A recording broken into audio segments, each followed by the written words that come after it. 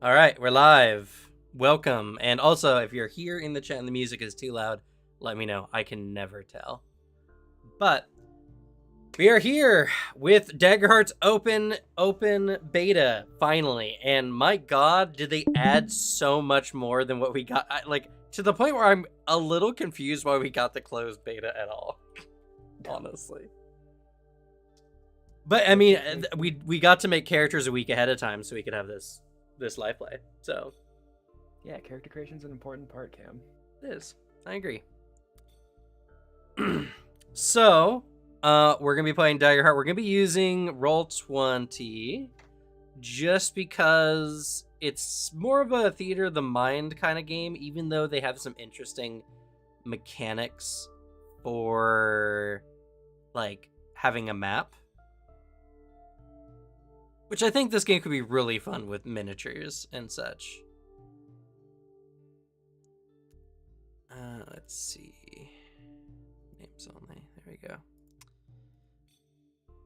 But yeah, so everyone's getting their characters. Demiplane just came out with a link, or with a Demiplane has a nexus that you can go make characters for Daggerheart, which is going to be really cool. And yeah, we're going to take the characters we ran through. We are missing one of our players. Polar Clank was claimed by Nurgle and will not be here today. Or poor Gate 4, our Clank, rather.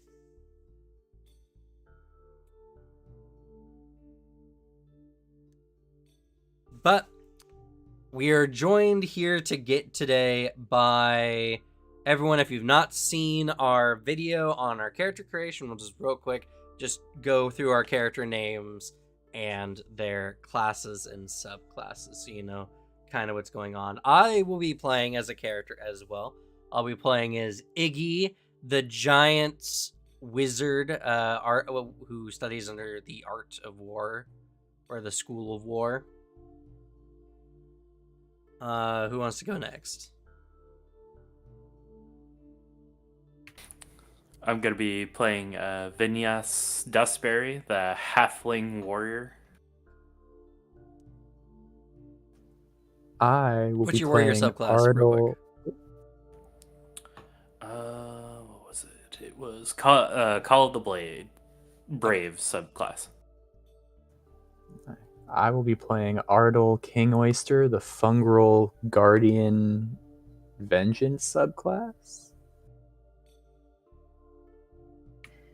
I will be playing Trick Mercy, the Nightwalker Rogue.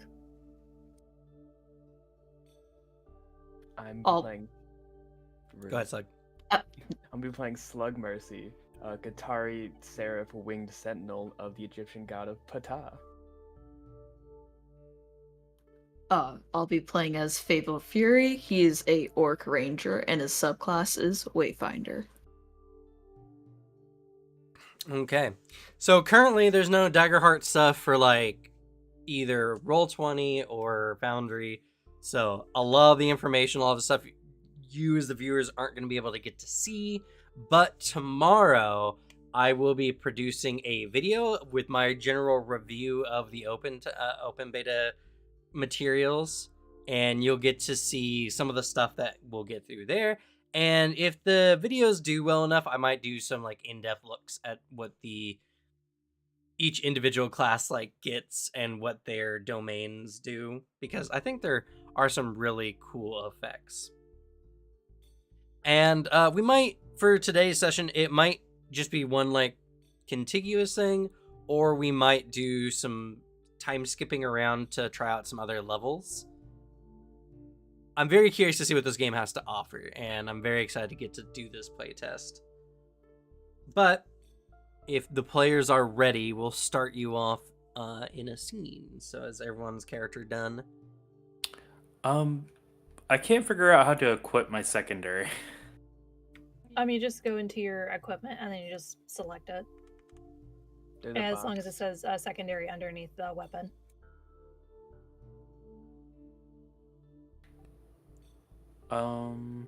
Yeah, so you go to your equipment page and then you just hit the little box to the right that says active. Yeah, that replaces my longsword with the short sword rather than. Oh wait, placing you have it in a my class offhand. feature that lets you use 2 primary weapons, right? Yeah.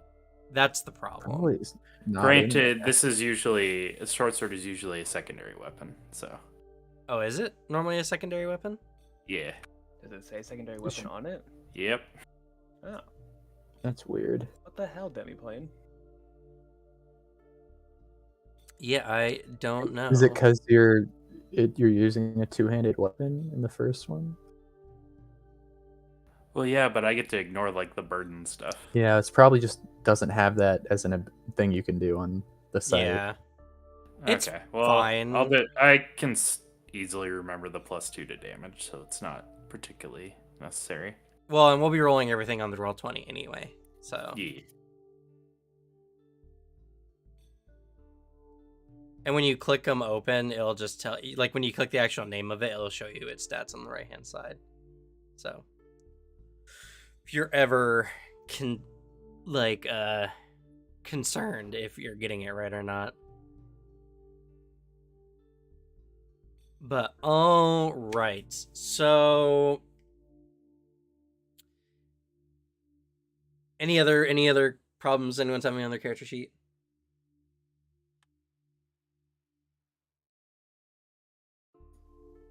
Not that I'm finding so far. And hey, Bep, nice to see you here.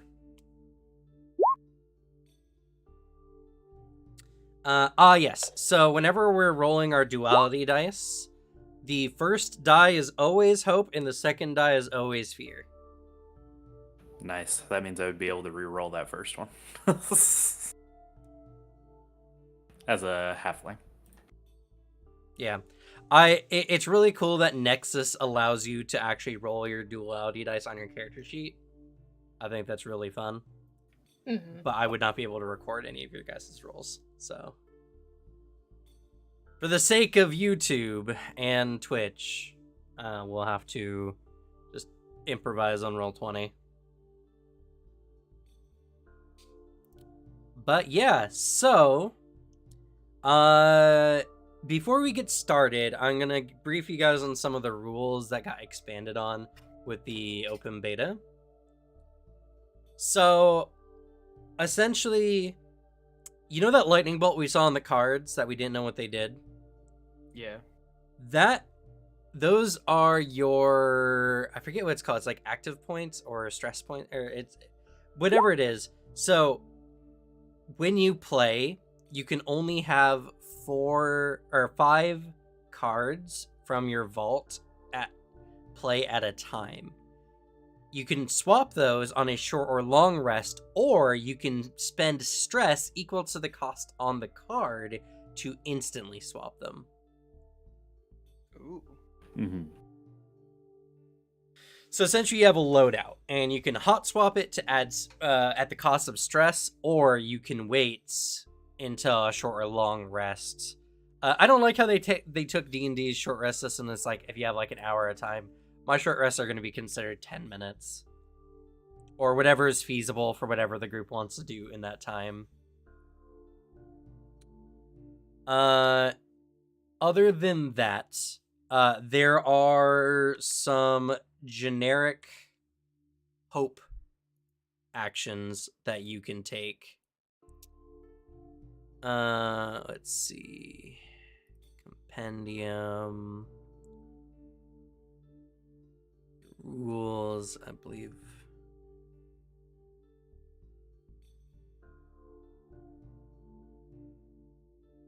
I don't like how that compendium is set out.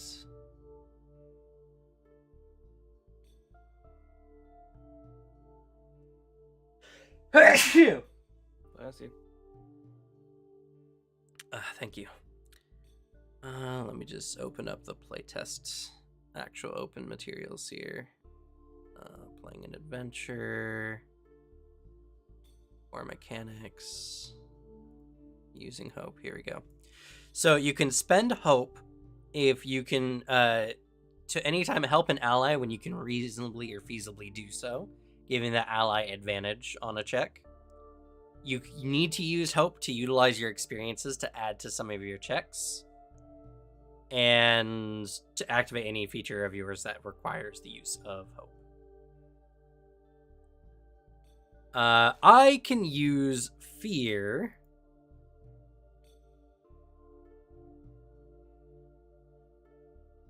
to, let's see, core mechanics, fear, spending fear. I can spend fear that you guys can generate for me to do something big, to tick a countdown clock, if there's any clocks, to use any adversary's fear moves, to take advantage on a roll, to end an effect that can be ended that way, to clear any conditions from a creature, to add additional damage dice to a creature's attack, to add 2 tokens to the action tracker. Action tracker is a very vague concept that I don't know exactly how we're going to use, so I'll have to figure something out. Or I can interrupt one of your actions, but I have to spend 2 fear to do so.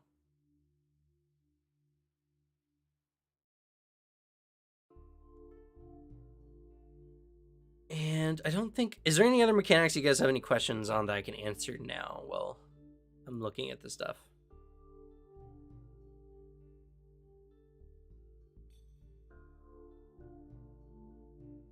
Nothing I can think of off the top of my head.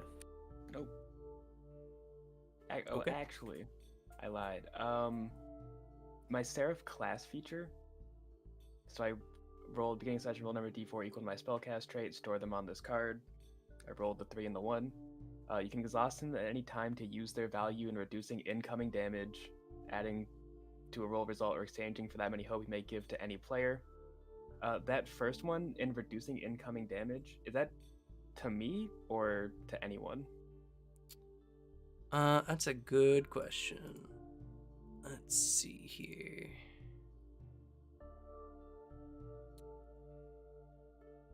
Game compendium, classes, Seraph.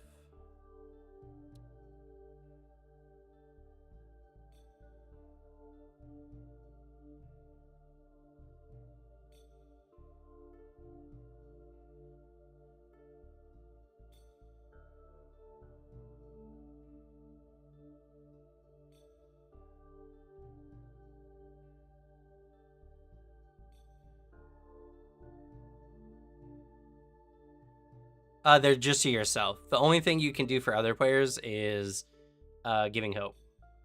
Okay. I have 4 hope to give in a value of 3 or 1, guys, so use it if you want. Nice. I also did learn that if they don't hit your minor threshold, you just take a stress rather than damage. Yes. Wild. And then Use if an you just armor take slot. if you just take 0, like you just don't take anything. Use an armor slot so you don't get stress. Does anything happen at max stress, actually? It just starts going to HP instead. Yeah. Okay. Whenever you would take a stress, you would take that as HP instead. Damn. And you also can't use any features, obviously, that require the use of stress. So. Mm-hmm.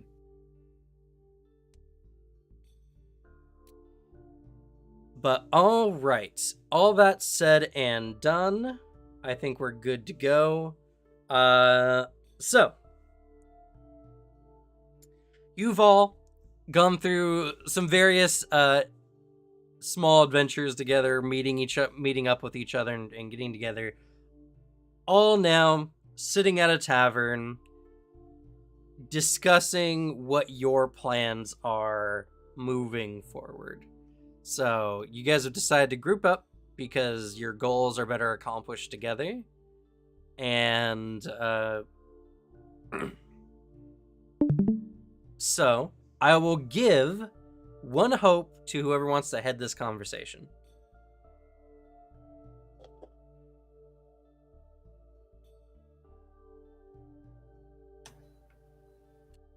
What was it again? You would right like to as you start started talking, I discovered that I needed to equip weapons, so my focus was pulled away just at that moment. Go ahead. Oh, he was saying he'll give hope to the first person that starts the conversation. We're currently sitting in the tavern. Okay, So and we you know guys each are other, right? Yeah, so I'll reiterate. You guys are sitting in a tavern. You guys have finally all grouped together. Like, this is the first time everyone has been grouped together. And now you're discussing what your plans are moving forward to help accomplish your individual goals. We should all vaguely know what our characters are set out to do at this point, since we did our connections. Which, by the way, if you want to see our connection video, that'll be coming out on Thursday, where you can see our characters' backstories and how they all come together. So I'll give a hope to whoever wants to head off the conversation on, starting off where you guys are planning on going.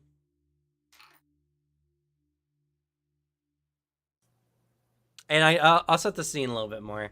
You guys are in a popular tavern in a small town just outside of the oh goodness, where are they called? There's a location.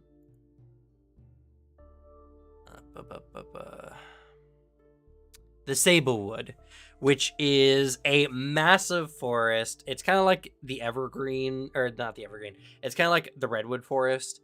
All these trees here are ancient, thousands of years old, reaching hundreds of feet into the air. And going through the forest, it is almost completely dark, as the tree canopies block out almost all light. So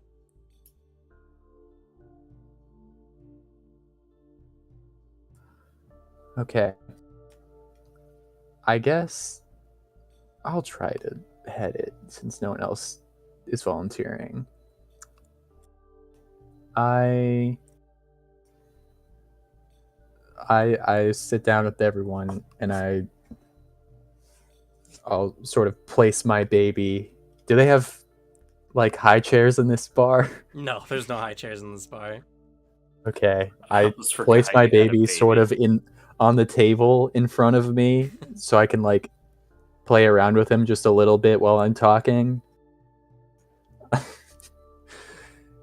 This baby is the best. And I'll say to everyone, I'm not sure if any of you have particular plans here, but I would like to take some time to look around, see if there's any evidence of my clan leader coming through here recently or at any point, really, before we move on from this area.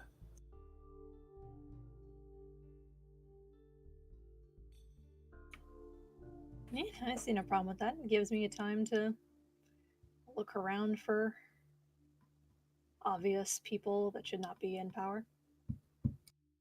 Travel in numbers is always better, and who knows, might end up going in the same direction after. Yeah, I don't have particularly any leads on anything that I'm trying to do, so sure, I don't mind helping you look around.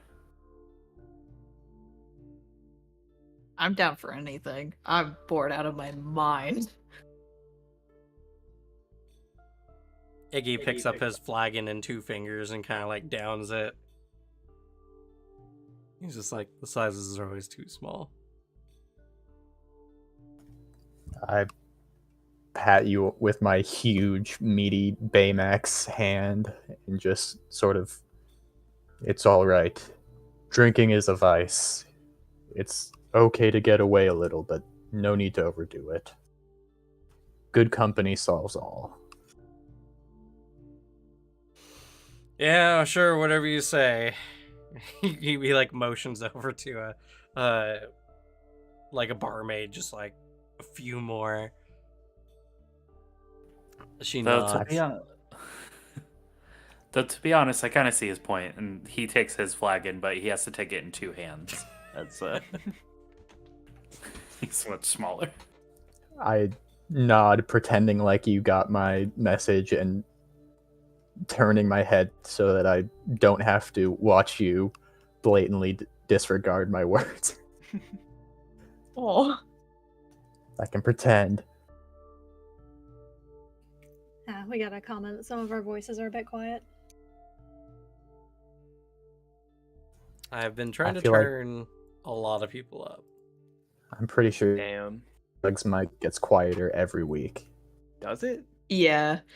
Why has no one said Yeah. a word to me about this? I just thought you were a quiet person. I thought it was my headphones. I just turned you up on my end. I I mean, have say you which very close to max. voices that would be most appreciated.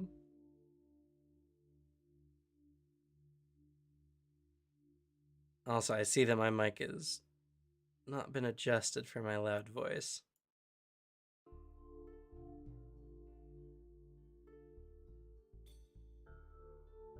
That's fair. Yeah, no, whatever you can do to help would be appreciated. I'll try to turn my volume down so that you turn everyone else's volume up. I'm gonna scream into the mic for the rest of the session. I mean, I didn't turn you down. So that's not necessarily a problem. Damn it. I've been thwarted once more. I've been foiled.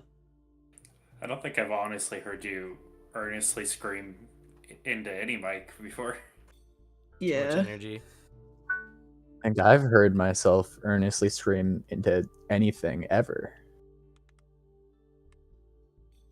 Let's see. I'll turn Booter down as well. I mean, I've heard shrieks of terror Oh, from you, but like, not much after that. I squeak. I don't screech. Shrieks for you. Trick is like twisting her dagger on its point on the table, watching the conversation. Like, shouldn't you just buy an entire keg? I'm sure we have the funds now to afford to just buy you a keg. It might fit you better. As she looks over at Iggy. No, they're too expensive. I've asked. I move my baby a little bit away from you playing with a knife. It's a Is big that- table. Yeah, I'm definitely sitting in between you two. Also, my baby, his name is, I named him here somewhere. quite Hold the on. name. It's important for what he looks like. Rotating Whoa. baby to find the label he put on it. It's on the diaper. Yeah, come on. Where did I write? Oh, it's not on this. It's on the other character sheet. Hold on. It's on His the name one diaper, but is- that diaper's been changed off. Damn. Baby Lion's Mane. I His first name is Baby? I really had to look for the name baby.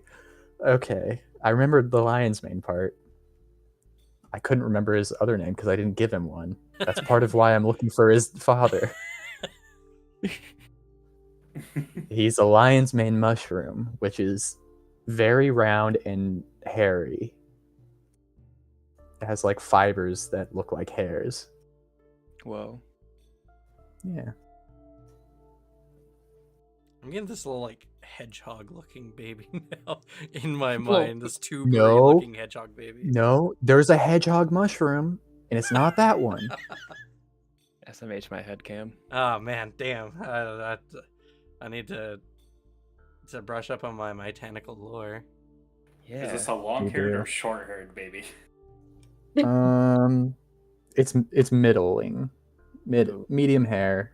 Oh man, it's in that itchy phase. Damn. No, it's Aw. not itchy. It's Oh. very soft. It flows a little bit.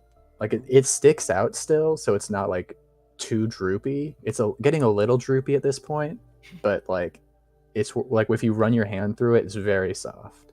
This is very important information. I could not Yeah. roleplay if this baby wasn't described. Thank you. I thought so. True. He's wearing a big diaper that's probably made out of like banana leaf palm fronds or something. Well, with a description like that, it shouldn't be too hard to find somebody of a similar build, right? He is very recognizable, my clan leader.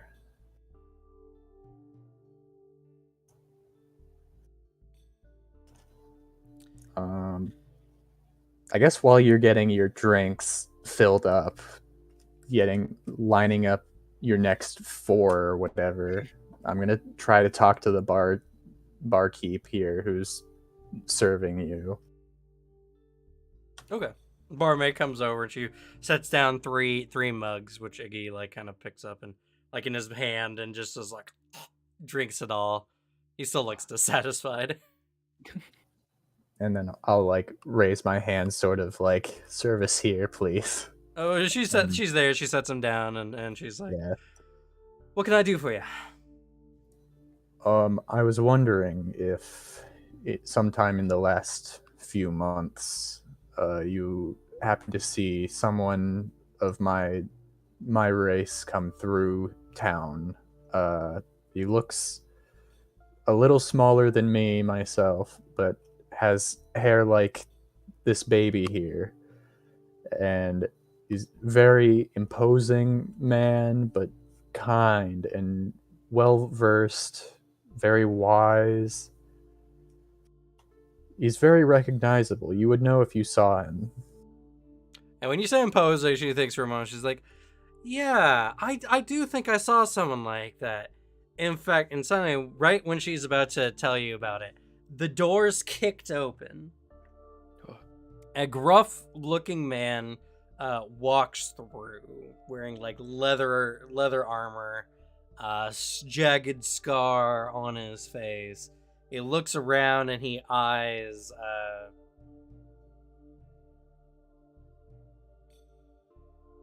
Goodness, Suzanne, what's your character's name? Trick, right. He eyes Trick. And he's just like, "Found ya." And he steps back out the door and he whistles, and a bunch of other guys come in and he's just like, "We got a score to settle with." Yeah, Trick, you recognize this guy. He is with the Jagged Knife Bandits. And up until very recently, you were kind of like playing nice with them, kind of getting in on some of their gigs until it got a little bit too much. A little, before it was just like stealing some rich merchants' caravan stuff, and that was okay for you. But it started kind of turning more towards the lower class merchants, and it became unpalatable. So you decided to leave and take your severance with you. They've come to take your severance back, because your severance was a lot more than they probably would have willingly gave you. And upon like hearing him point out my sister, I stand up and impose myself between them, and over my shoulder say to Trick, "Do you know these guys?" In a lower voice so they can't hear it. Honestly, yes, but I'm not going to give them that benefit. Oh no, you're both gonna get me in trouble again. As he gets ready. I put my huge hand on my face and just sigh and say, "I'm having a strange sense of deja vu." Trick, come on. They were trying to steal from the lower class. What was I supposed to do? Okay, that's kind of fair. Looking at you, Slug, he's just like, "Oh, don't worry. We were expecting things to get a little rough." He gives you a smarmy grin. "Get 'em, boys!" He motions, and they all jump upon y'all. And change music. I hand my quick. baby to the barmaid real quick and say, "Hold this for me for a moment, please." What a responsible parent. I'm not a parent. Guardian. I mean, as far as this kid's concerned, you are. He is a guardian. He is a I am a guardian in more guardian. ways than one. A. It's a job title. Alright, let me go ahead and...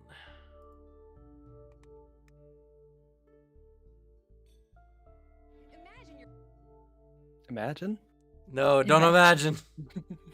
Stop wait, what? imagining. Okay, guys, stop thinking. Or not. Oh no, No guys! more- I just realized something about the character sheets on Demiplane here. Mm. If you look at the stress, the second one, Oh yeah, what the fuck? Fuck you. I just looked at it and that Eat shit I and can't. I die. hate it so I much. hate you. Is it stressing you out? Shut It up. is stressing me out. Okay, now I'm back around. Now I think it's intentional, even though I know it's not. But I'm gonna convince myself Gaslight that yourself. it is, so They I were can so- light it. I can light it. They're obviously supposed to be growing in size. Mm. Yeah, it's clearly positioned in a way. No, because the top is above the second one, the third one. It's too high and it's too small. It's whoever did it to stress me in Yep. particular. Whoever made this, she's a big fan of Bad Luck Gamer and knows you and your ways. That's a little too loud, I bet. Just a skosh too loud for the music. I will say one fun feature I'm liking about the character sheets on Demiplane is you can click on the hit points, the active weapons, hope, and various other stuff in your sheet, and it just opens a small compendium that explains it a bit more. Yeah. I mean, essentially, it it's is like nice. D&D Beyond, so... If anyone's familiar with that, that's pretty much what it's like. DM, did I do good enough to get some hope? For... The extra hope for starting the conversation. Yeah. Oh, no, you got it just for leading in general, so go ahead. Woo! I'm a leader, guys. Alright. So, we've entered into combat. Can I... One second. So let's see. Yeah, okay. I know I can fix this real quick. Okay, let's all go around the table and take bets of whether or not I'll survive this combat. Well, you might just end up stressed out. I think Yeah, I'm just gonna like- end up A sheer number with the of 0 armor. Who's gonna take the kid? Is it gonna be The me? barmaid has the kid. No, I mean after he dies. Once I'm dead. Who did I... Someone promised me that they would take care of it. That was me then. Yeah, I'm the yeah, only one it who was has you. promises. You asked me what Right. promise you asked. I asked you to do. And it's taking this child to his father. Yup. Okay. I can't wait to die first combat and put a kid on you. I don't think you're gonna die that fast. No, I Said think I I. have enough resources to survive a while. Yeah, what if you die though? It'd be You don't funny. use your resources. Also, the sheer amount of damage you deal back to people is insane. Yeah, If- if It they might get hit to the me, point then- where they're like, it's not worth hitting them anymore. yeah, that is probably what's going to happen in every combat. And then I'll say, 1 moment, please. You must. How Then do I you get to use make the my clocks? Cool. I get to watch you guys play a fun game. Quickly, while we're waiting, just make up a second character. I already did. Oh If my you God. equip, you must There you hit. go. So you don't gotta wait. Just Cam can just be like, ah, shit. There's this adventure at the bar who joins you. Yeah, the crazy thing is too. My next character is pretty fun. What class? Wouldn't you like to know, Weather I Boy? would. That's why I'm asking. Guess you'll have to wait until I die. Is it Bard? Guess you'll have to wait until I die. You're the worst. Yeah. I'm trying to figure out how to add clocks. I have a thing for it.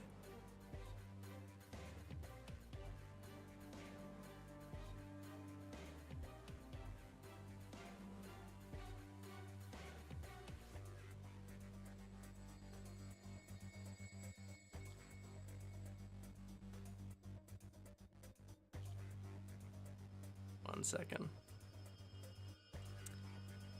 thought I just had to right click and add a clock. I don't remember what it is.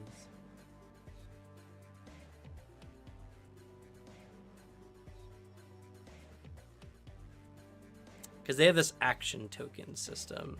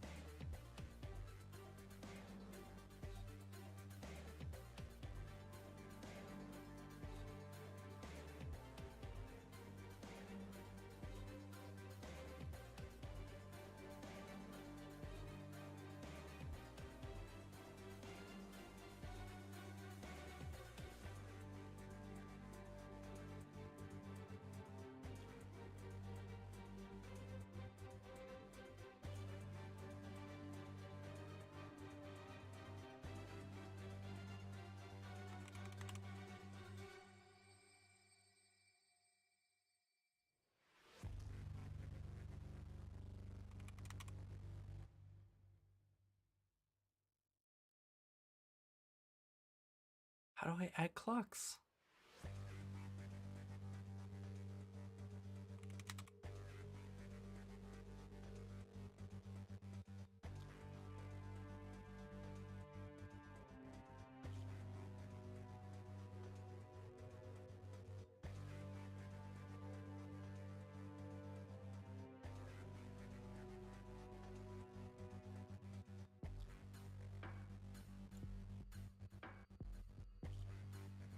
Definitely not that. Oh my goodness, please.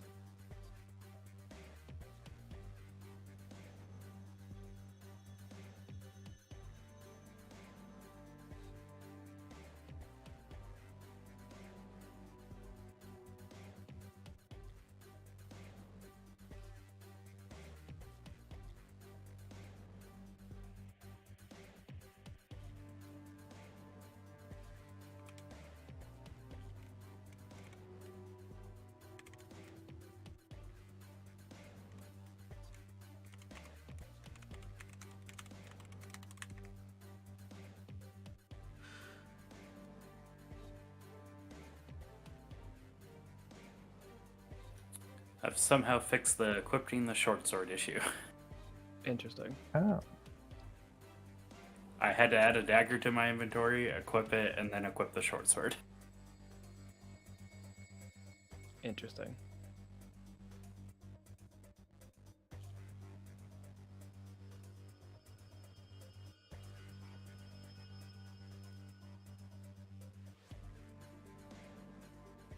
Because there used to be a thing where you could just right click.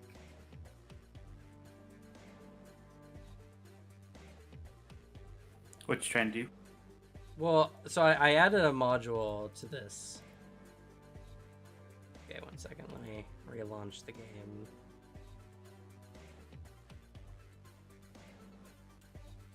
Because there's action tokens, and one of the easiest ways to just use action tokens is just to have a clock on the screen.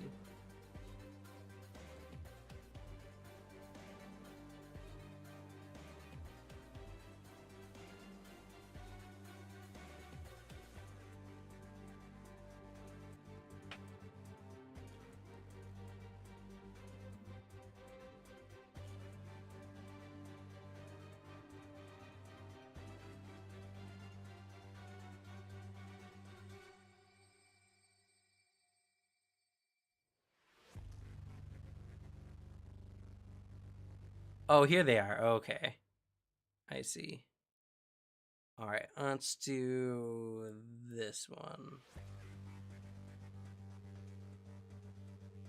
I guess. Okay, there we go. All right. So, how action tokens work? Every time you guys use an action, we add a token to this track. I spend tokens to give the enemies token or actions. in addition to fear and everything like that as well. So the more you guys act between enemy rounds, the more actions I get to do stuff to you guys. Interesting. What kind of starts an enemy round? Is it kind of us like giving the enemies the floor, or You guys get to decide when the enemies get to act, or I get to decide when it's thematic, when the enemies start acting. okay? Okay. You can just decide. That's whack. Well, I mean, I can't do anything I don't have actions for, so That's fair. in the end, it's still fair. And I don't start, I don't believe, with fear. Could. Running an adventure. War mechanics, fear.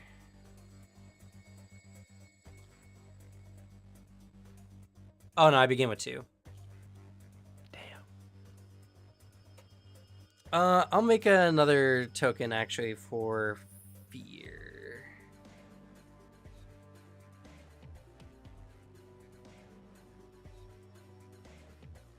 I don't have a 10 clock though. I can have up to 10 fear.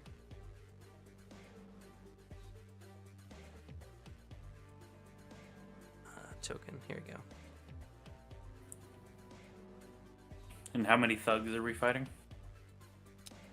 You're currently fighting a bandit, and I will say, let's do 3d4 lackeys, 8 lackeys. Oh my god. We got this. We're gonna kick ass. Name. I'm sure we will, yeah. We're just lackeys. Actions. Save.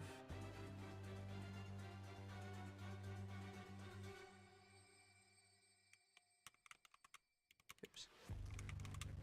Here.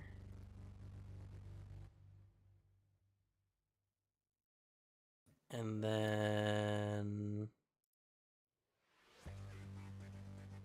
Bam. Okay. All right. So you guys get aside. So combat in this game, for all intents and purposes, the tavern itself is a max range of close. And currently, from where you guys are sitting and the bandits, they are very close. Now, it's not super relevant. Only if someone is like on the opposite side of the tavern, will you need to make a roll to get to them. Otherwise, if they're close or very close, you just can get up to them as a single action. Or sorry, if they're very close or melee range, melee being the shortest range, you can get up to them as a single action. And for very close, or for close distance, you can typically get to them unless something's in the way, like a table gets flipped over, or the behind a bar, or something like that. So right now, compared to you guys, they're all very close, and you guys can run up to them to do whatever actions, if you have a melee action you want to do. And they're all armed, right? Yes. They are all wielding like daggers. The main guy seems to wield a more serrated, dangerous looking dagger. Ooh. Is holding an action a thing? No. Okay. Because you can just decide when to act. Yeah. All right. One of the actions you guys can actually take too is let's see here.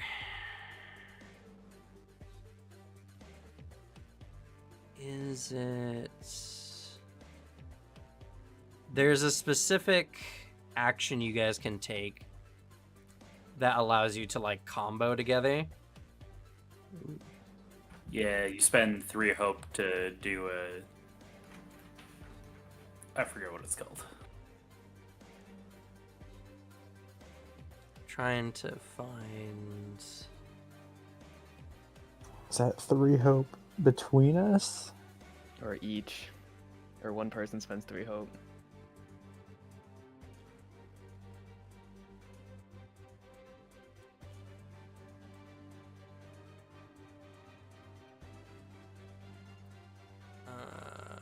I don't know on that one. Fair enough.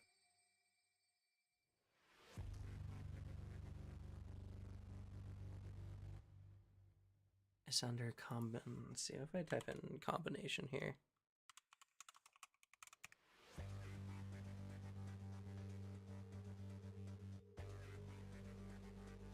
No, it's not combination. Oh, I think it's called tag team.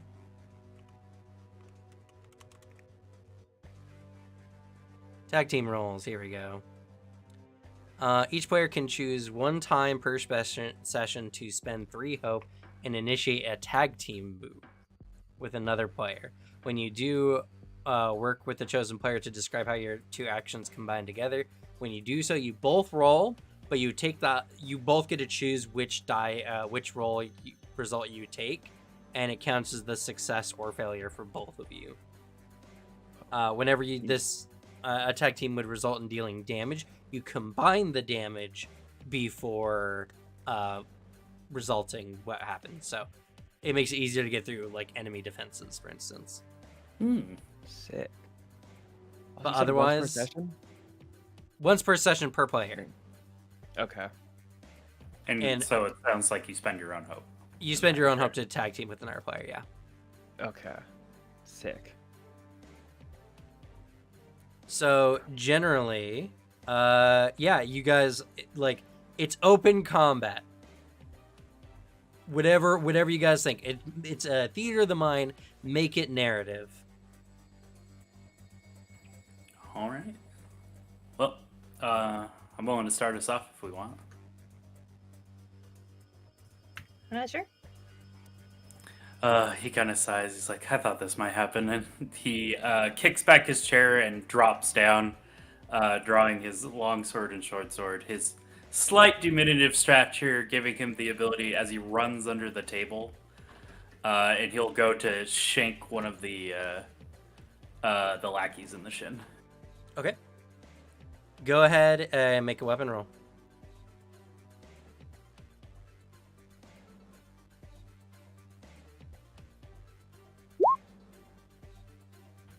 17 to hit, and that's a critical.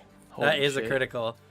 All right, get hope, and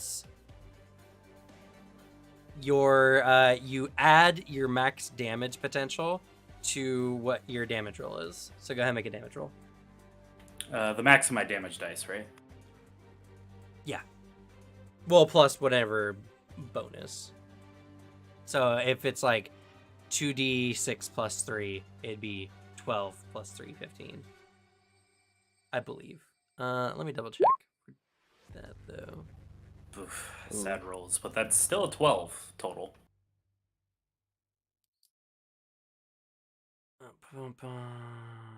Damage. Oh. Damage rolls, here we go.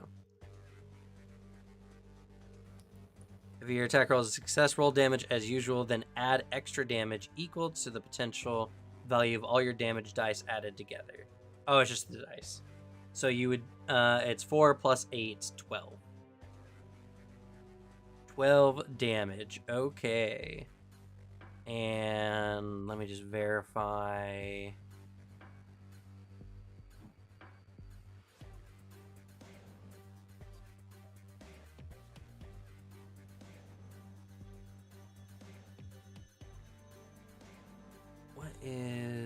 Isn't just get a hope and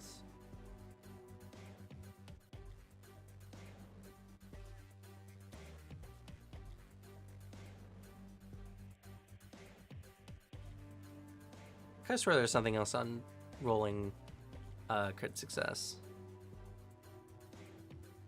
I mean, adding your max damage die is pretty nice. Yeah, just in general.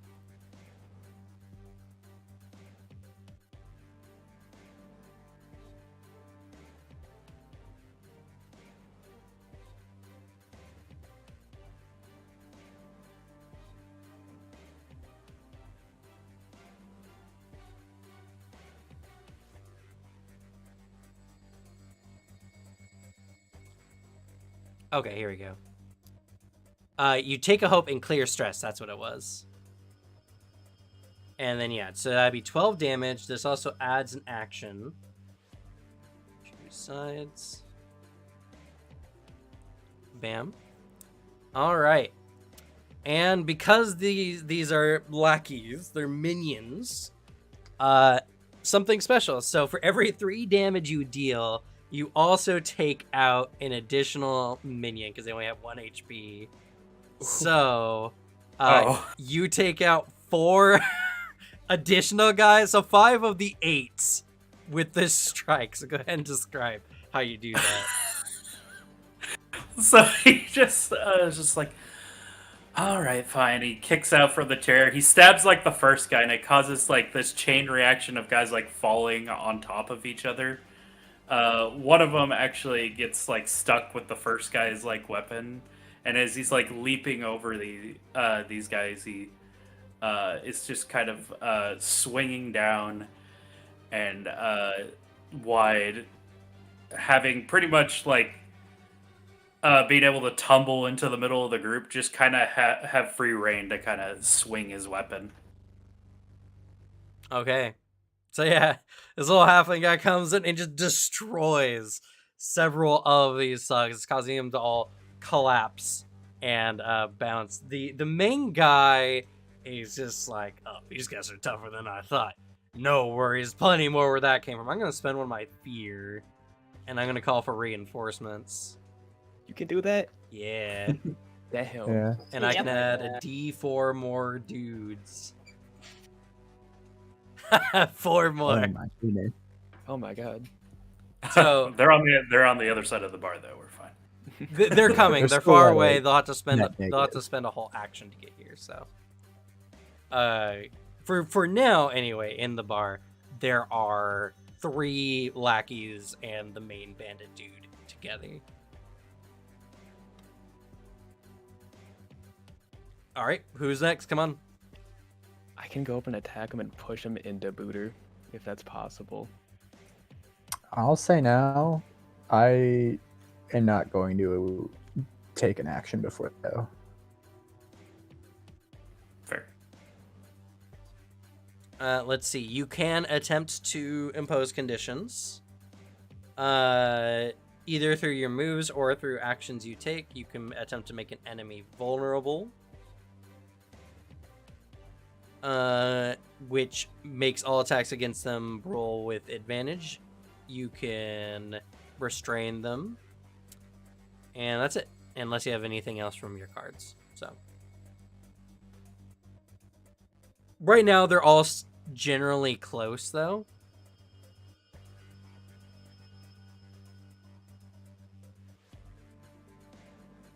So it's more like, know what are what, you I'm- hoping to do? I'm gonna act. I'm gonna pull out my hollowed axe and with a quick flap of my wings, I'm just gonna go right for him. Okay, so you dive in towards the main guy. Yeah. All right, go ahead and make a weapon strike. So I add my strength modifier to that, right? It's based on the weapon. Yeah. Hollowed axe is strength. Then yes. 13 with hope. 13 with hope, so you gain a hope. Yippee. And 13, which I do believe is enough. It is. All right. So. Okay, I'm gonna roll damage and then just that. Okay, 5 damage. Okay. So, and then I'm gonna use my forceful push ability. When I make a successful melee attack, I can push the target out of melee range and spend hope to make them temporarily vulnerable. Okay. So I spend the hope I just gained, and because I just did my melee attack, it was a success with hope. I also get to add an additional d6 to my damage dice. So go ahead and add another d6. 2. 7 total, alright. I just get his ass as I hit right into his torso and then kick him, hopefully towards Booter's way. Okay. So you smash into him, like do a flip over him, kick him into the room. He lands at the feet of Ardor, made vulnerable. He seems to have taken a minor wound. When he lands at me, I want to like look down on at him and just say, "Are you all right? It's not too late to back off yet." Fuck you, you walking shit-talking mushroom. I'm a king oyster. Ooh, he's picking a fight. Damn. I turn to the rest of the group and say, "It's all right. I know it's hard for other races to differentiate the mushrooms. I hear children actually believe us to be trees a lot of the time." Good callback. And how long is he vulnerable for? Does it say? Temporarily vulnerable, so that's the thing you can so I can spend a end fear it. on. I can end it by spending fear. Yeah. All rolls against him have advantage, though, which is pretty cool. All right, player side. Iggy will go. He's like, "Oh, if you're not gonna do something, Sheaf," and a giant fist comes down, wham, on the guy on the ground. Bump that up, and then I roll with instincts. Roll this up. 2d12. It's 2. 15, and I rolled with hope. That is going to be enough. And my weapon does D10 plus 2 plus. What? Arcane gauntlets don't use strength. Did they change them? What? Might It's have a got that wrong. strength melee. It was instinct before. Get wrecked, I guess. Weird. You're the DM, just roll with instinct. Yeah. I don't mind changing it to strength. I just gotta change my stats. That's fine. I'll just change my strength. Change it to strength. It more or less matches the character, regardless. Alright, D10 plus 2.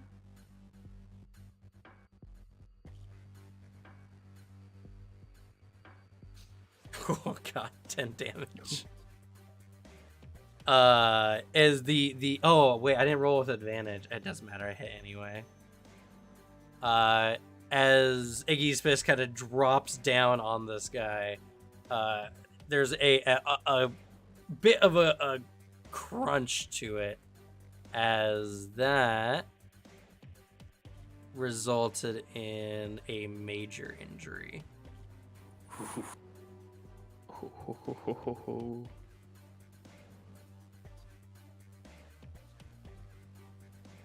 And the guy's like,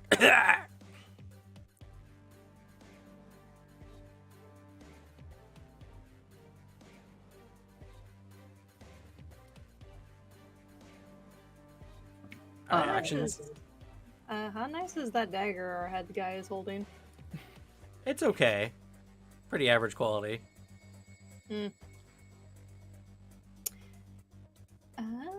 Guess I'll go then. Yep. Oh yeah, another good question. How well lit is this tavern? It's pretty lit. It's pretty bright in here. Darn. Okay. Can I ask what the rules are on lethal versus non-lethal damage? Did we just kill these guys and not have a choice?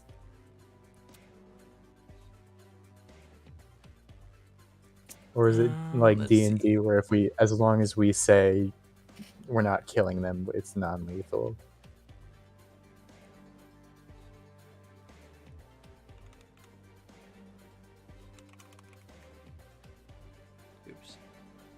I'm gonna just type in lethal.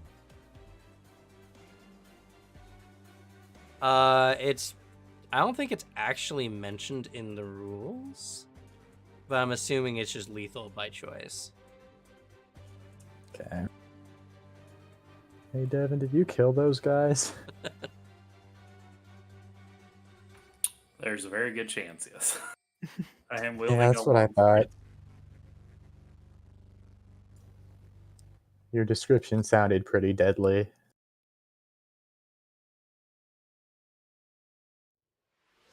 Anyway, so you were saying, Suzanne? I might as well play around with this ability. I think I'll move up, and I would like to attempt to steal the dagger from the head guy. Okay. So what's the ability? The ability is pick and pull. I have advantage on any attempt to pick a non-magic lock, disarm a trap, or steal an item from a target, either through stealth or by force. Hmm. Yo. Okay. I will say that you'll probably have to wrench it from his hand, so this will have to be a straight. Alrighty. You get an extra d6 on top, though.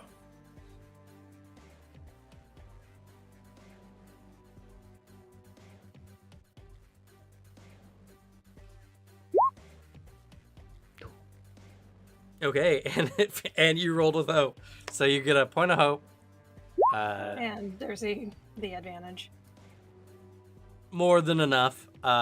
You managed to wrench this knife from this guy's hand after he got flattened by Iggy. And might I still be able to attack for this one? You can make multiple actions. You guys just give me more action tokens. I think I'll go ahead and stab him then. Okay. Man, you guys are counting up that action tokens. If we kill him, his subordinates might not want to. Okay, before you say that, Can't this you misses just KM, choose to attack us? don't worry Never. about it.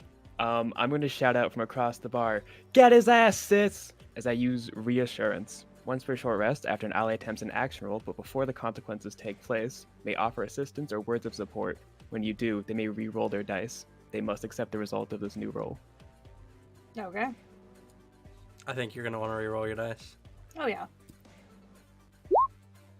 Don't forget you have an advantage on top of that as well, because he's one. Oh. Yeah, Roll a fear. it says dice, right? So I guess you can reroll the bonus dice as well. But it specifically says action roll, but I guess the action roll was made with the d6. I don't know. It is, yeah, they're added on top. Yeah. Hmm. Okay, so Oh, that's gonna be 14 With fear. with fear. Okay, I get a fear.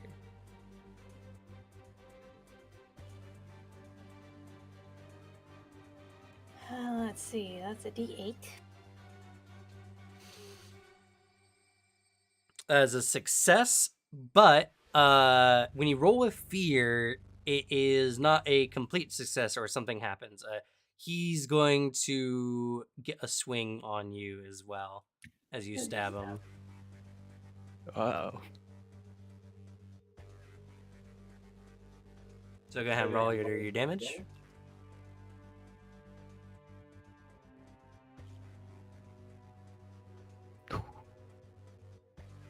Damn. It's not a 12. He whips out. You reach out to stab him. He is wild-eyed because that hurt pretty bad. He whips a punch out. I'm done. I don't think a 5 hits your evasion, does it? No. All right. Before you twist the knife and finish him off. That was all his HP.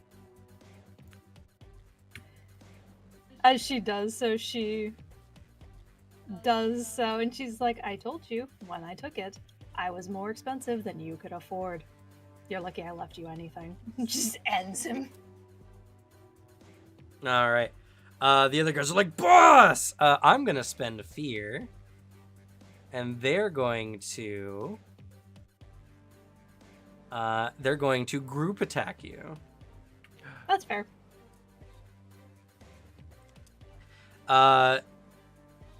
They all jump on you. I make a single swing, but they do damage based on the number of guys there, which is 3.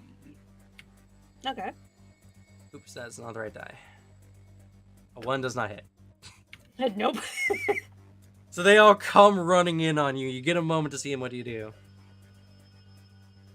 I'd say with them running towards me, she sees some shadows building up on the floor, so she would step through the shadows to like try and dodge around them, using it to her advantage. Okay, sure. All right, Fable, do something. I'm guessing they're too close to shoot them with the bow, right? No, technically not. Oh, sweet. I was worried about that. That's Unless awesome. the bow specifically states it can't be shot at in a certain range. It just says agility and far. So I just wanted to make sure. Yeah, no, you can hit anything within far range. Okay. Perfect. About to break out the bow, Foo. Yes. He'll purposely drag the nearest table to shield him, even though he's a pretty big guy. And he'll just start shooting the closest enemy. Do you want to take cover? That is something you can do. Yes. Okay, this will be 2 actions.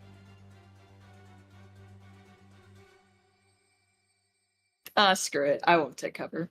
Okay.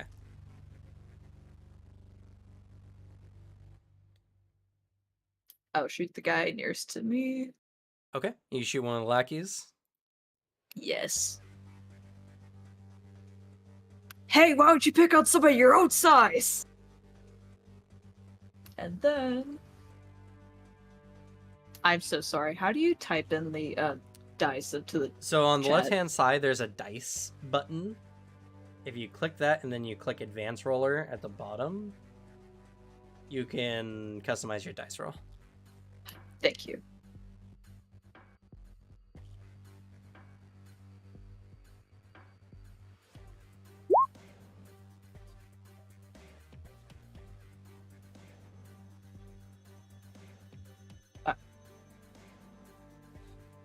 Okay, that hits one of the lackeys. Go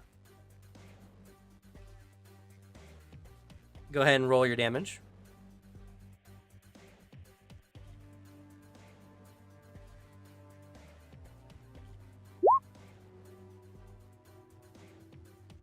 Okay. So you pull your string back and thump hits one of them, and because of the minion trait, you actually hit another one of them. Oh no, you hit 2 of them. 2 more of them. So you hit all 3 of them with this arrow. Fuck yeah. Right through the eye. Curve that arrow wanted style. Yes. Alrighty. So you blink blink blink. They goes through each of their eyes, downing each of them. They're all down. I think I'll take my turn now, since I have no more characters on scene.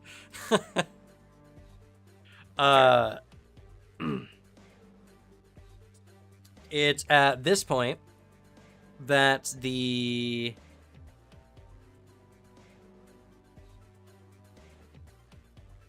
let's see here.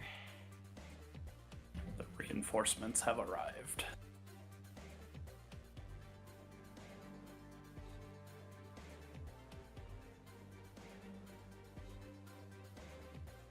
Yeah, so what I'll do is, so I'm gonna spend fear,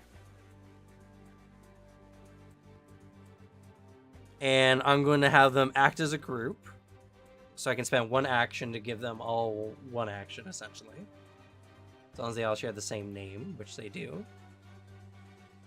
All the lackeys bust in here and they're down. They're like, "You guys are dead!" As they hop out. I'm just gonna give each of these lackeys an attack as they pounce upon people, starting with Slug, since you're the first in the doorway. Understandable. 1 comes up and swings on you. Their attack modifier is not good.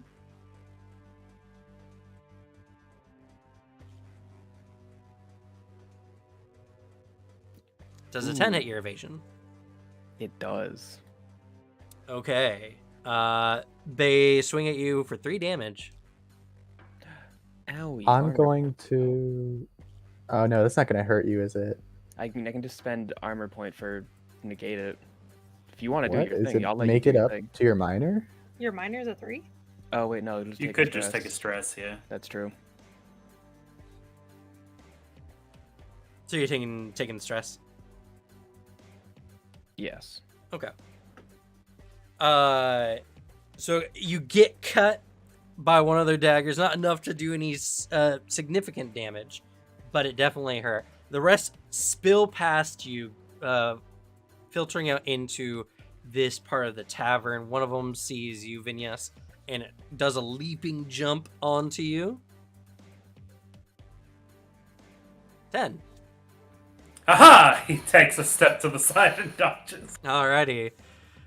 His knife thumps into the ground. The 2 more go past you. One's coming for you, Ardor. Okay. 10. Getting Yeah, 10 hit. every What the time. I hell? don't know. Yeah. Can I get Dissipation. another result? Okay, I can't get other results. Oh. So I don't know. 10. Yep. Okay. He hits you for 3. Okay. So, what's the deal if that's under my minor? You take 1 Just Take one stress. stress. Okay. I really want my stress. You can use your armor. You have 4 armor points. Yeah, but do I... When does armor points come back again? You can repair your armor on a short rest. Oh get yeah, 2 back I'm on a just gonna short use rest. an armor on this guy. Yeah, you get 2 back on a short rest and full back on a long rest. He comes in and he tries to hit me, and I just sort of stand there as he breaks his weapon on my armor, and I say, "You had the option not to come in," and then I sort of buckle down and just shoulder check him for 14 points of damage.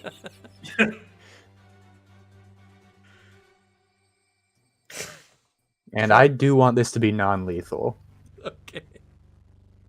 So the funny I can't thing wait. about this. I can't wait for you to spaghetti physics this yeah. guy into all of his I allies. ricochet him. He bounces off of me into one of his friends, then bounces off in the perfect direction to hit the other one, and then bounces off of that guy to hit the last one. Yeah, that's what happens. Because they're minions. You shoulder check him, hitting the other guy who is kind of like running up to Iggy, knocking them all flat and pretty much dazing them as they all sit on the floor from that one shoulder check. Everyone in the bar is somewhat aghast at the use of lethal force in the tavern. And you're currently being gawked at by the tavern goers. You feel a strong unease.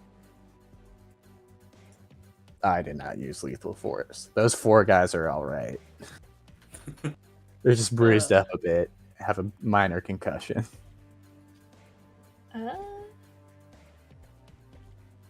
Not sure if this would count as tricking or deceiving the tavern or someone into believing me, but I would like to try to convince them that these people were literally robbing the poor to feed themselves. I mean, sure. So what's the point? Like, what are you trying to do to the people here? I wasn't Will sure if that it would count because I have excuse- Death Deceiver, which means I can spend a hope to take advantage on a roll to either deceive or trick someone into believing a lie I tell them. I don't think this is a lie, but I don't know if that would count for this because it's convincing people. Well, what are you trying to convince them? So, like, Convince them that there's a reason these people died. These were horrible people. okay, so you want them to like be on your side in this? Yeah, to convince them to Endeavor- be on our side. Okay. All right. Sure. I mean, you can totally just make it up and make a story up if you want to lie to them. You just gotta come up with a lie. Alrighty.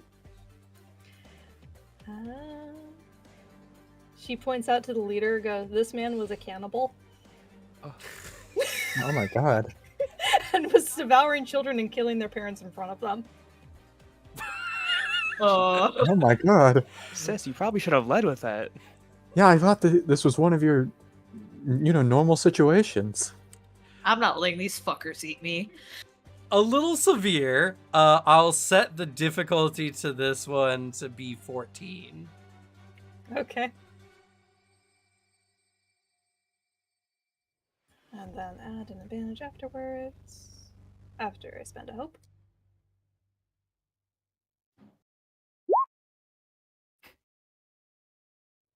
Okay, rolling with 5 more fear. 6. Oh, Do you make it? It's a though? 15. That's a 15. 15 with fear. And Yes. you get a +1 because you're lying. that was No, the- I have to spend a hope and it gives me the advantage. What's your experiences? I have Con Man. That's a +2. And then I have Down with the Public Charlatans. Which Okay, they if all- you had Yep. wanted to, we're already past the roll, but you could have also spent a hope, an additional hope to add your con man, something like that. Okay. So would this have added presence? Question mark? Because one of the things it says underneath it is to see. Oh, this is a presence check, yeah. Yeah. Okay. Did I not say that earlier? It is a presence check. I don't know if that would have added anything. It would have just a +1. So as 16. All right. So you get the story, and everyone's just like, "Man, I knew that the Jagged Dagger bandits were terrible people, but cannibalism and feasting on children." They they believe you so much that what you've done has turned into like a heroic act. And they're all like, "Oh man, thank you guys for just stopping those cannibal bandits." Oh my goodness. I look at the ground and I just at the 4 guys that I didn't kill, and I start to think like, I don't know, should I? That does make sense why they just kind of struck at you like that, though. Yeah. They did have a choice to leave. And then you know what? And everyone's like, "Yeah, you did." Like the big guy said several times they should leave, and they never did. So they must be terrible people.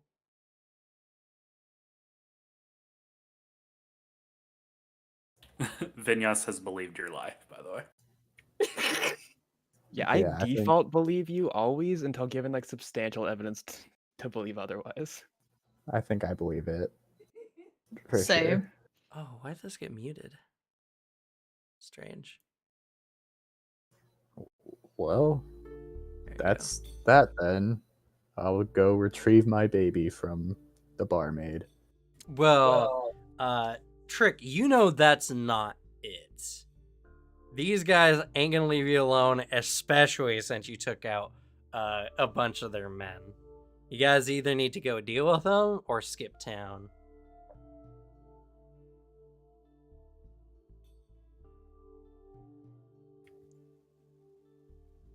Y'all want to finish him off?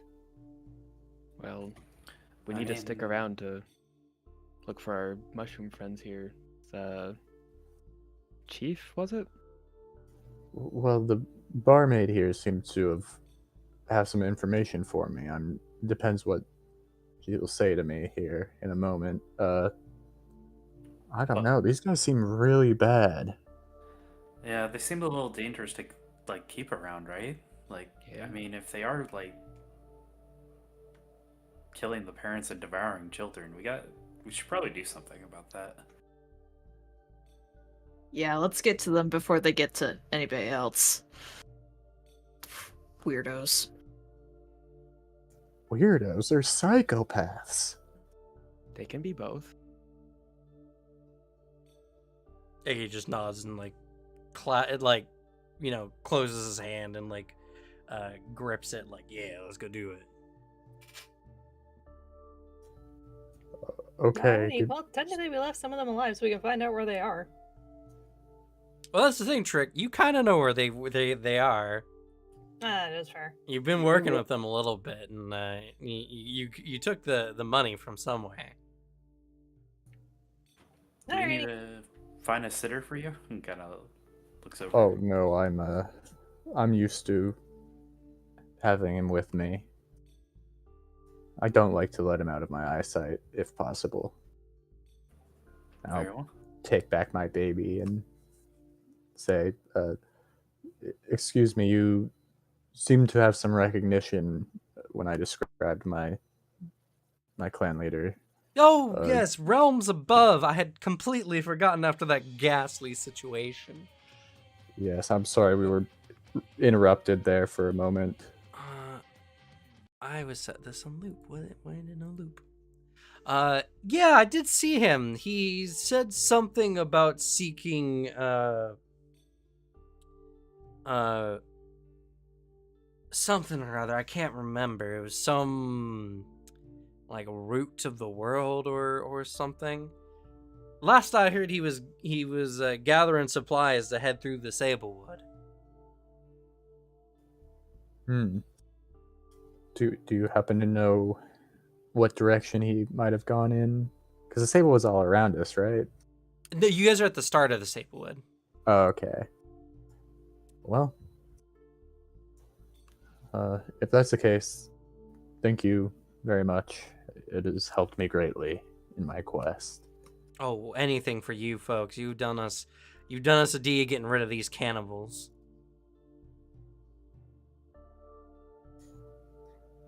I sort of pack up the baby in my Bjorn and I turn around to the gang and I say, all right, we have some cannibals to stop.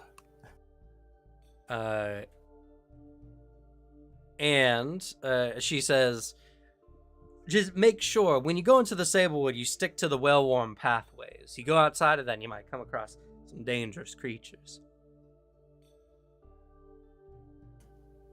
Thank you for your help. I'll make sure to keep it in mind. Okay. Iggy's picking up like the bandits that are sure dead, and are like his hand just covers their entire torso as he lifts them up and looks them over. We have loot tables.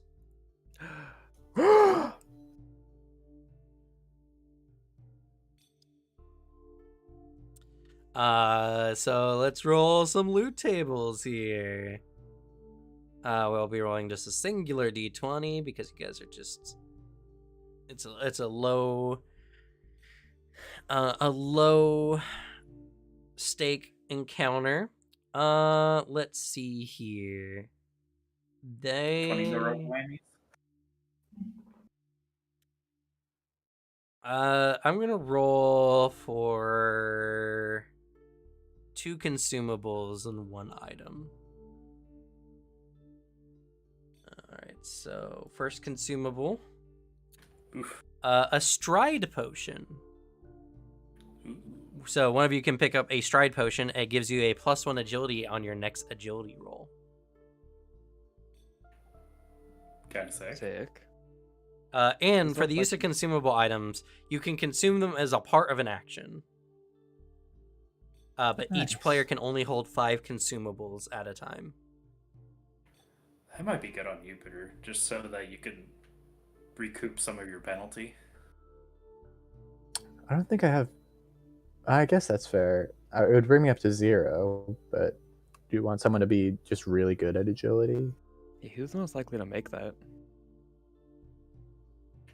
I have a thing, but if I need to break distance with people, I can just utilize one of my maneuvers and spend a hope to get to a far destination. All right, I'll take it. Okay. The next consumable, 11. A vial of moon drip. Drinking this small liquid allows you to see in total darkness until your next short rest. Yo. Hype. Might be good on our ranger, you know. I'll take it. Ranger or the rogue, honestly. Either or. Unless you can naturally see through darkness. I actually don't know. No, and no ancestries, I believe, can see through darkness.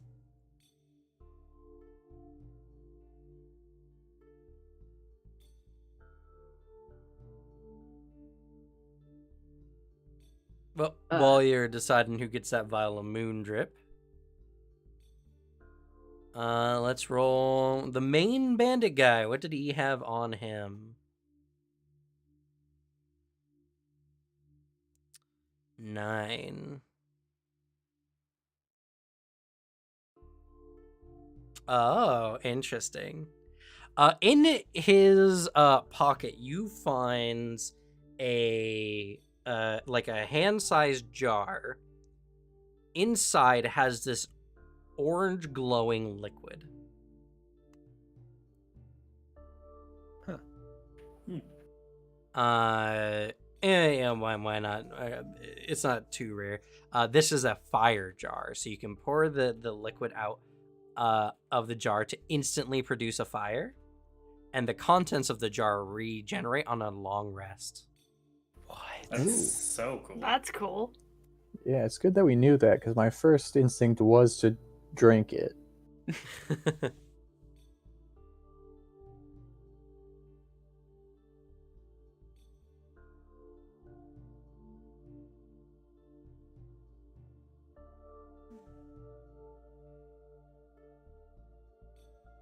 Iggy's like, I don't need it. I can just, magic.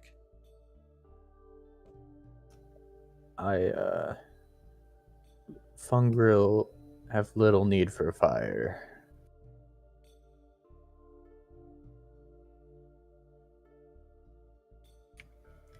What about you, sis? Yeah, maybe you could use it to like light your weapon on fire and I don't know. wield It cannot power. be used to do that, sadly. Oh.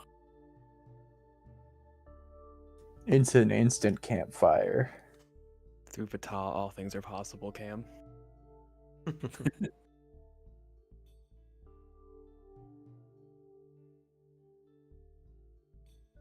I mean, for Sure, I'll- theatrics, you could just pour it down your blade and it just looks like it's on fire. I mean, I'll take it, yeah. Okay. What was it called again? Fire Just jar. of Fire? No, fire jar. If Gave 4 was here, I would say it would help with his menial tasks, but he's not.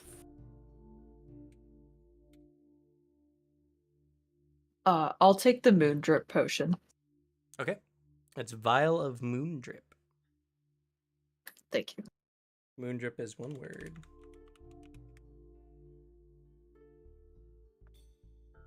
And can we take a short rest while we're doing this? Yeah, you guys, you have enough time to short rest if you need to. I just want to recoup my armor there. Sure, One short thing rest. is, you guys get 3 short rests a day, and then you need to take a long rest after that. Okay. When you short rest, you get 2 of the options from the short rest list.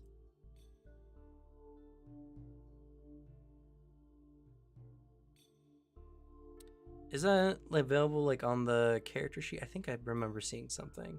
Yeah, you get downtime. downtime. Yeah, under downtime. Tend to wounds, clear stress, repair armor, or prepare.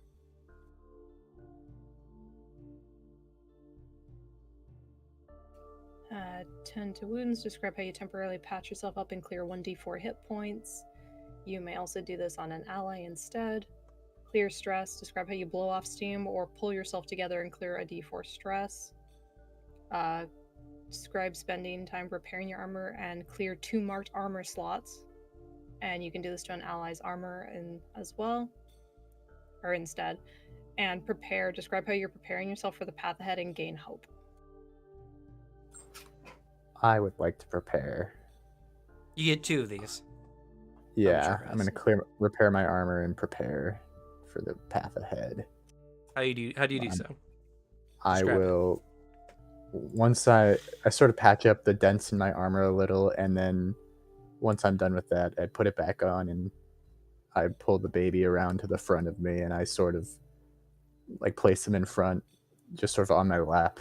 And as I meditate a little bit on like we're about to go hunt down baby eaters, and I know what it feels like to be responsible for a baby, and I'm for this child here. I will make this sacrifice of violence on others for the sake of my child here and all the children in this town that we're at. I want to sort of mentally prepare myself to what's at stake and why I'm doing this. Okay. I would like to clear stress and prepare. Okay, how are you clearing stress? I pull out a semi-worked thing of stone and my hammer and chisel, and I go to work doing some like craftsmanship on it, whittling away at the stone, trying to make a little statue. Okay. And preparing by it's kind of the same thing as, I keep forgetting your character's name, Booter. Ardle. Ardles. And I preparing to channel the fury of the parents of the babies that were eaten, and be their sword where they could not be. Okay.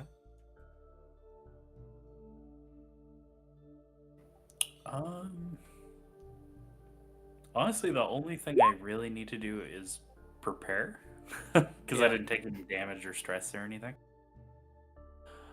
So Vinyas, finding out that the bandits that we were fighting turned out to be cannibals, he is deliberately sharpening his blades with the sharpening stone and getting ready to put down basically villains in his eyes.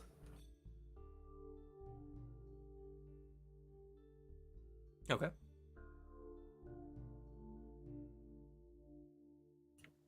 Trick is also gonna prepare. She's counting the gold that she had stolen from them. Just imagining how much more she'll add to the pile. Okay. Similarly, Iggy is just thinking to himself, kind of happy. He's like, I don't know, maybe they stole some nice books or something. I can't wait to go through their loot. And he just seems like he's in a good mood and he'll prepare.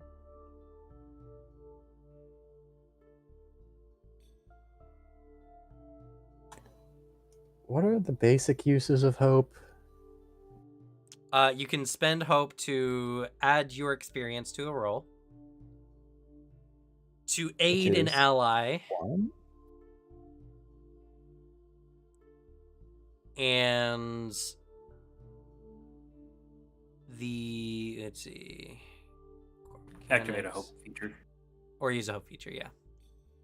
Or you could spend 3 to do a tandem attack or Okay. whatever. My proficiency is 1. Proficiency. Yeah. Yeah, that just determines how many damage dice you roll. Okay. Yeah. Didn't you just say I could do it by? I use hope to add proficiency to No, a you add roll? your experience. My experience. Oh. Okay. Yeah, an experience where applicable. Alrighty.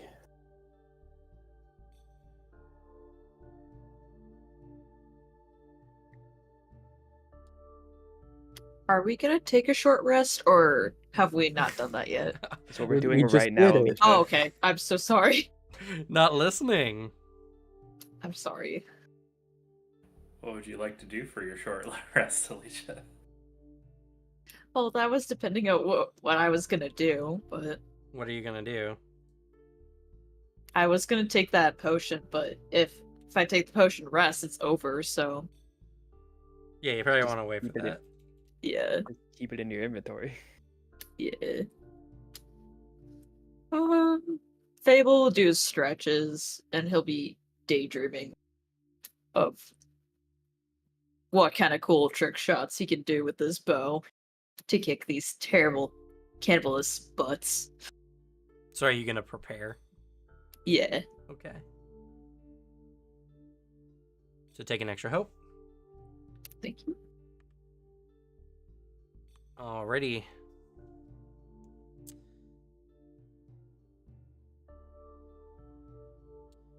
So with that, you guys get all set up and ready. The bandits that were killed are escorted out. Well, not escorted, taken out by this town's guard. They were called by the bar owner. The ones who were left unconscious are taken away, probably to be executed for the crimes of cannibalism. Oh my god.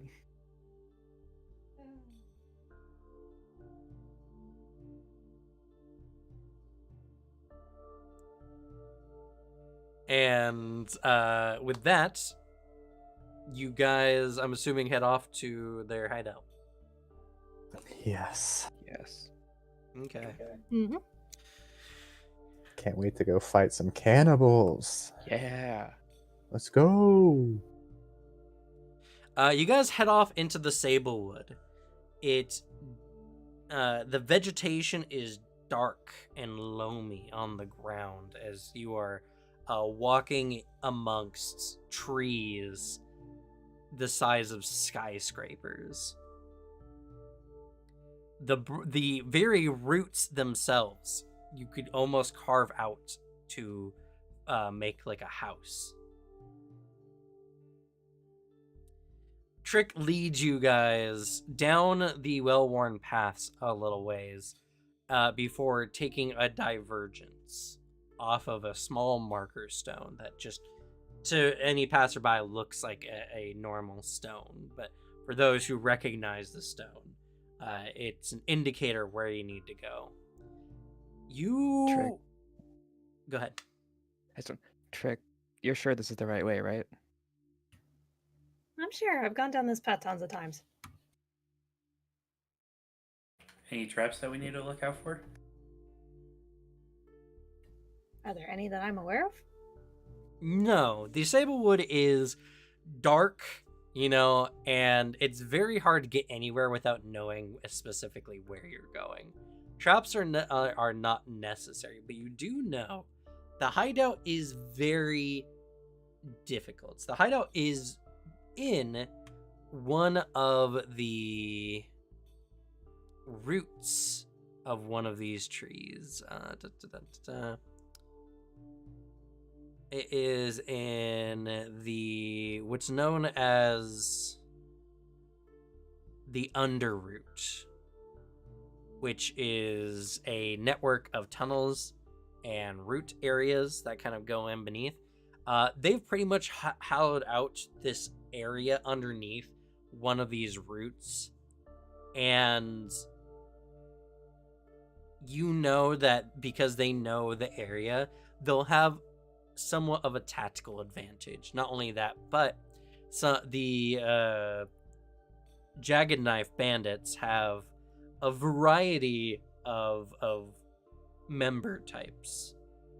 There's your common bandits that you guys came across, who was the main guy before. The lackeys, who are the new recruits, not very experienced. They tend to be thrown out in waves. There's the Jagged Knife. Where is... Oh, it must be on the next page. There is the snipers, who tend to hide out in case the place gets raided. They tend to hide out in the roots towards the top of the area that they are in and snipe people from unseen locations. There's your Jaggedknife Shadows, who are very good at moving in dark places and ambushing. And then there is the leader himself. He goes by the name of Tav. Burly guy. He tends to mostly fight from the background. He's an ex-mercenary who has been to many battlefields. It's left him somewhat debilitated from his injuries, but his knowledge of battlefields is what allowed the Jaggedknife Bandits to be so successful. He will use his allies as shields and command them to do various actions, making him quite the dangerous foe to go against when there are lackeys about.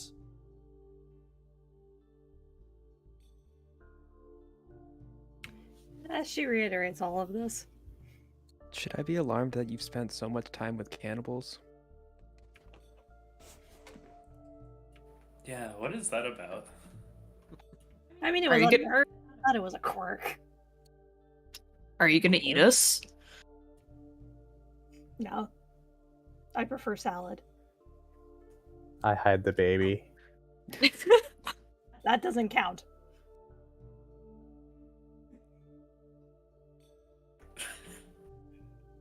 That was a good one, Bitter. I appreciate that. We split because we couldn't agree on food. You prefer... I wanted to go healthy, as it keeps us limber. They insisted on cannibalism.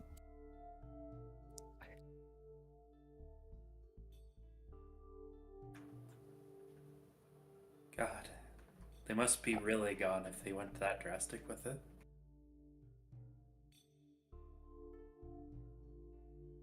I know. Sometimes you hang out with the weirdest people. Yeah, but it makes life more fun. He smiles. You aren't wrong. Hanging out with cannibals is fun to you?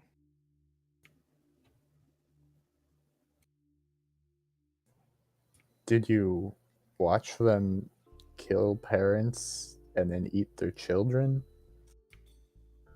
I mean, I kind of have to know what was going on. You only exposed them now? I needed help. Hmm. Plus, you were chasing me down for my last act of vandalism. Points to her sister. Well, She's got a point. did we want to? I mean, this is like a full bandit camp, right? Did we want to come at this like a little bit more strategically?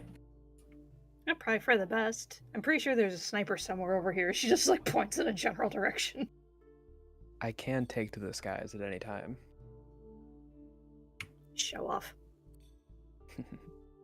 I wish I had wings. I just bat my wings a little bit, then like send a gust of air in her direction. Hair becomes instantly disheveled. Well, then, well, a lot of us can't fly.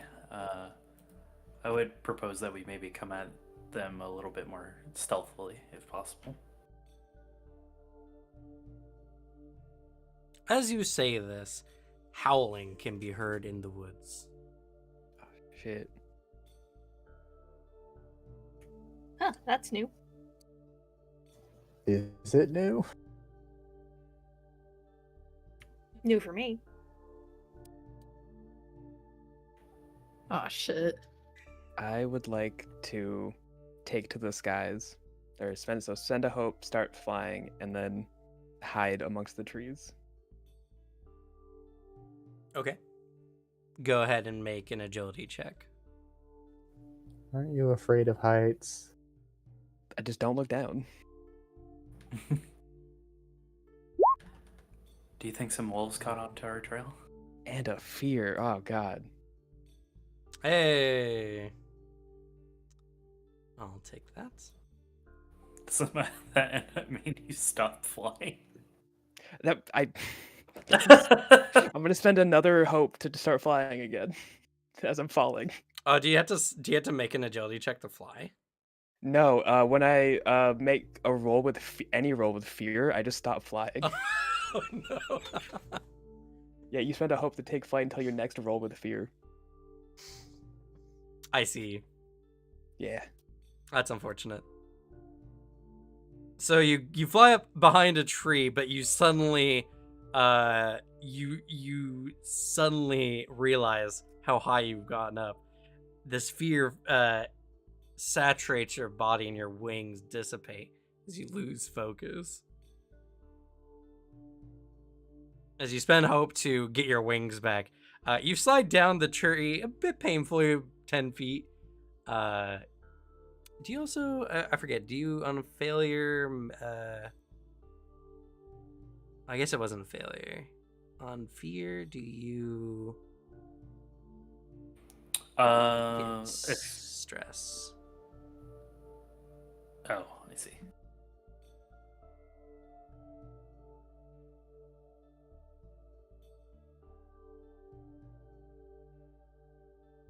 No. I think you're thinking of the Daemon ability where they're able to take stress so you Yeah. don't gain a fear die.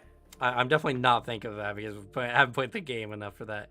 I'm just trying to remember. I think the only thing is I get fear, which is fine. Doesn't seem too fine to me. All right, but so yeah, Slug is hiding. What about the rest of y'all? You hear these howls. You were warned before to not stray from the well-worn paths. That's fair. Don't worry, I got you, buddy. And I'm gonna spend a hope to help my friend hide. He's gonna be giving that to Ardal. Because I'm a wildborn, I have advantage, and if I spend a hope, I can give somebody else that advantage as well. That's amazing. Would this be considered navigating harsh environments and or survival knowledge? I could say survival knowledge, sure. Then I already have advantage. Oh, Is it just without spending hope or anything? Yep, just I have advantage on traversing dangerous cliffs and ledges, navigating harsh environments, and survival knowledge. Survival knowledge. This isn't a knowledge check. You're hiding. Yeah. I'm navigating. It's not navigating. Fine, I'll take your advantage. all right. And we'll begin to hide. I believe this is a finesse thing, so I don't have a plus to this. Let's see here. Under finesse, it does say hide. Oh, is it finesse? Without changing your Yeah. score too much? No, they're both +0. Okay. Ooh. Mine are both -1. Oof. Hey, Devin, would you want some reassurance? Are you? Is it a long rest you need, or do you need Short can you rest. do between short rests? Yeah, I think that would probably be advisable. How do I reassure you in this way? Fuck, actually.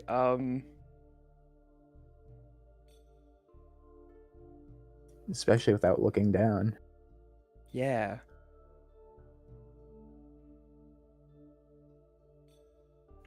Trick is just going to move behind one of the roots and move herself out of the way to hide. Okay. Finesse roll. I can't offer assistance because I'm so far away, but I also can't give words of support No worries. because that will reveal my position. I don't think I can reassure you. It's okay. Sometimes you just fail with hope. It's true. 16 with hope. Okay. You get a hope.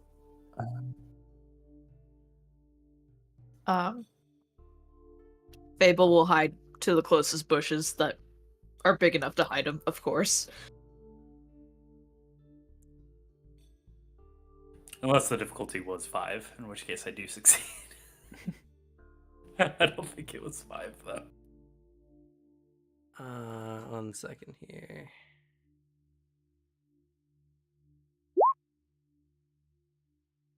Ooh. Big with. Oh, it's under your difficulty. Right. You pat me on the back and go, "You got this, bud. I believe in you." And I say, "Thanks." Hide in a bush, and then you're just left there out in the cold.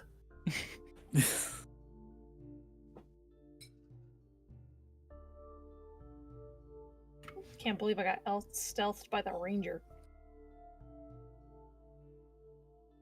I can. We're in a natural environment. Yeah.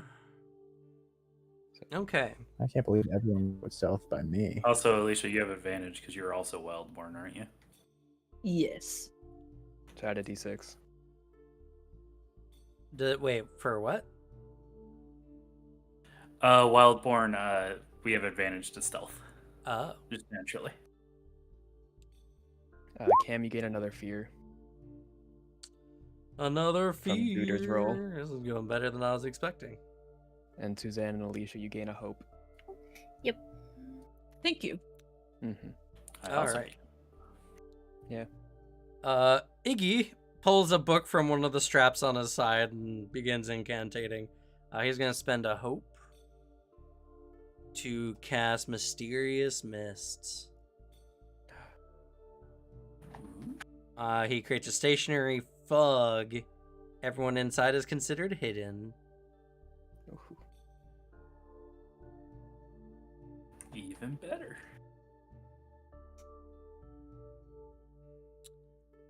Considering the types of foes, though, I'll have Iggy roll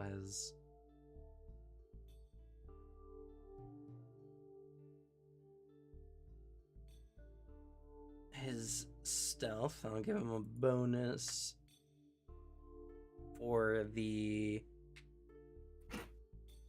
Actually, go ahead and take your hope back, Vinyas, and I'll just give everyone advantage for the fog. Oh, sure thing.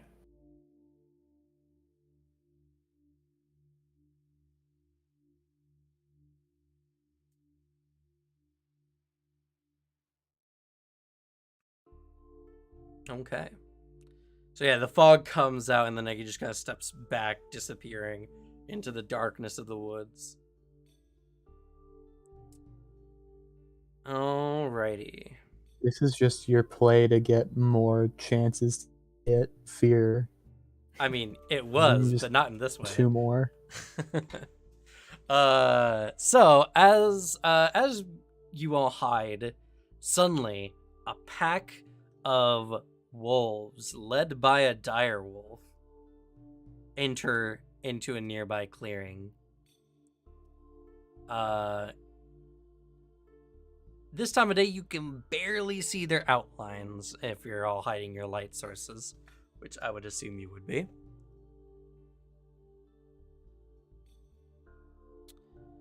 You would hope. I did roll a 5, though. As they begin to kind of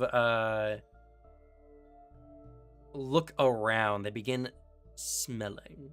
They're going to roll. And they get +3 for their keen senses. Yeah.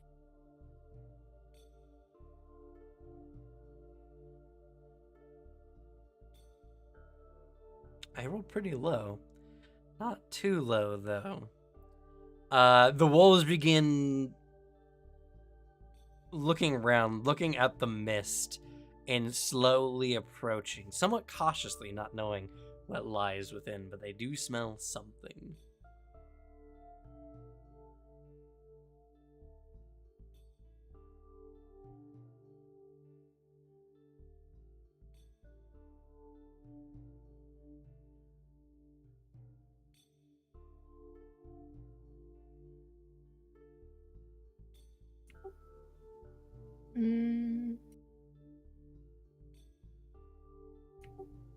Could I roll a survival knowledge to see if I know what can scare off a wolf? I mean, you could, or you just know that you could probably just shout at it or something. You can just try. Can those in the mist see out? Yes, the only thing the mist Okay. does is everyone inside of it is considered hidden. Okay. And to be fair, you're kind of like way up in the trees, so. I know, I was just asking. Yeah, you can kind of vaguely see what's going on.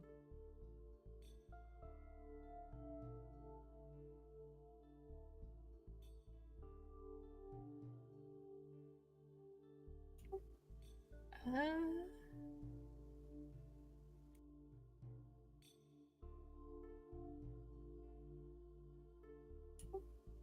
I would like to spook the wolves to make it seem like we're something bigger than we are by making a noise.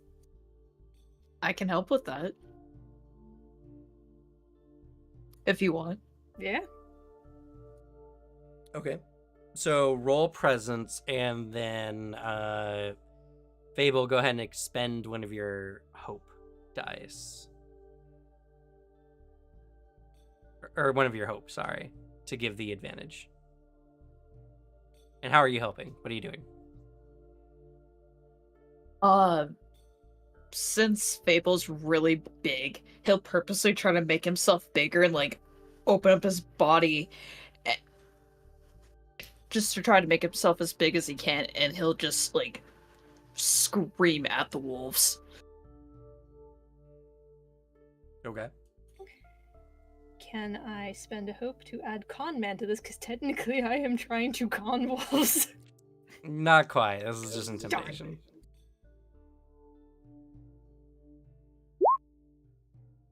Ah, god damn it, I'm giving him more fear. Do have advantage on the check, though. I do.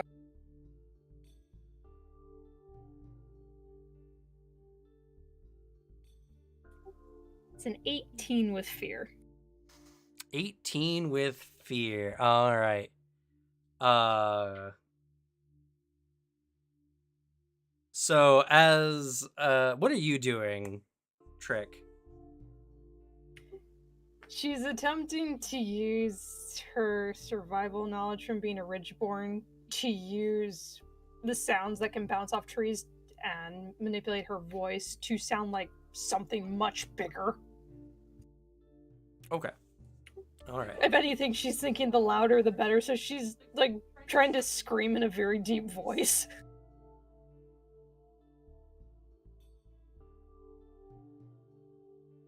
All right. So, you do so that in tandem with Fable's kind of like guttural growling shouting. The wolves are spooked and they all go yipping into the forests, creating a loud ruckus. You're scared away the wolves, but approaching this place quietly is probably going to be much harder.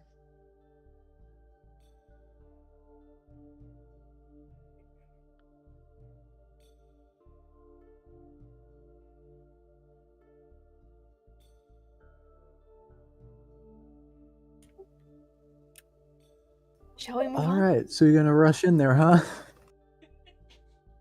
I think that just means the DC is going to be higher, but fair. Yeah.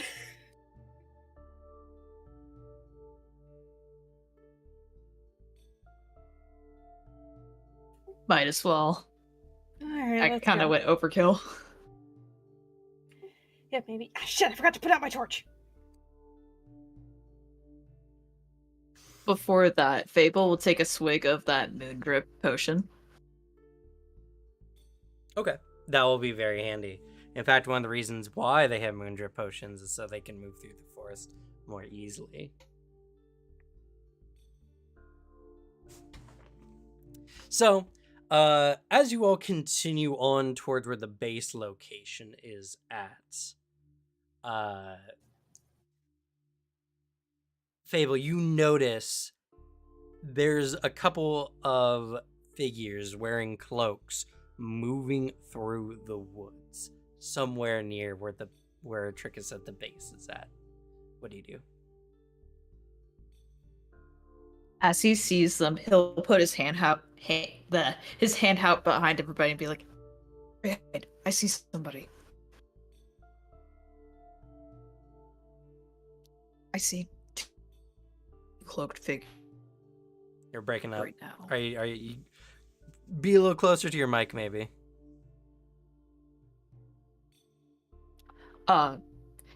He puts his hand out to stop everybody right behind him. He's like, guys, we need to hide right now. There are 2 cloaked figures right over here, and he'll point them out.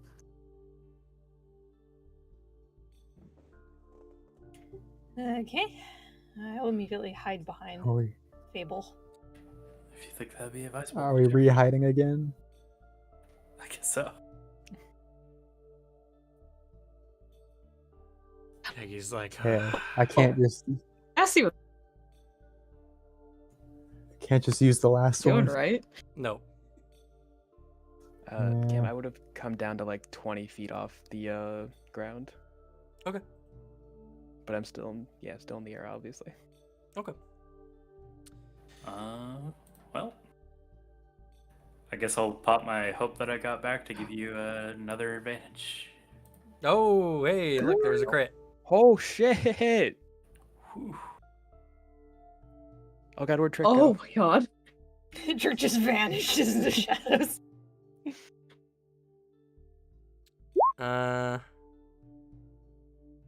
Okay. All right.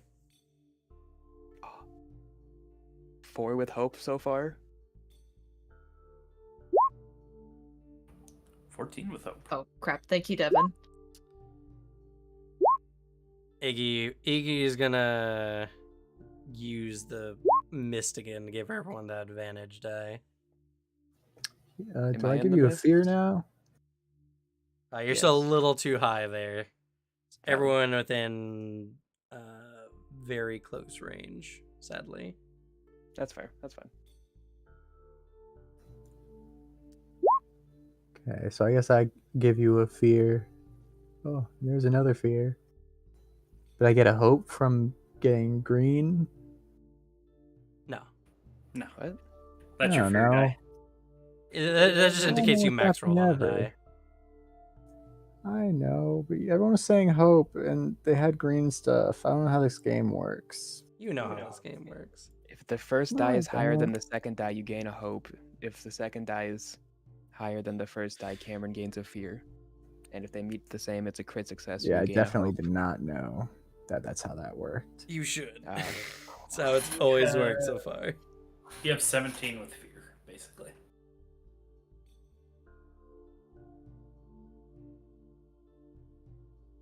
Alicia, did you remember to mark your hope? Yep. Okay. Oh no, he has 16 I'm filled. with fear.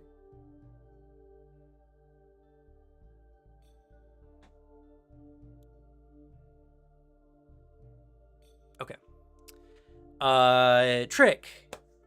Due to your crit, you sneak out. No one knows where you're currently at, and you have you snuck closer, and you can see that these are a pair of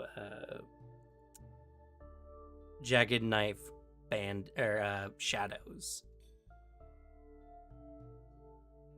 And you're close enough to hear what they're saying. There's like, something's happening in the forest. It's a little weird. Maybe we have some company. Keep your eye out. Okay.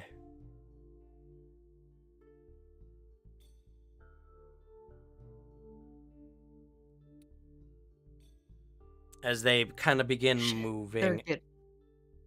That's not you. It's Trick heard it. Oh, my bad. Sorry. Yeah, they're from you guys at the moment are far away. They're at the far distance. Trick with a critical check has gotten close to them, and you've been able to hear what they're doing.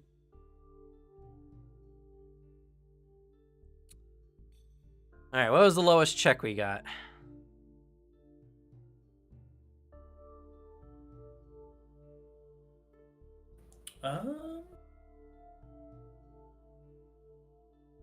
Me at 11? You added the advantage for the fog, right? Nope. Not close enough. Yeah, she's too high in the air.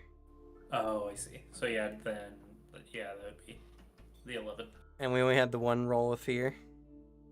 Yes. Okay. Yep. All right. So, as they begin moving, they get to the close range from the rest of the party. As they're kind of looking around, Ardle, you kind of shift, and there's a snap of a twig. Bands look around. You can barely see their forms in the darkness. They're going to search. They don't get any special bonuses with this. They also don't take disadvantage because they have Moondrip active.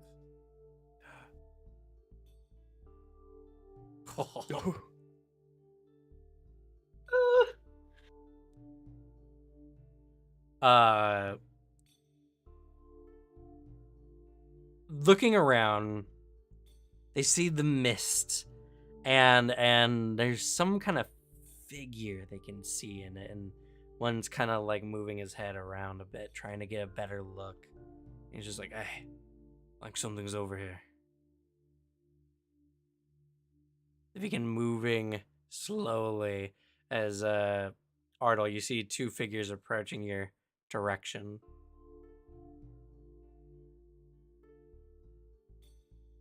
If nothing is done, you'll probably be found out.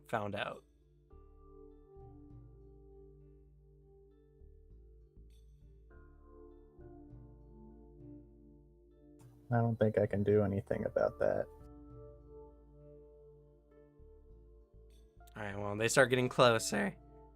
They get very close, and they can see, like, hey, who's there?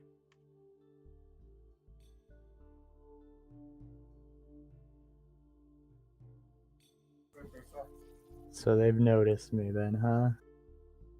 They're talking right at you. They, due to the mist, they have a hard time discerning what's there, but they do see a clear profile of someone of your shape in the mist. Can I dive bomb them? And You attack? can dive bomb them. I would like to dive bomb and attack the one on the right. All right, we're gonna hop into combat then.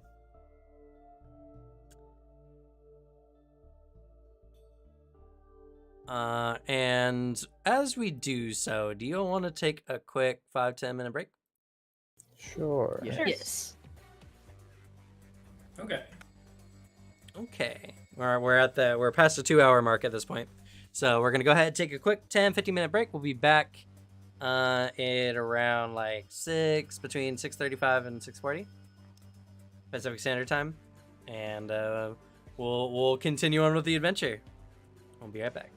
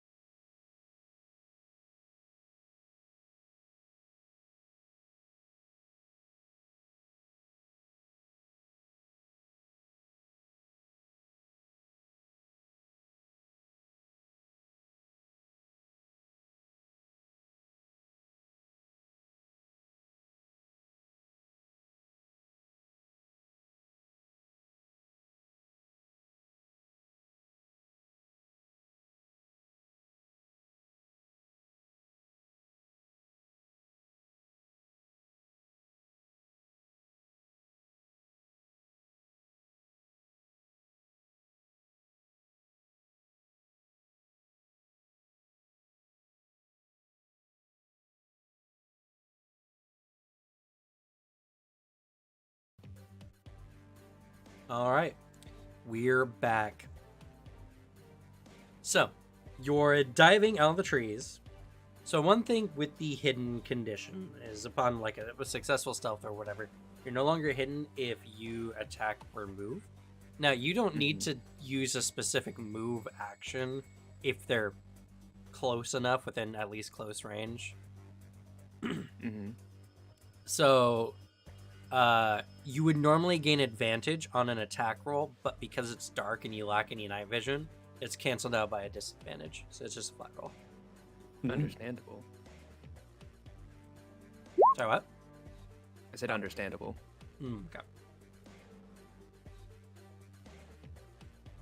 As I'm coming and dive bombing this bitch, I go, oh shit, the ground, and I lose my ability to fly. All right. And you know what? That plays into it because your attack is successful. So go ahead and roll. But you smack into the ground, and I'm just going to deal a d6 damage to you. Ow. 6 damage. Ow. Ooh.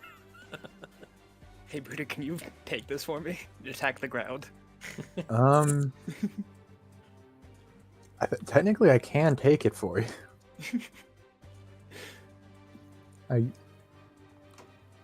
I mean, I could. I could just armor slot this as well, so you can save it for later, and I just take no damage. That seems smart. Okay, I do that. But go ahead and roll Um, your damage. Would I get the D8 from me because I made the attack while flying? Yes. Okay. So, oh, Ooh. Damn. Dive bomb for 20 damage. yep. Alright. That wasn't flying, that was falling with style. And I will not do a Lethal forceful style. push. Okay.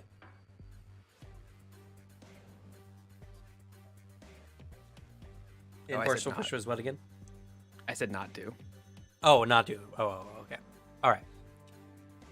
So you come screeching in. You just slam it into this guy, Arnold. You just see in the mist a figure just get slammed into. Excuse me. You slam into this individual, doing a severe wound and taking him out instantly. He splatters on the ground. Decapitated. I think he's lucky if decapitation is the only thing that happens to him. He's a dang bug on a window. That window being your body, I suppose. He may be a cannibal, but I'm still gonna be merciful about it to kill him instantly. The other guy's like, "What? What's going on here?" He's getting ready to do something. I whisper under my breath, I don't know. I'll attack him. Okay. And I am hiding. Yep, but you cannot see in the dark, so it cancels the advantage out. So I can't use my sneak attack. Is your sneak attack only when you get an advantage die? Advantage or an ally is in melee target is in melee with your target. Well, I mean, Well, an I ally don't think is. that's the case. Well, that she just killed the one I was gonna hit. Well, there's two. And they're kind of both coming over together. Yeah, Alright, we're so- all in melee with everyone. Okay then. Gonna go ahead and attack.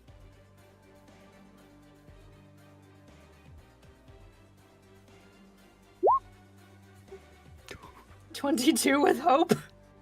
That's fear. Oh, sorry, fear. I'll take that fear. I feel like you need a coin noise every time you get one of these. Yes. Do you also have a max fear, or 10. I see. Okay. I'm assuming that hits. Yeah, that very much hits. Let's see, that's a D8.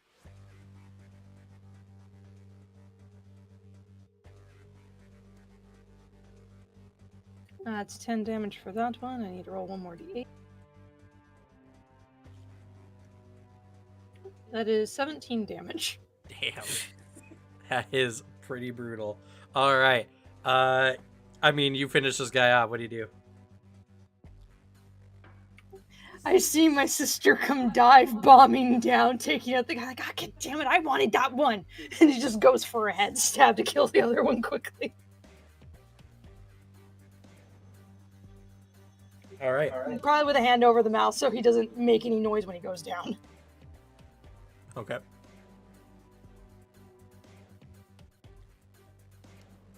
All right. Well, I don't need this action anymore. The scene is done. Aw. Butterfog. How many times can you do that? Is it just infinite? I'd spend hope. Oh, okay. Yeah, I'd spend hope every time I use the fog. So Fair. I'm currently sitting at 3 hope, even after expending the 2 fogs. So Amazing. after that, he's just like, damn. Phineas is like getting ready to hop in, and then I just sees a guy get splattered. By Yeah, in a someone matter of landing seconds, on him. just thud. Ah! They're down. Oh. Didn't know what hit him. You okay, sis? Standing up a bit dazed. I think so. I don't feel any wounds. Well, I guess you guys have been known to get yourselves out of trouble, so it's not so surprising that you're able to take them out that quickly. Feels around where her sister felt like, damn, you left a good size imprint in this ground. Oh. That was fucking awesome. I have to get wings. Or could you fly me? I can for the cost of 2 hope. Don't do that. I'm just laying in my hiding spot in these bushes, just staring ahead blankly. Blood all over my face.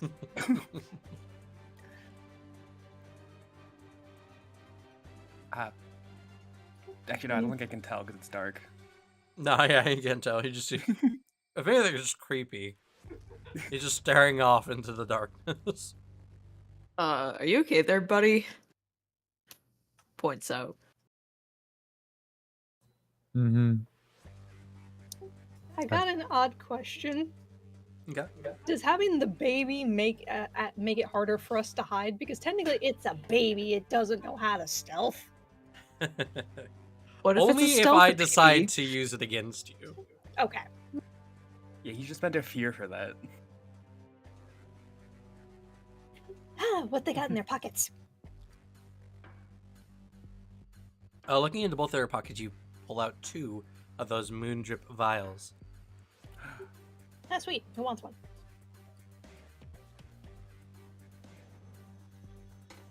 I'm good.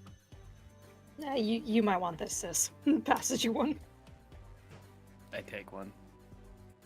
And after you hand it to me, I shyly say, "Good job killing." Offer you a fist bump. She accepts it happily.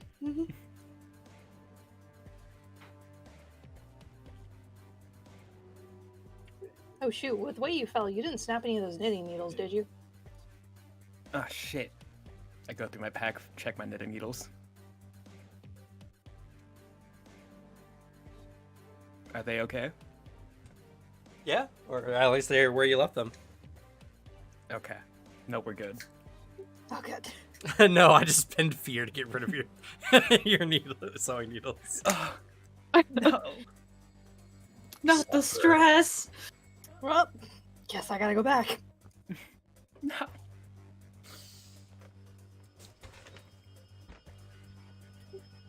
If no one else is gonna take the moon drop, Trick will take it.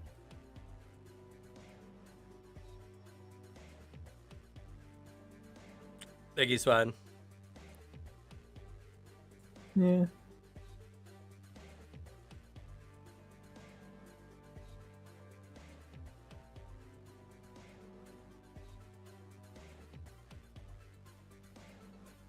Do I want to take it now? Depends what our next short rest is gonna be. Well, speaking of, it's not too far from where you guys are currently at that you see a admittedly ruddy looking, but a hole beneath the roots of one of these trees. Descending down in, you'll be in their base. You have an opportunity right now to take a short rest before heading in. I really don't need one. Yeah, Yeah. so we lose Fable's Moondrop. Everyone can get a hope, and then I can get back my 1 armor slot. I don't think that's worth it. No. I mean, the extra hope's always good. I'm still at max. And then we run the Same. risk of everyone going, hey, why haven't those 2 guys come back yet for 10 true. whole minutes? That's fair. Plus, I have 3 and 1 hope to give out, so Yeah, or like more sentry guards coming around to be like, oh, just doing our rounds right outside of our base. Oh yeah, we should probably do something about these bodies. I mean, we're about to just go in, right? Well, we gotta hide our evidence. From No one's who? gonna find your evidence out here in the middle of the woods. yeah. Okay, perfect. You're in a forest of eternal night. Also, they're known cannibals. Ah, it's free food. And not like we're only here because Trick has dealt with them before. We wouldn't have known to come down here. The average person is not gonna know to come down here or come this way.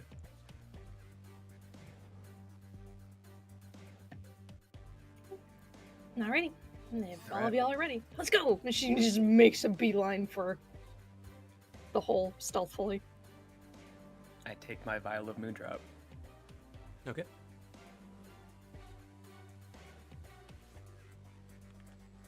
Oh no. Okay, good. There is volume. I was like, oh no, did I forget the volume? All right, so as you guys enter in, you enter what is a very earth-shodden spiral. Like, staircase is not a good way to put it because it's more just like various like cut-in steps or routes or whatever. But you kind of spin down and down and down. If anyone's using a light source, it doesn't go that far. And those with Moondrip, barely. It's a very tight, winding, circular spiral-like staircase.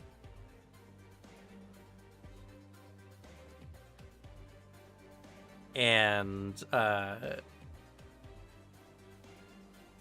as you all kind of get to the bottom, you see pale light kind of shining in through what appears to be an archway. Trick, you're leading the way, and you know that you're about to enter into like the main hideout area, which is mostly just this kind of big cavern area underneath this tree that has a bunch of roots like on the ceiling and on the walls and everything like that.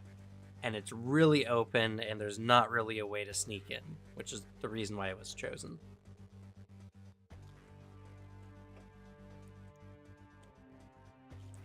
Can we hear anything from in there? Yes, as you're kind of sitting there listening, you hear some voices just like, yeah, pretty nice haul here recently, huh? Yeah, boss is gonna be happy at this one. Look at all this gold you hear clinking. Ears perk up.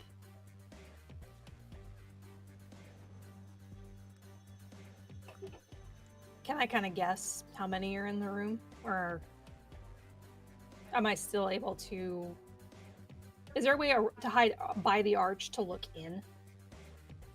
Or is the arch kind of like solid with the wall? You could try taking a peek in, sure. It'll be a finesse check to Okay. hide stealthily, take a look.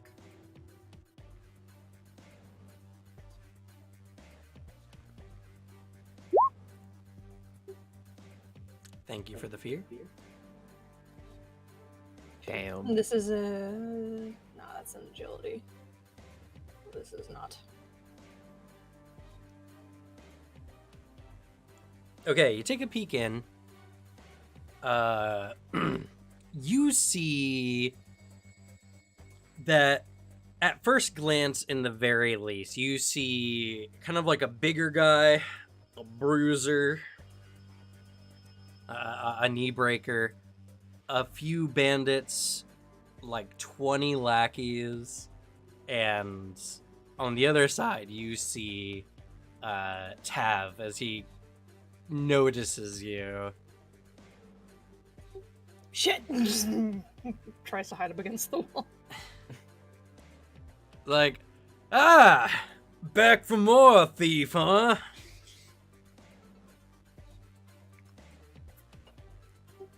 Whoops. It's right. Why don't you come on out of there, or do you want us to smoke you out?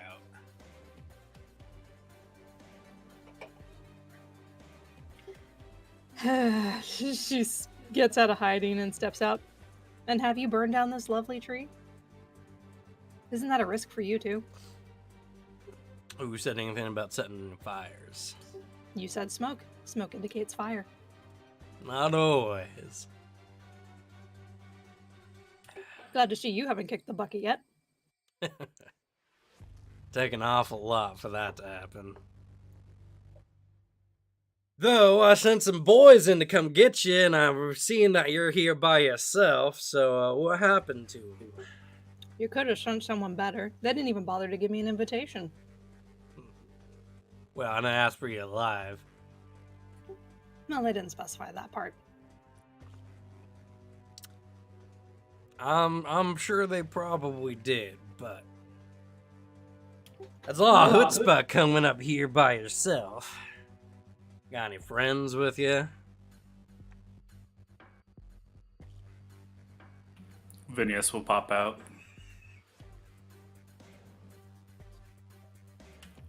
We're here to end your cannibalistic ways. And he points his longsword. He gets a perplexed look on his face. Cannibal. I step out as well, going to step in front of Trick, stepping in front of Trick and point my axe at him and go, "You sinners will suffer." I step out and point my axe at him and say, "Those children will be avenged today." Iggy's like, oh, sorry, go ahead, Fable. Oh no, you go. No, you go. It's funnier if Iggy goes last. Fable steps out, draws his bow, and goes, "You're not gonna eat any more people, you son of a bitch."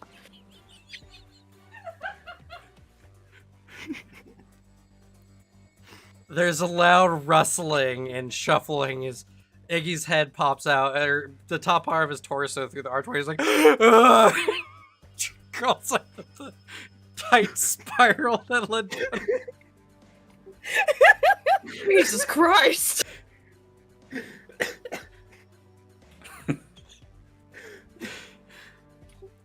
I have a few friends. I don't know what you're talking about cannibals, but I do know something. You're all dead meat. And he whistles. Like, "Get 'em, boys!" He's trying to eat us! He's referring to us as meat. That was a poor choice of words. Trying to deny it still. The lie lives on. Anyway, so Battlefield. You guys are in a pretty deep like cavern, as I said. The rooftop counts as far, with a sprawling of roots and such. This room does have a far distance on the other end where Tav is currently sitting, and currently all these men are running in, and they're currently at close distance to you all. And for reference, Melee is kind of anything you can touch. Very close is anything within like 5 feet of you. Close is anything about like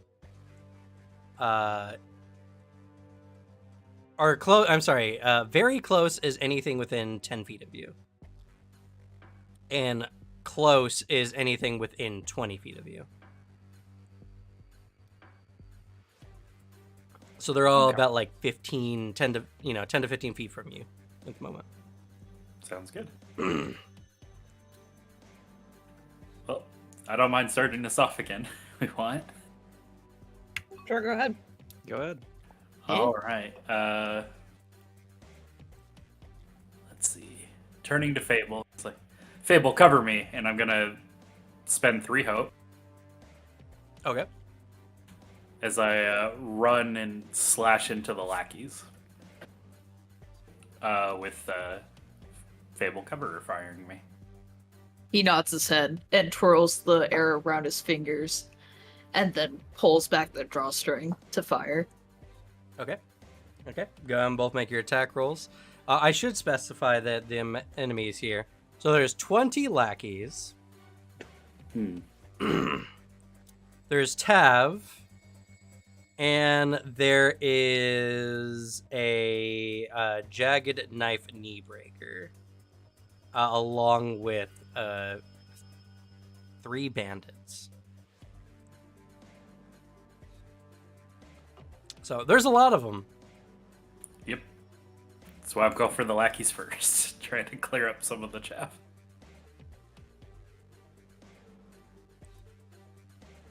So go ahead and both make your attacks. Thank you for the fear. Oh, thank you both for the fear. He's at 9 fear? I'm at 9 fear. Yeah. Oh my god. Still 21 though. Not bad. 21's pretty good. Unfortunately, the 8 there will miss.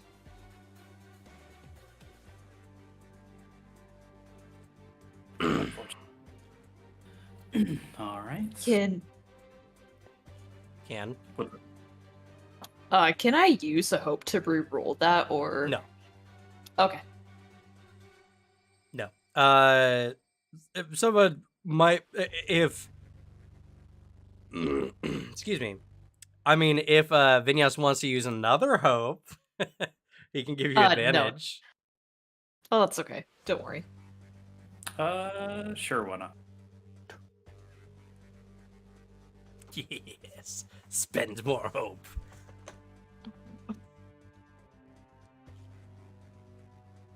Do I just roll the same thing or the d6? D6. D6. Nice. Okay, 14. that will hit. So both of you go ahead and roll your damage. Oh my god, the minimal roll on fucking damage is ridiculous right now. That was It's really alright, I rough. got you. 13 total. 13 total. All right, that is enough to knock out some of the minions as you take out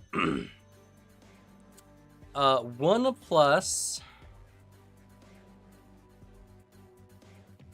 Yeah, for every 3. That will be 4. Yeah, 4 additional. So 5 in one go. Right? Because that's for every 3 damage this deals to this adversary, which is 4 times. They also deal 1 instance. Yeah, it's 5. 5 minions, all out.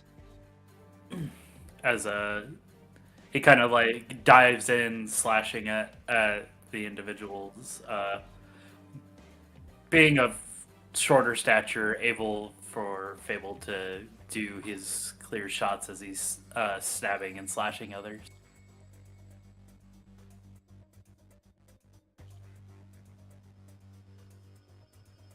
Okay. How do your shots ring out, Fable? So, as he pulls the drawstring back, he's aiming to aim right at their necks, and somehow he gets them perfectly lined up to get all 5 of them right in the neck, and just goes through them. Okay. All right. Fun combo attack of Fable, stringing them up so that Vinyas can just run them through with one hit. Yes.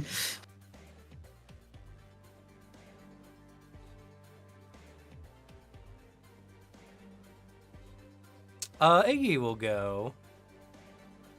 He struggles onto his feet. It's like, he pulls a book out. He flips through the pages and begins incantating. His large ice spikes begin forming up in the air.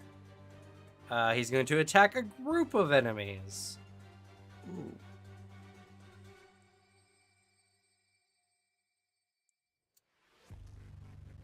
Let's see. D12, 2 plus 1. Roll. Damn. That's not going to be enough.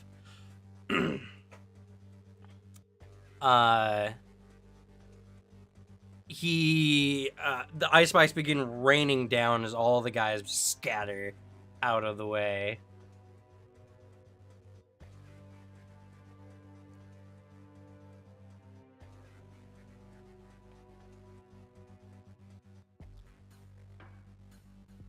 Don't be afraid to hop in, everyone. I'll go next. Target some lackeys. Okay.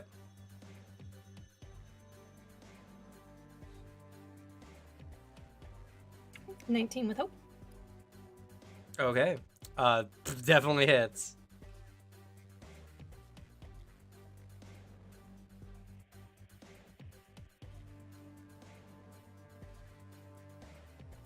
That is going to be 7 damage.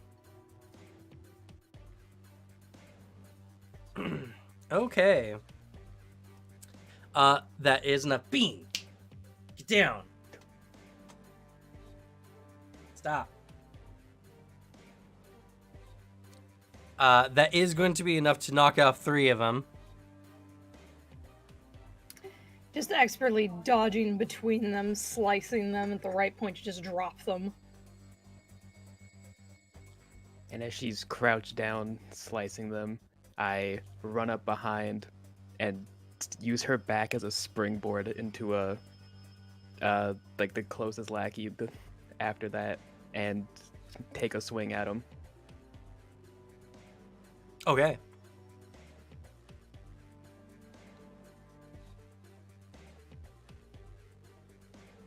$17 with hope. Okay. Hits. I will make this a forceful push attack, so I get to add a d6 to this roll because it was success with hope.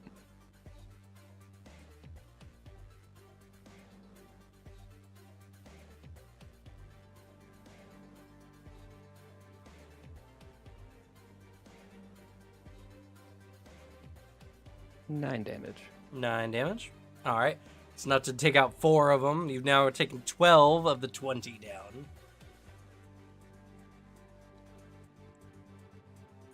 Oh god, did you take an extra one?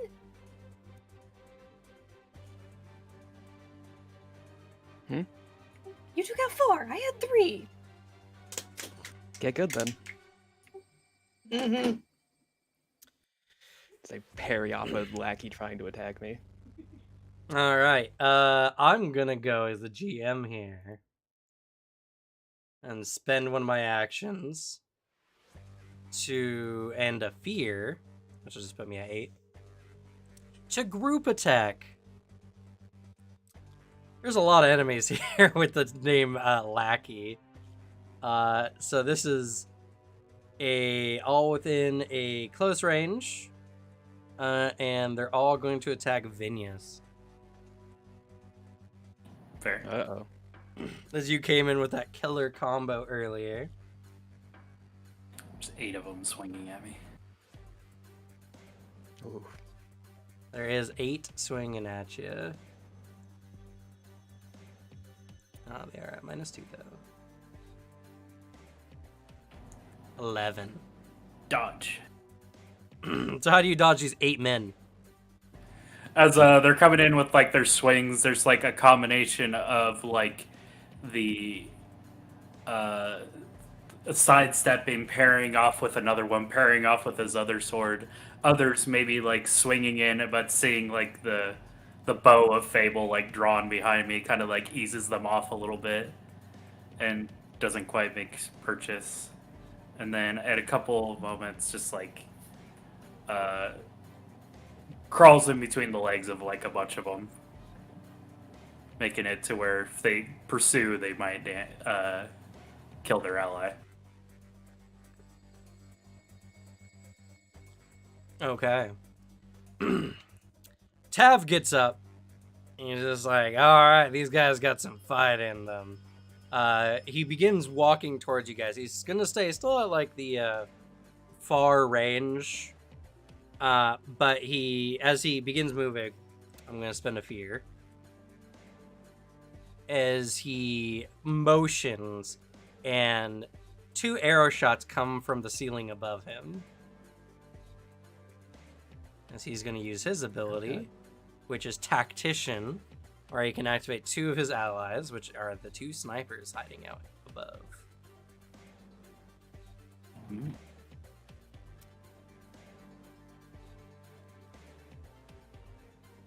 And real quick, I'm going to have everyone make an instinct roll for me. This will determine whether they're hidden to you or not. I already know my targets.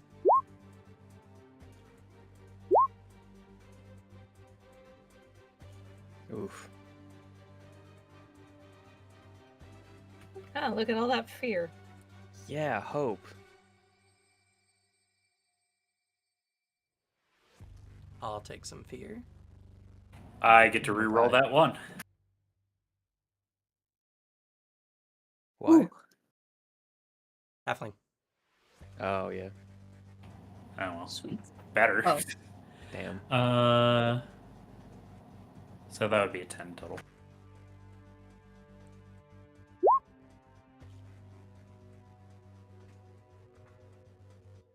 Ten with fear.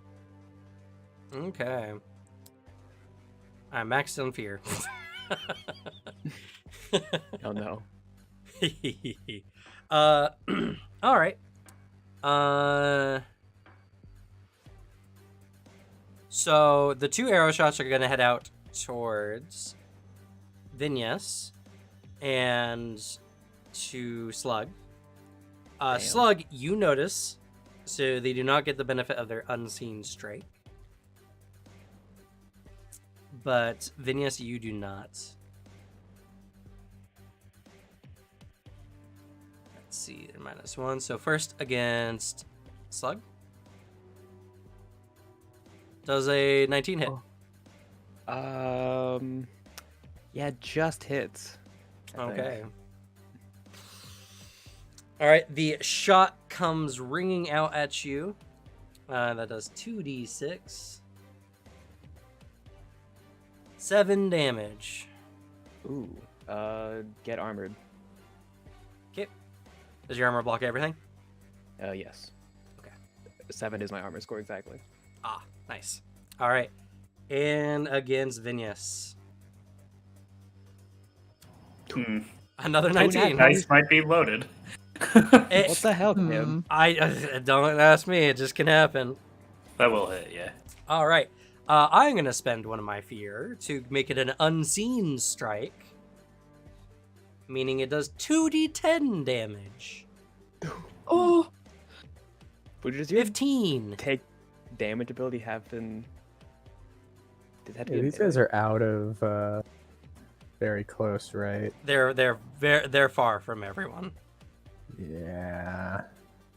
All right, I'm gonna have to.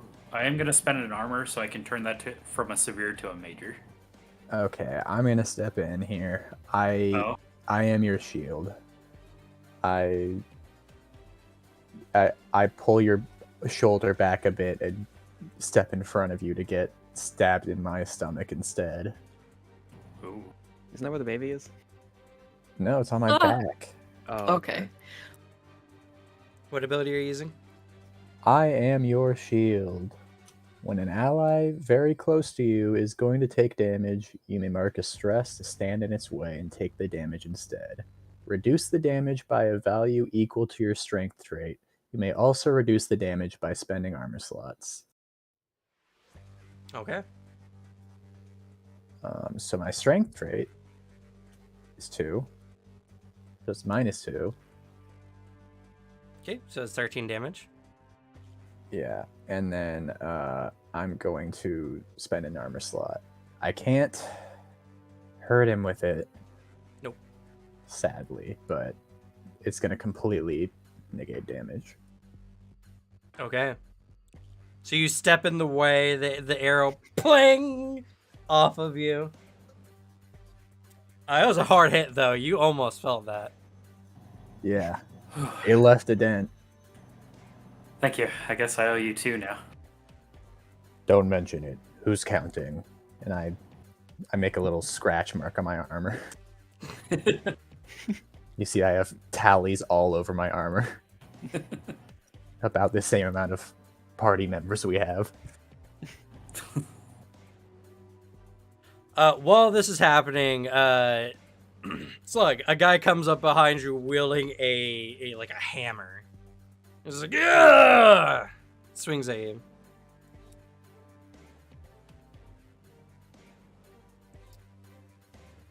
Pop that down. And they are -3.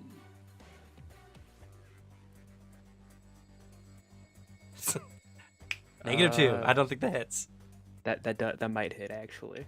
Oh man, that almost hits me. I just step out of the way. Okay.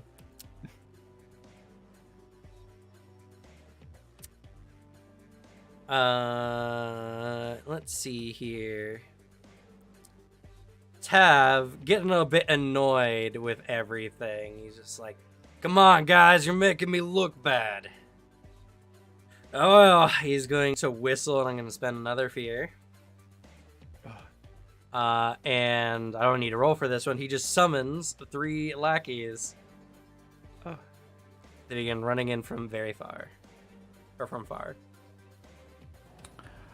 Oh yeah, Cam. That perception check earlier, was that a failure or a success with fear?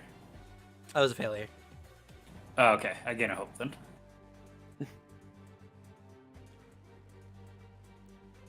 Because I am Call of the Brave, and I gain 1 when I fail with fear. Fair enough. That's actually really good.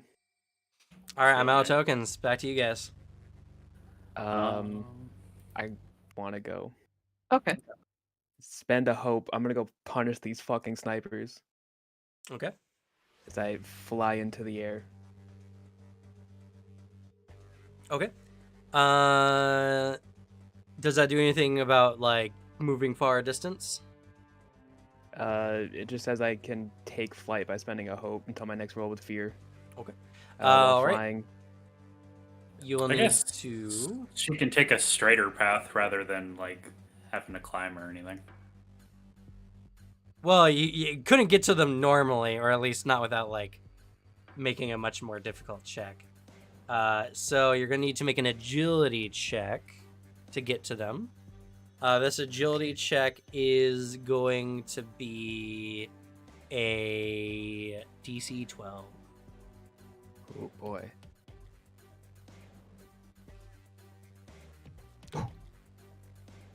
Nice.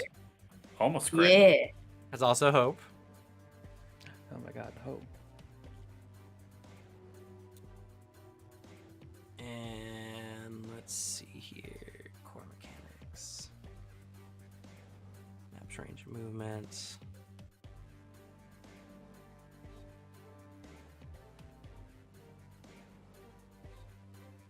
Okay, so it's just the higher DC means that like they get a shoot at you or whatever if you don't make the check, which you do. So you get up to them. Wow. It's another action to attack, right? Let's see here. Well, that was just your movement, right? There's no like action system like that. That is an action to move to a far distance. Okay. So you can use another action. Are they on like little platforms, or are they on like? They're like hanging in the roots. So if I use a pushing attack, I might be able to knock them off. You might be able to knock them off.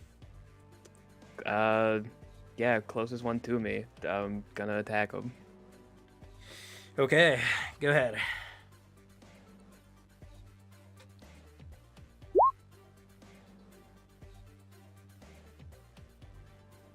Damn. Alright, and this is for the sniper. That's a miss, unfortunately. I'm tempted to spend my class feature to get a +3 to this.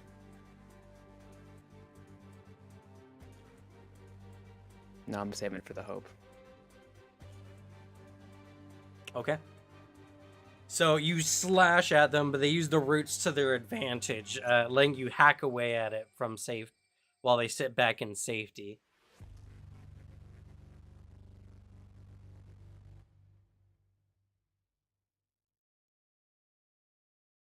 Next. Hmm. Oh, can I go next? Go ahead. Go for it. Okay. So I'm gonna try to get one of the snipers. And Fable draws his bowstring and says, "You really thought you could hide from me?" And then- Let's see. What'd you roll earlier for your notice? Oh, they a shot, so 14. never mind. They revealed themselves when they shot. So you're good. Okay, sweet.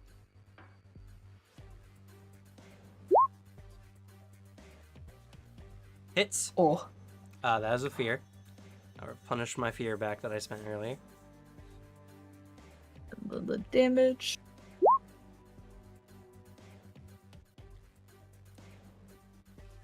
Okay. That hits, doing a major wound. A guy is holding the arrow in his side. He's like, he's still barely fighting on there, but you wounded him pretty bad.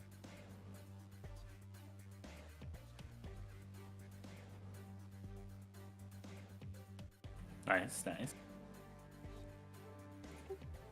Sees Sis fly off and an arrow fly overhead. More for me, and just Trick will just charge more at some more of the lackeys. Okay.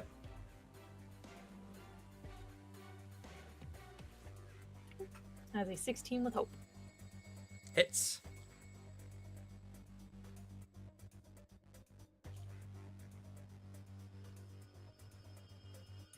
Alright, that is 9 damage.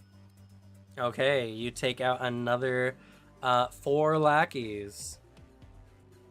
As the final one drops, she still looks up at her sister and shouts, 7! There is indeed 7 left. No, with the kill count. I know. Oh, okay. I don't know. That one looked like he bled out after your attack. Does that count towards your kills? It doesn't.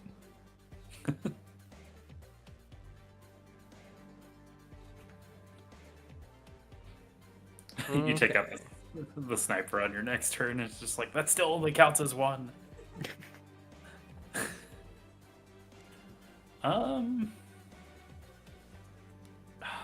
Should I take out lackeys, or do we think we need to start maybe getting rid of the big guy? We How had many 8, lackeys are we're down to left? 4. Well, There's 7 left.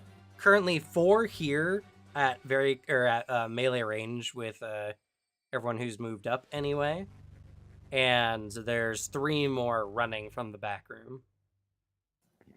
I think the scary thing about lackeys is that they can all attack together, but also I can handle that.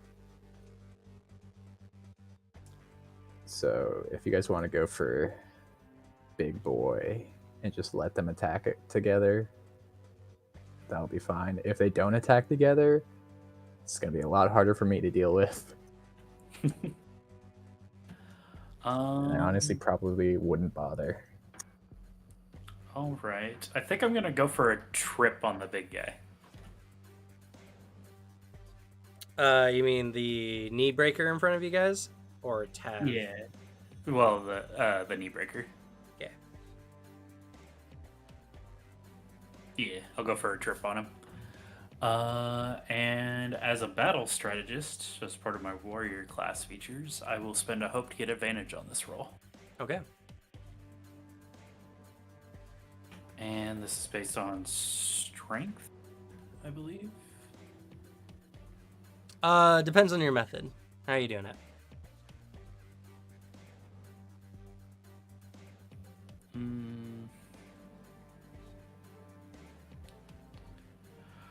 Probably crowding into like his area a bit and kind of placing my leg almost behind his and shoving. Strength. Okay. Okay.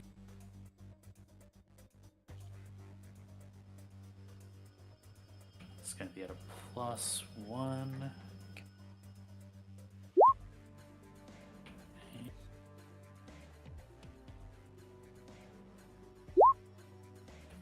17 with fear. Success. You topple the guy over, making him vulnerable. And because I am a battle strategist, he also takes a D8 +1 damage. Okay.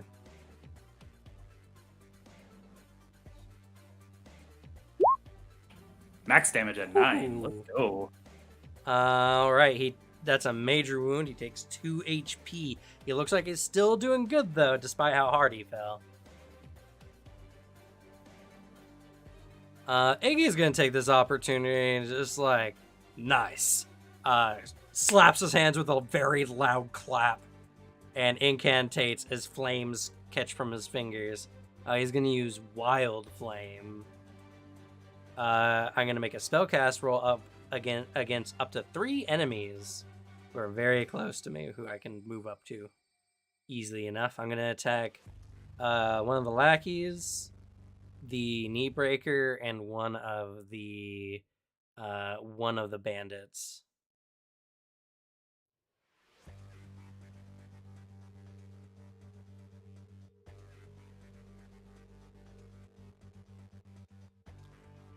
All right, it says make A against up to 3. Okay, so that's against each of them.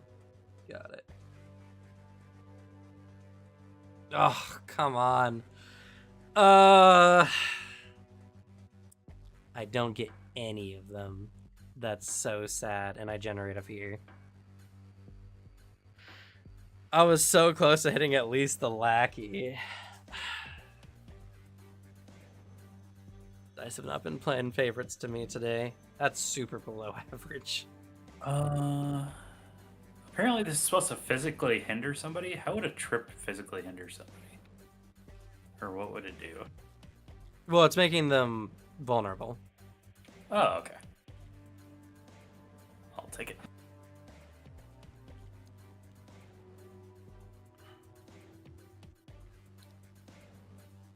The flames shoot out, but not quite far enough. And I rolled a fear too. I would have dealt extra magic damage if I hit any of them. Damn. I'm so sad. Oh yeah, that's my action. That's a real shame. It's an incredible shame.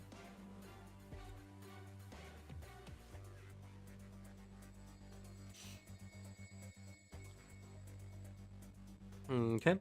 All right. So, all the bandits will go now. Wait. We had Slug go. I think I'm missing one action.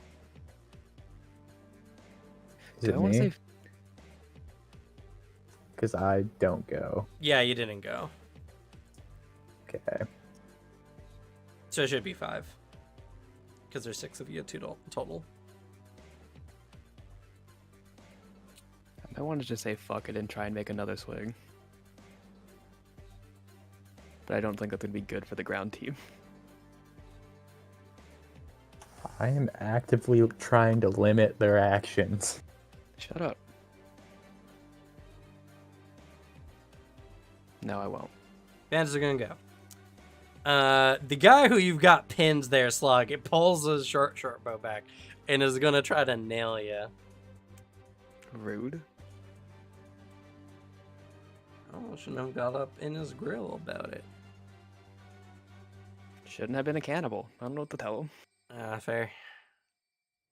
No defense. Does an 8 hit? Bitch, it does. All right. You get hit for 2d6. 11. Armor. My Okay. last armor slot. That is still gonna be 4 damage. Yeah, I just take a stress after that. Is your minor above 4? Miner's 5. Crazy. Wizards couldn't even. My minor's 2. Yeah, Seraphim and Warriors have the same thresholds. 6, baby. But he pulls back and fires. Your armor blocks a good amount of it, and the arrow penetrates, but not deep enough. You're able to wrench the arrow out, but it's quite painful.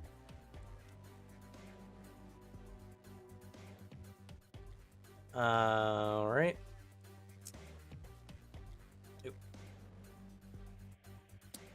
Group action.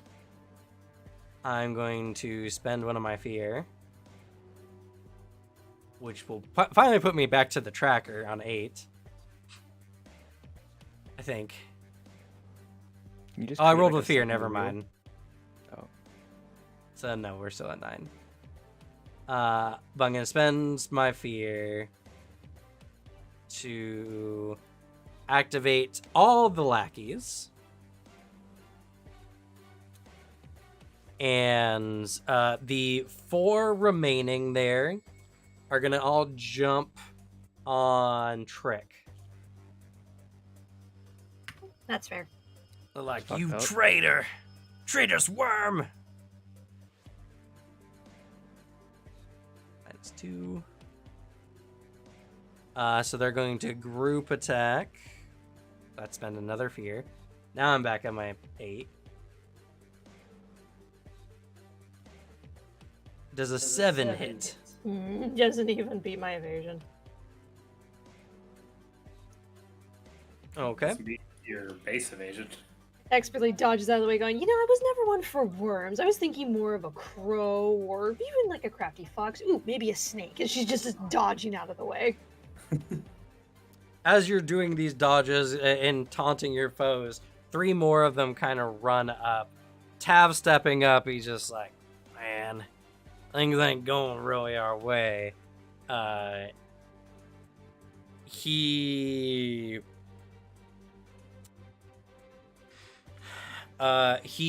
just like, hey, Brutus, get your ass going. I'm gonna spend a fear to get Brutus back up on his feet, so he's no longer vulnerable. And with Tav's action, he's going to, let's see here.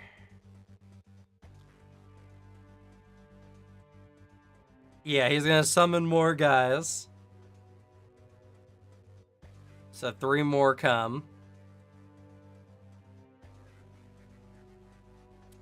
And as a part of activating him, I can spend a fear and both the sharpshooters get to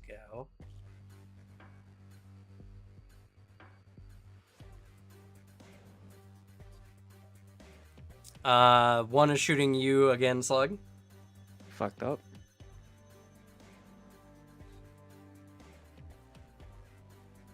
Oh, that's Shadow. Shadow does get a bonus to hit. That's crazy. 10 Owie. for 8 damage. Owie. That is a single point of HP.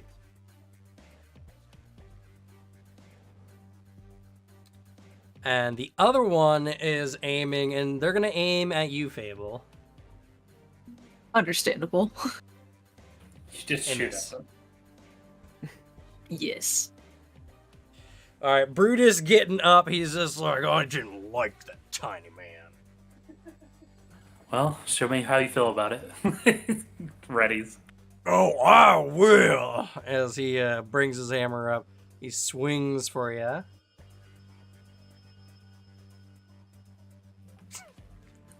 Dodges to the side. Oh, you want to be fast friends? Kind of like pantomime shaking his hand.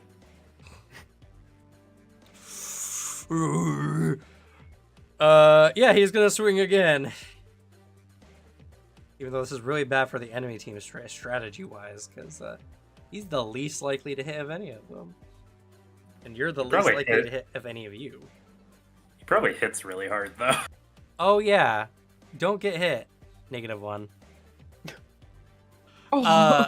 He's swinging wild, and Tav just slides his hand down his face. It's like, God damn it, Brutus, you're making me look like a fool.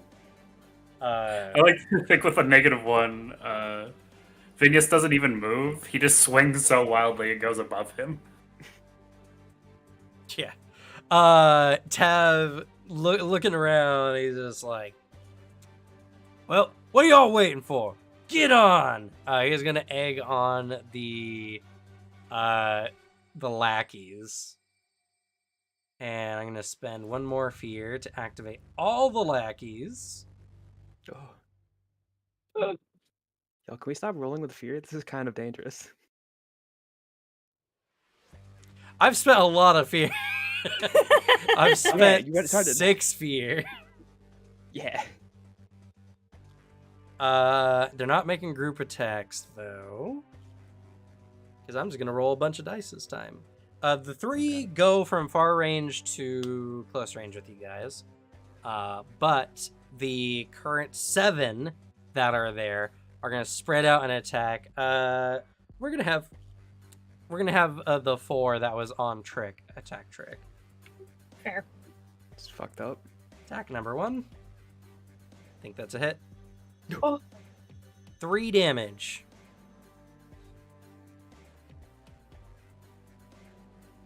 What was that for you?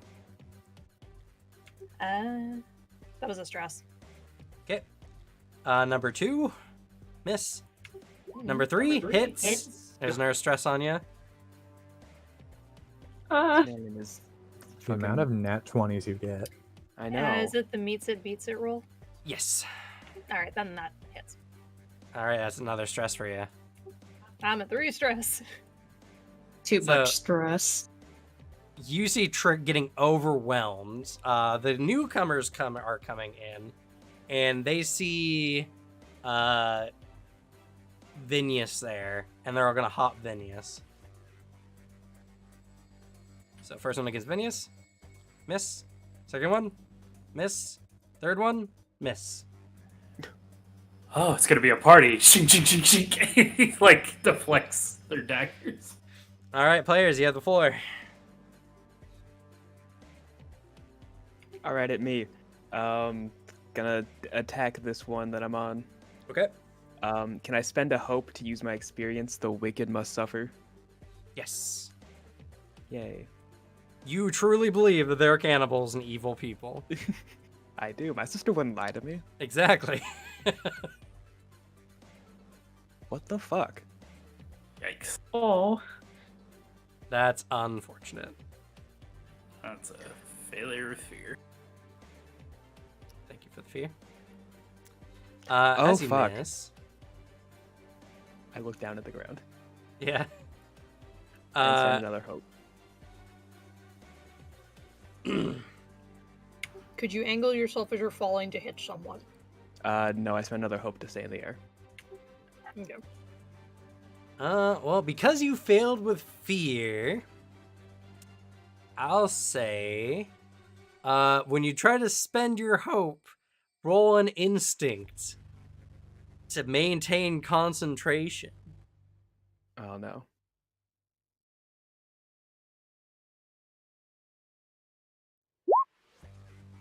Okay. Have another fear. Wait. But you do stop falling, so. Okay, phew. I guess you land on the root. No, she just drops like 5 feet down before realigning herself. Okay. But that is also the failure with fear effect you got, so. Which honestly just gave me more fear, so I'm good. That makes me happy. Yeah. Next. I'm gonna finish off that sniper that I almost killed. Okay. Go for it. Don't worry, this time I'll Also, make it. Oh, You didn't sorry. mark the action. Oh, you are correct. Thank you. I was too busy working with fear. So go ahead. He pulls back his drawstring and says, "Don't worry, I'll make this one quick." And then he aims right at his head. Well, the enemy's head. Okay. Woo! That is fear, though.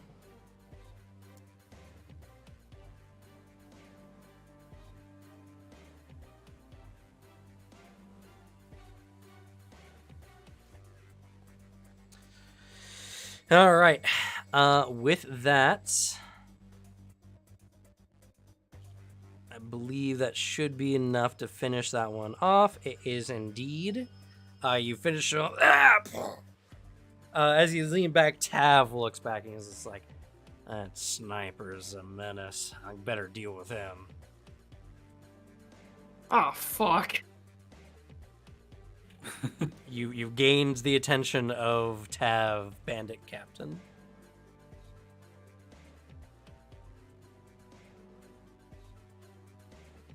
All right. So I could set up the big guy for people, or I could go for lackeys. Or try to set up the big guy for people. I There are should say. currently 11 lackeys. Or no, Yeah. 10 lackeys around you guys at the moment.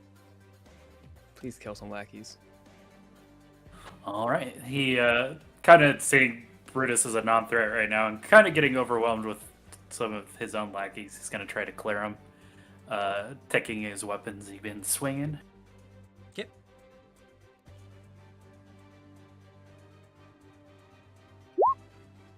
It's It's 11 with hope.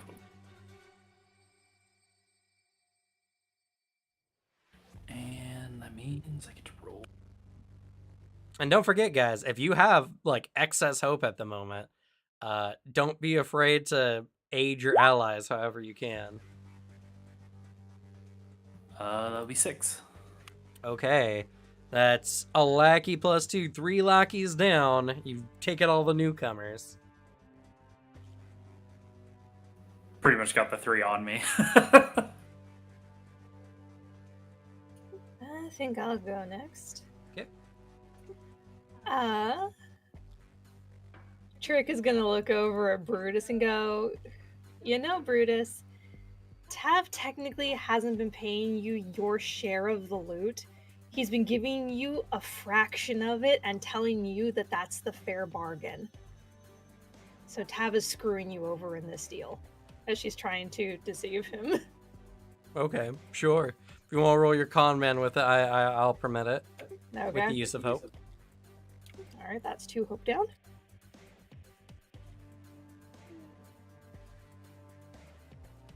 That is, oh god, which skill is that? That is presence. This is Jesus. presence.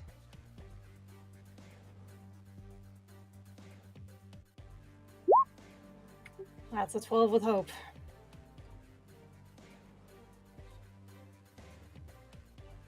Oh no, I do have the advantage too, so right. I need Yeah, to roll these an up. additional d6. That's a 13. 1. All right, well, you get that hope back that you just spent. And let's see here.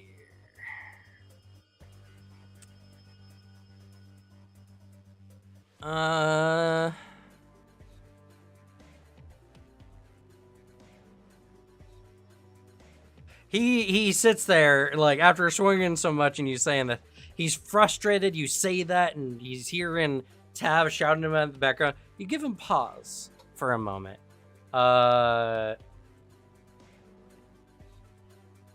And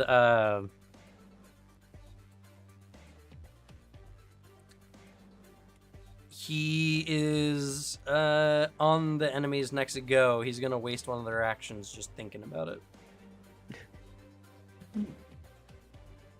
Nice. Alrighty. And after that, I'm just gonna stab the nearest one. Okay.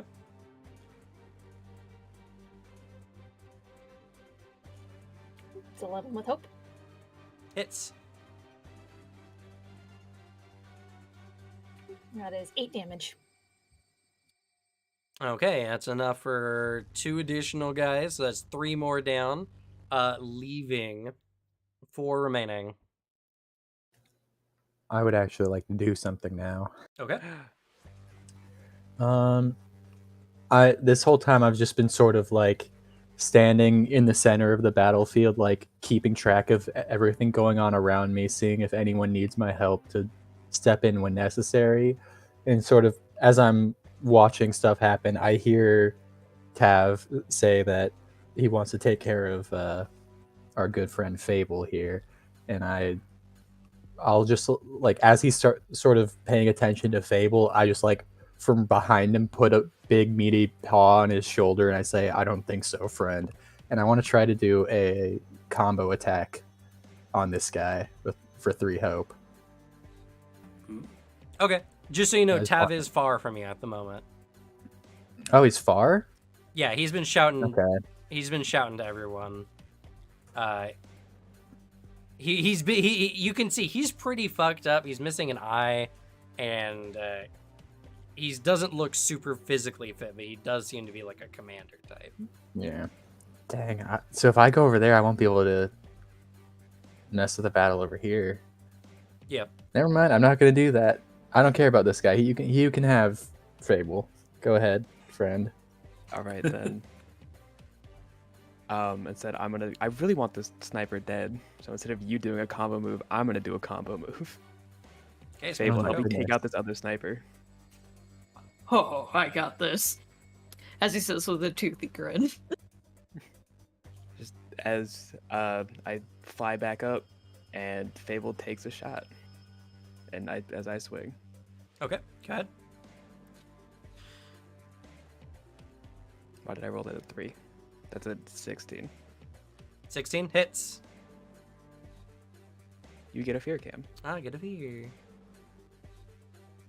I'm flying, and that's not with hope, so it's only plus a d8.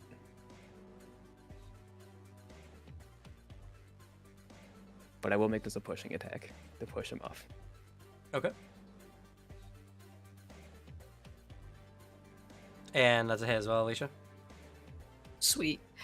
He will aim for right at the sniper's hand, so he has a whole hard time pulling back the arrow for next time. Okay. I'm not sure if there's gonna be a next time. Oh, it's true.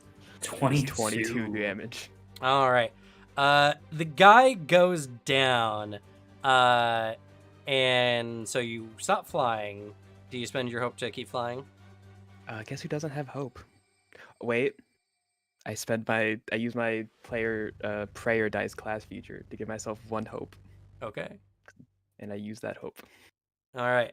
As you swing into it, you lose focus for a moment. Just wanted to get this guy dead. You drop down a few feet and you begin flying again. But the roots that you hit were holding up some disheveled earth above, which begin raining down on you. Make for me a agility, please. Ooh. Okay. As you succeeded with fear. Oh yeah, don't forget we have the feline instinct. Yeah, that's why I went ooh. Also, if you have it, Alicia, add a hope. Oh, I'm full. Oh, okay. You should be using your arrows to help your allies. Yeah. It's technically a 16. I forgot about the +1. You're fine. That succeeds. Yeah. You managed to dive out of the way of the falling rock and earth, avoiding any complications. And I get more fear. Yep. You're welcome. But I will allow you to fly to the ground before your wings fall go away. Yes. That's a very hard feature. I mean, flight is very powerful, so I think it's balanced. But if your luck is shit, it can cause some problems. Yeah, My prioritizing this. theoretically, we should have about an even chance to get a fear roll or a hope roll, and it doesn't seem that way now. Some of y'all have been this is a- rolling pretty high in your hopes, so I think just games don't know what 50% means. First Stolen Realm, now this.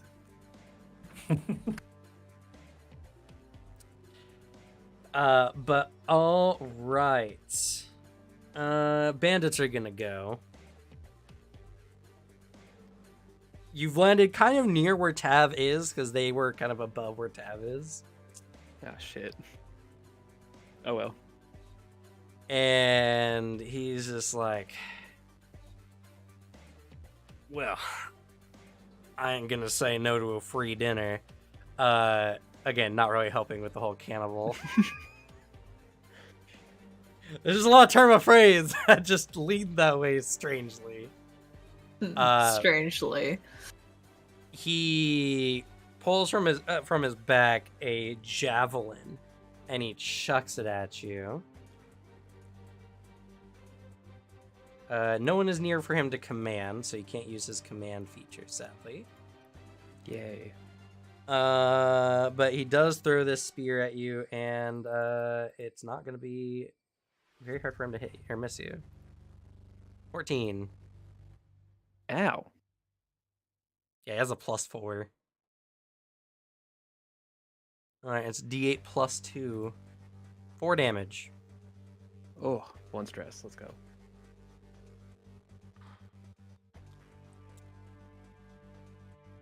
And so he chucks the spear at you, barely misses you, like hitting you in a non-vital location, stressing you out from the pain. Brutus is sitting there just like, is the boss cheating me? I don't know, he wastes some other actions. Let's go, Brutus.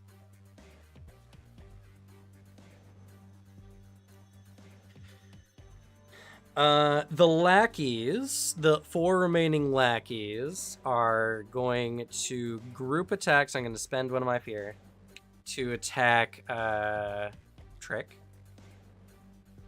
Yep.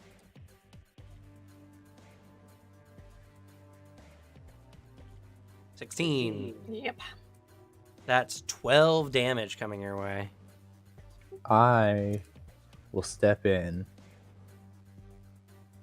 I spend a stress to become your shield.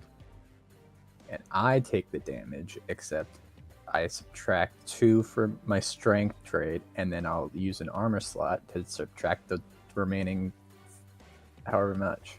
Yeah, but yeah, not enough. Yeah. Not to get past your armor anyway. And then I deal 14 damage. And you take them all out. I sort of grab Trick's arm and pull her a little to the side and step forward, and as they land on me, I'll just grab the 2 on the end and smash them toward the center. So I just hit all of them.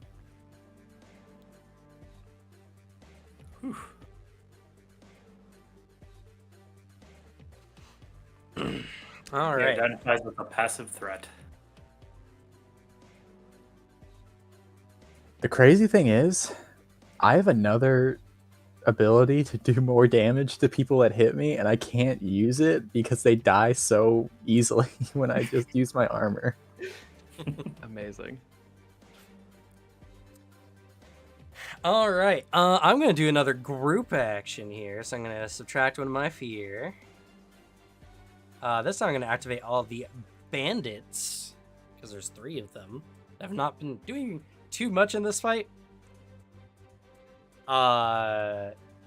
They are going to hop in, and they're going to jump up against all the frontliners there. Actually, no. Tav's just like, hey, go for the archer. They're all going to go up against Fable. Yeah.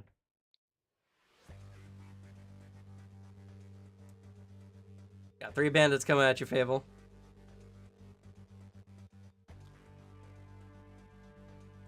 Does an 8 hit? At least it just said BRB. Oh, god damn it. I'm not looking at that screen. I'm sorry, it was a bad time to use the restroom. You said an 8, right? Yes. My evasion's 11, so that misses. That's a miss. All right, next one. 2 miss.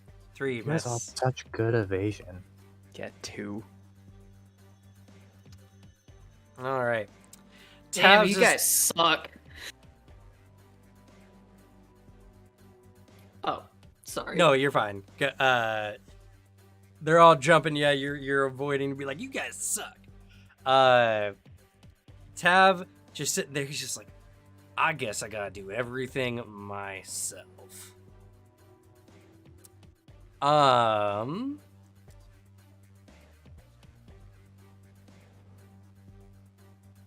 Yeah, this will be a. I'm gonna spend 2 fear as he pulls out a magic weapon from his days working as a mercenary. Ooh, shiny. Oh no, don't steal. Actually, please steal it.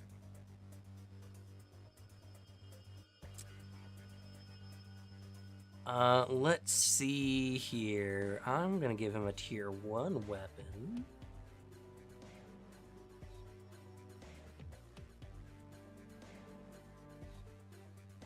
Yeah.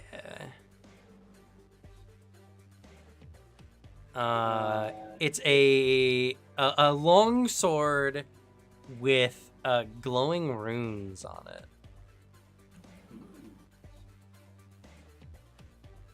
Gives him a +1 to hit.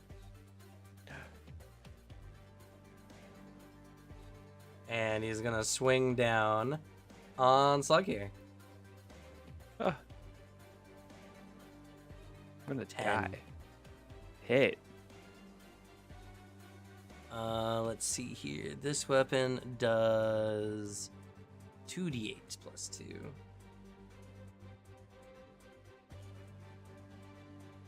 7 damage. I take 1 HP. I You're not step close. in the what? What? Did he There- not move up? No. Slug He's- fell I down fell next to him at far Next to range. him? Yeah. Oh my god. Why'd you do that, Slug? Cuz. Why didn't you fall over here? Shut up. It's not where the archers were. Fine, you can go die. I don't care anymore. Wait, I have an idea. You have an idea? So, I can use Vicious Entangle to trap him. I hope I can hit. What's the range on it? It's just within far range. Oh, yeah, you can hit Okay. him. Also, we want him to come to us. That's true, but I mean, if he's stuck in one spot, yeah. Then we'll have to split up to go to him or finish off all the guys over here. Well, it's temporary, but we just need enough time for Slug to go and not get hit. I say go for it. Alright. I will spend a... is there any enemies near Tav? No. Okay, never mind. I was hoping to get 2 and spend a hope, but that's okay.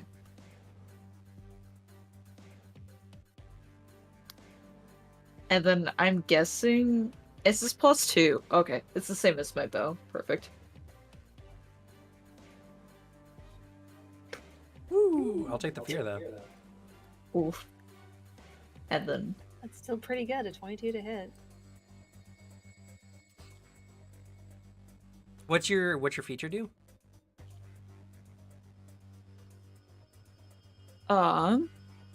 So on success, roots and vines spread out and temporarily restrain them, doing 1d8 physical damage. And on success, you could spend a hope to get somebody else too. Okay, so not the +2. Oh, it's this +2 the spellcast roll right here. Yeah, that's not to the damage. It says in the spell, it does a D8 damage. Oh, my bad. I thought it added the +2 in there. Oops. No, that's just to make sure your spell hits, which it did. Oh, okay. My bad. So that'll be it's 4 damage to him. You know, that would be a minor wound, but he is... I'm going to spend a fear. And he is hardy, or sturdy. So if he takes minor damage, he instead just takes a stress. Oh shit. It's actually pretty good. Yep. As he's getting entangled, he's like, "Ugh!" and because you rolled with fear, some of the vines unfortunately start tangling around the feet of Slug. It might get harder for you to move away. Damn. I'm sorry.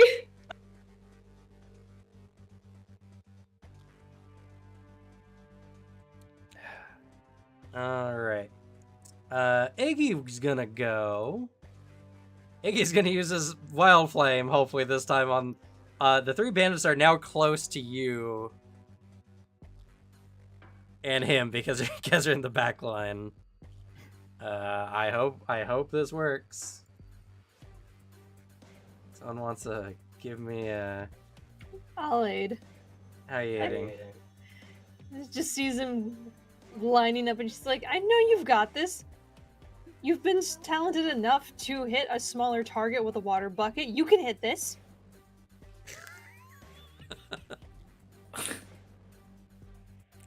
I just spent the hope, I guess.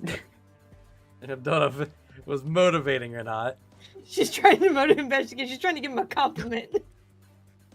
It's a 20, which does hit all of them. With hope, so I gain a hope.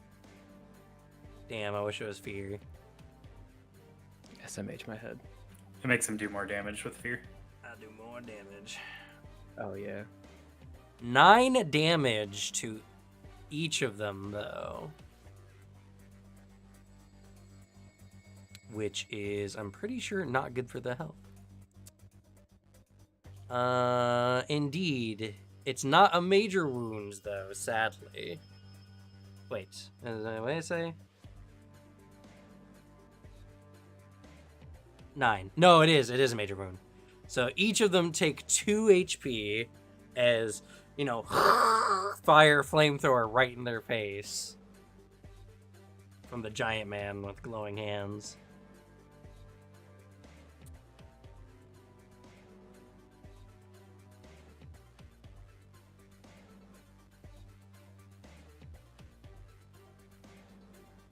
Next.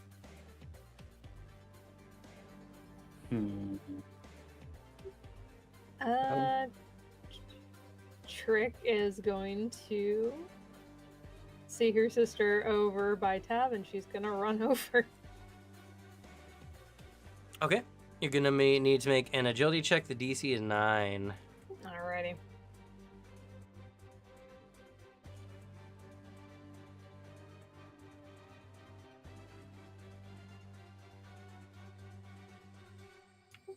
"19 with fear." 19 with fear. All right.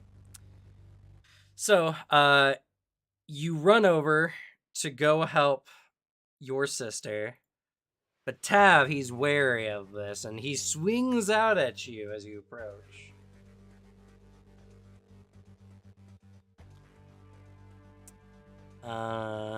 You did succeed. So I'll give him disadvantage. I don't think a 5 hits. No. So he noticed you as the last second. He slashes as you slide under his blade. You're now there. I would like to assist with getting her out of the vines. Okay. Would that just be an attack on the vines? Just make a strength check.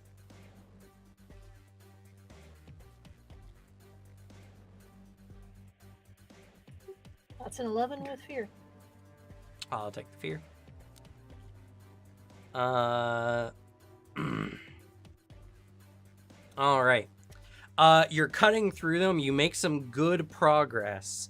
You'll need to spend another action to get her free, or you can spend a stress to do it now.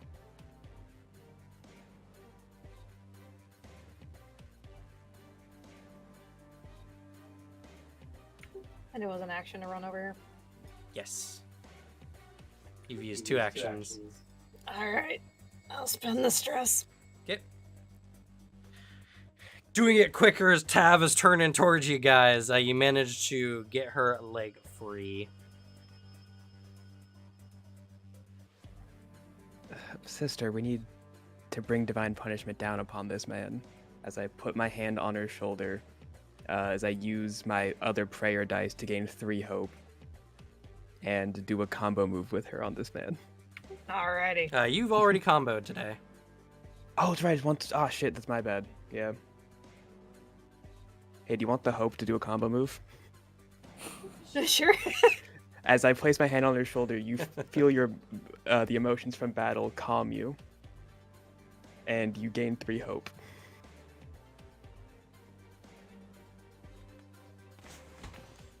Okay. And now, do you want a combo? Sure. Spend your 3 hope. Alright. Just turns on him. Okay.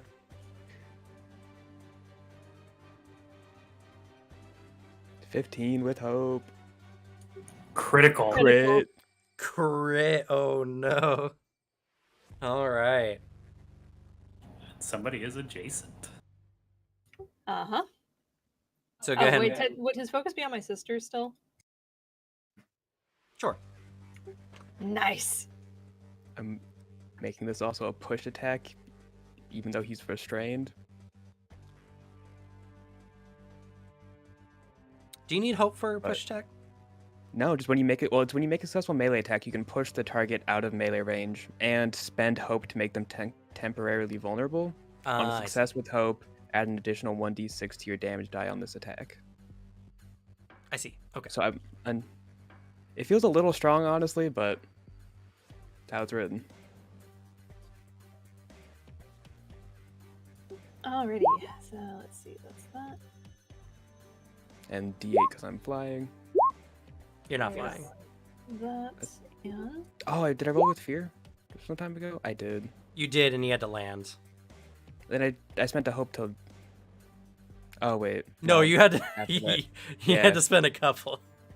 I let you land Yeah. safely as a mercy. Oh. Okay. So never mind. Forgive that 6. But you take this d6 instead. 7 from me. alrighty. Add your max weapon die for the crit, by the way. So it's All right. 21 plus 29. All right. So together, you guys come down. You deal a severe wound to him. What do you do? Looks as this split second. You go high, I go low. Yep. Alright, I go for the knees, trying to take him out there to destabilize him while my sister takes a swing. Let's make his mouth a little wider as I go for his cheek. Poor Fable in the back. Oh no! All right, you guys coming together. He's ready. You cut through his knee, but he backs up a bit. The blade cuts and hits a nasty scar across his cheek. He's gonna look a lot more rugged after this if he survives.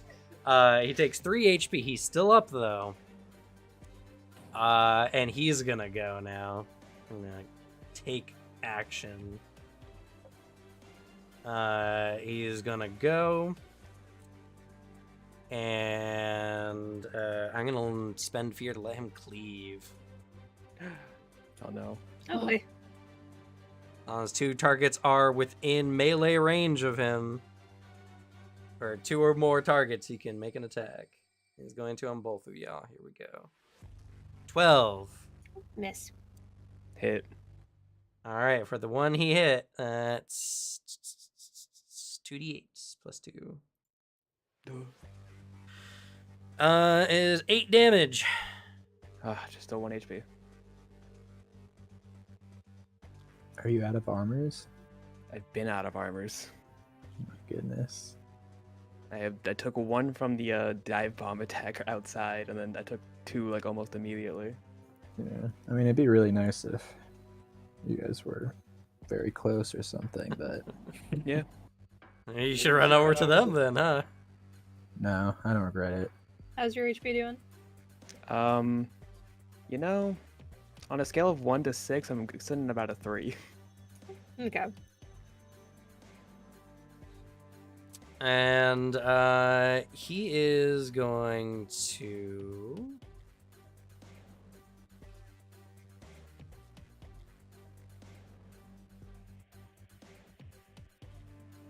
He's going to stand up. He spits some blood out. You fear a terrible bloodlust coming from him that fill you with fear. I'm going to spend a fear, and you both lose hope.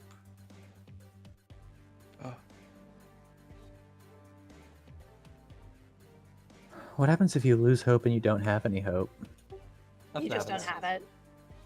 Oh, that's lame. I know.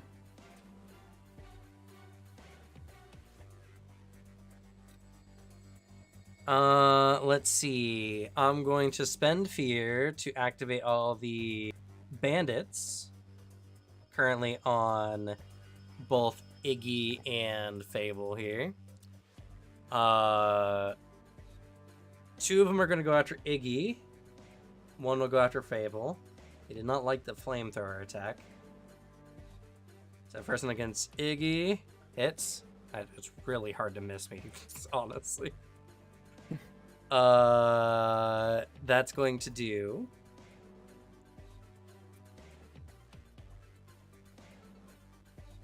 Bandit, here we go. 2d8, man. They do so much damage. 2d8, really? Crazy. No bonus, though. That is 6 damage. I'm going to pop one of my armor, and I'll take a stress instead.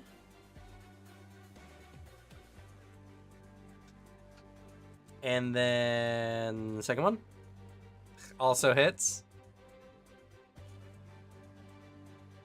for, oh god, 12 damage. I'm gonna burn 2 armor slots and take just 1 HP. I should only take 2. I could take, let's see, if I just subtract it by 5, that would make it 7. I need to do 2. Squishy. Squishy. But I am a war wizard, so I actually still have 1 armor slot left. And you're a giant. Yep, so you so I have also 7 6 HP. health left. Yeah. So they both come up. Iggy's like blocking himself with his hands. He's a big target, and they're making pretty decent cuts into him, but he's so huge that it's just not as vital as they would have hoped. Now 1 against Fable. 7 misses.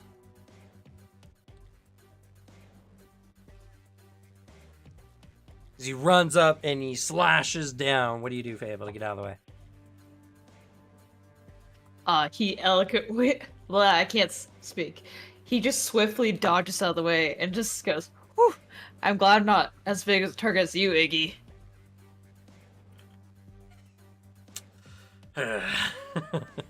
He is just getting burned left and right here. We're supposed to be helping this guy fight Mark Riverton when we're burning him just as bad as Mark Riverton is. Brutus, who is kind of thinking about this whole thing, suddenly sees Trick kind of run past him. He's like, "Hey, you were trying to trick me." He's gonna run over to where those 2 are at right now, but that's gonna be his action. I mean, that's fair. Damn, he doesn't need to make an agility check. No, enemies don't make agility checks. I see.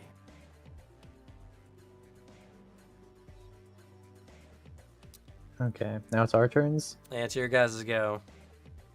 And you said we can drink potions as part of an action? Yeah. I'm gonna go. Okay. Because everyone insisted on splitting the battlefield like this. I'm gonna try to move over to the two big boys over there. Okay. I'll need to make an agility check for that, right? Yep. Okay, I am going to take... The agility potion. Yeah.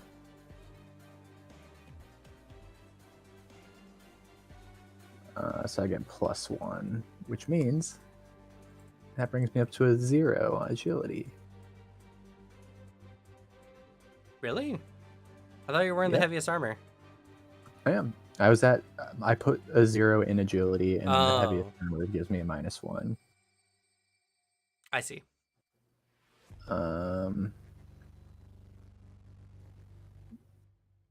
Yeah. Do you guys think I'm probably just gonna... Oh, actually, this guy,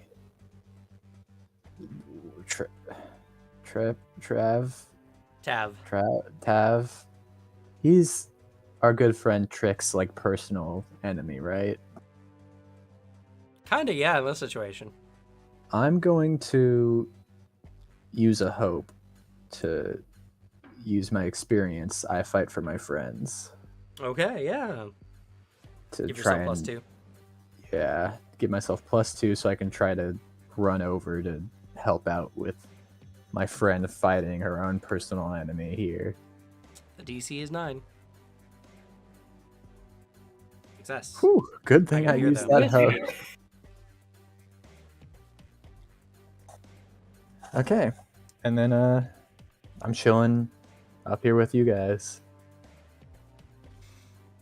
All right. Guess I'll take a turn. But because you succeed with fear, Ooh. I Oh, believe no. something negative-ish happens. Oh no, Uh, I've only ever succeeded with fear. double checking. I'm terrified of success.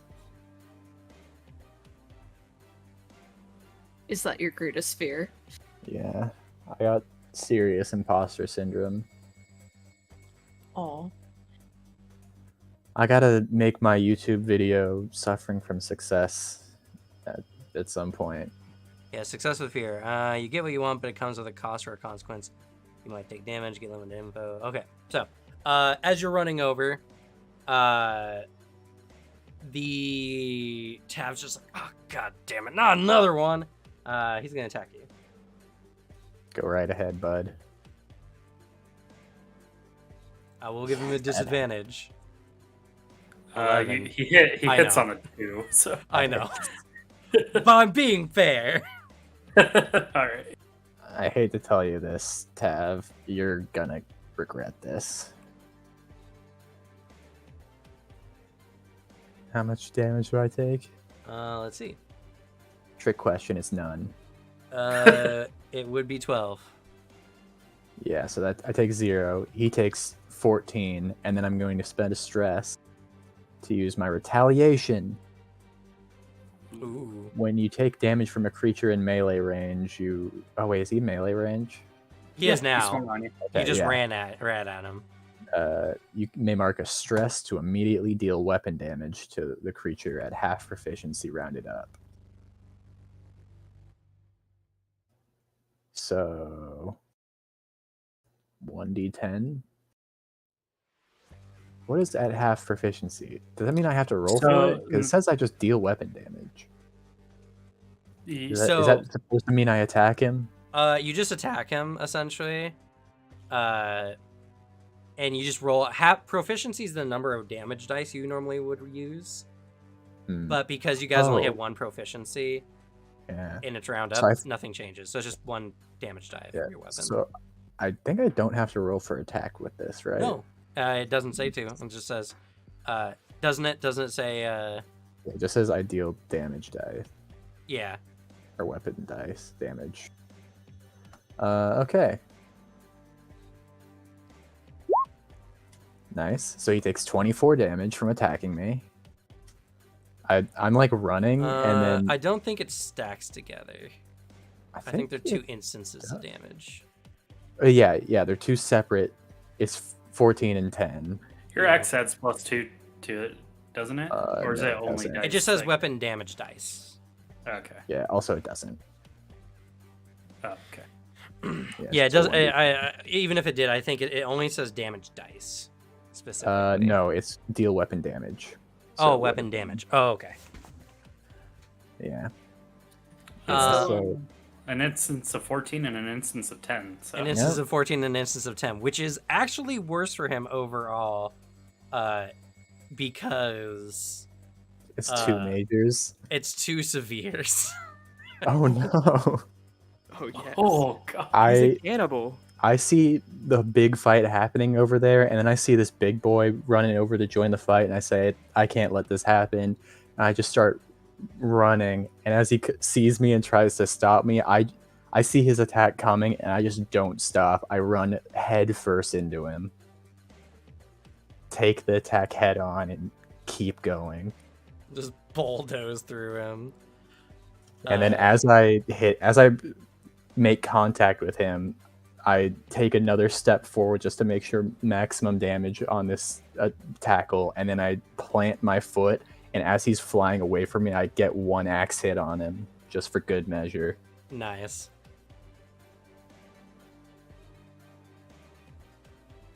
So that's 6 damage.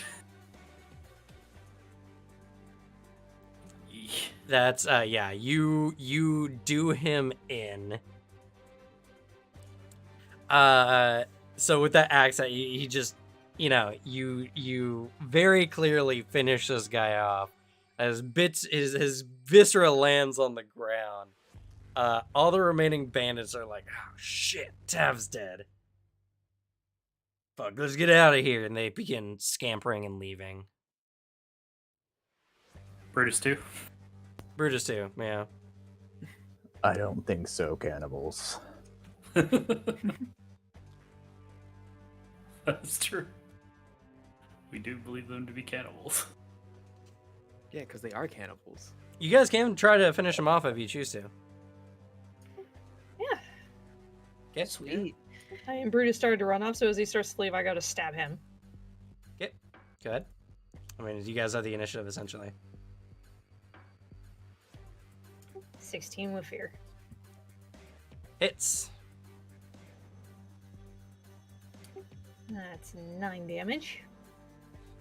Okay, don't forget your sneak attack because he was in melee range with you guys. He was.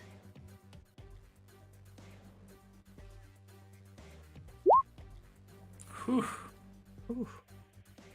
That's going to be 16 damage.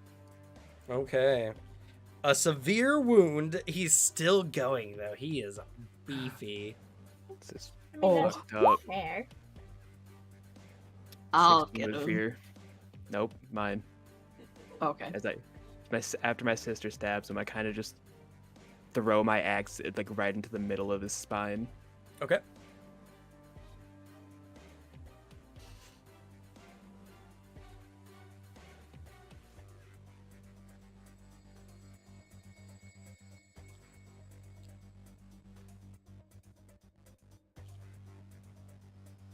Okay, he takes another wound.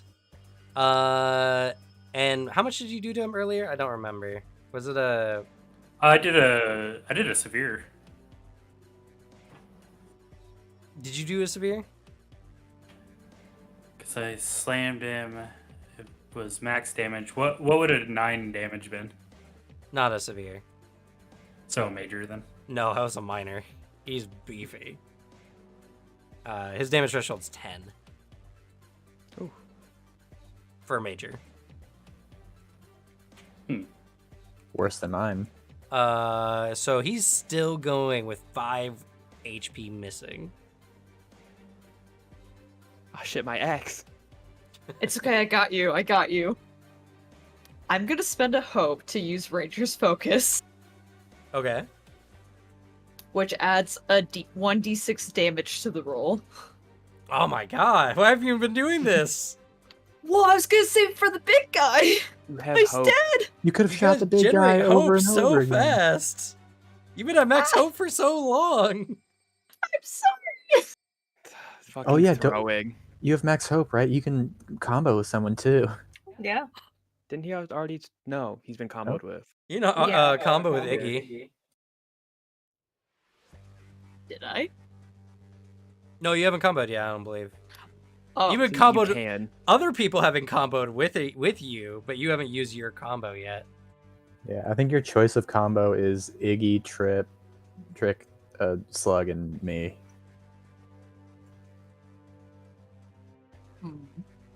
Hey, Trick. You really want to get this guy? Do you want to do that? Or do you want to get the closer ones to you with Iggy? Ooh.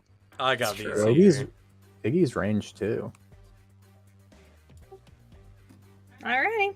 She's like, okay, let's go for it.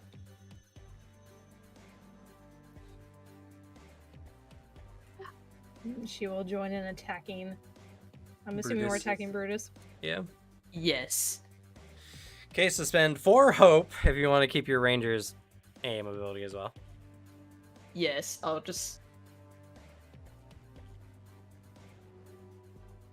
Might as well spit it all at once. So Fable will draw back his bow and purposely shoot Boris right in the Achilles tendon, so he just falls down to the ground.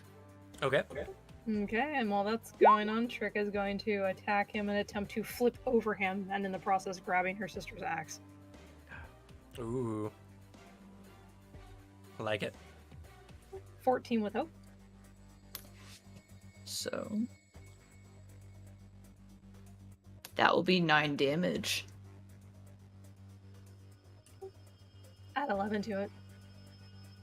20 points of damage. Whew. Okay. You fire, you hit him in the leg, he collapses down, hitting pretty hard. Before Trick lands on him, pulling the axe out. And I'm assuming stabbing as well. Yep. Dealing enough to finish Brutus off. Here you go, sis. Just tosses it back to her. Fuck. Because it nearly hits me because I wasn't paying attention because I'm wounded at the moment. I But dodged out of the way. because Fable rolled with fear, succeeded with fear, one of the bandits near you get to attack you. So they swing. Missing. Wow, you guys can't hit. We're shit. God damn you. Iggy's just like, all right, let's get these guys finished up. Iggy's gonna combo with you now. Here. Sweet. Iggy claps his hands together, bam, fire, and he's gonna, use Wild Flame on these guys. Fuck it, I'm gonna spend all my hope here. I'll spend another one again for the focus. Okay.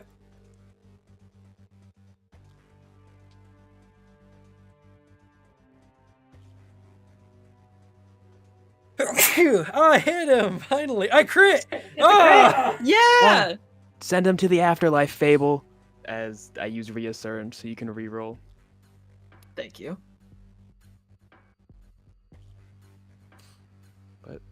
Why'd you reroll a d6? Oh, I thought that's what you're supposed to do. No, reroll. It's a reroll. Yeah, this is not the Oh give my help bad. one. This is the what you call it, just like a reroll thing. Yeah. Oh, thank you. Hey, 12's pretty good. Yeah, that's better than what you had before, and that will that be enough? That will be enough to do Thank you. damage. And Gotcha. you get a hope. Oh, sweet. And Iggy gets a hope too.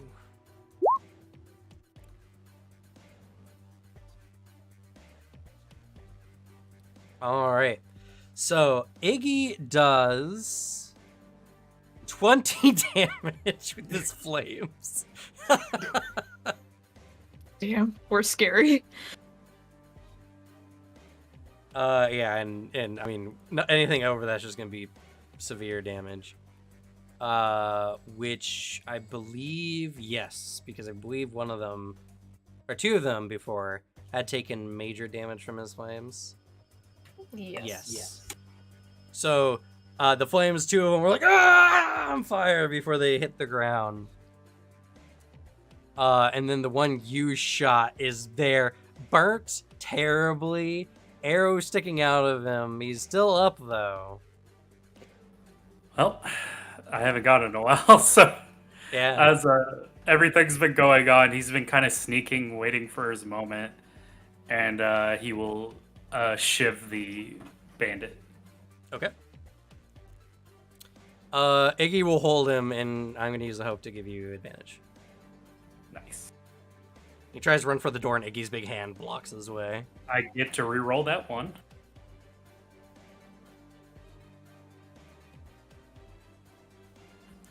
Well, I have to use the new one, so that's fine. So that'll be 14 with fear. And you get advantage. 20 with fear. Hits. Dealing 10 points of damage. Alright, that's enough to put him down. Unfortunately, you also do a wound to Iggy's hand as he's blocking, and Iggy will take a stress. Ooh, sorry about that, Iggy. It's okay. Shakes his hand. And yeah, you guys have finished off the Jagged Blade Bandits. Jagged Knife Bandits. The world has one less group of cannibals. Hey sis, that glowing sword's up for option. Yeah, you guys do have, that's a tier 2. It's called an Advanced Longsword. Ooh. It does strength. It's a 2d8 plus 2 weapon. In addition, you guys loot the remainder of the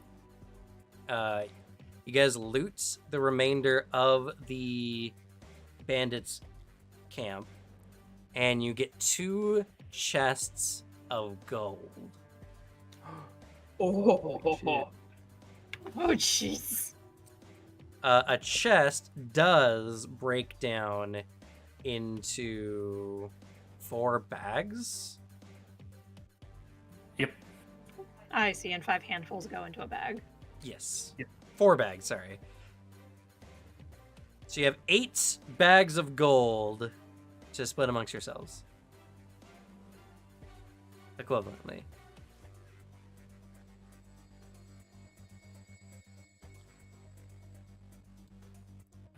We could each get a bag. I mean, it's not really going to matter. But also, let's give you guys some loot. We're going to give you guys some good loot for this area. So you get 2 items and 3 consumables using the 2d12. So first one is 10. You get a suspended rod. I bet you guys can guess what item this is. A flat rod inscribed with runes. When it's activated, it is immediately suspended in place where it is. Cannot be moved. Does not abide by the rules of gravity. And will remain in place until it is deactivated. You get an immovable rod. Hmm.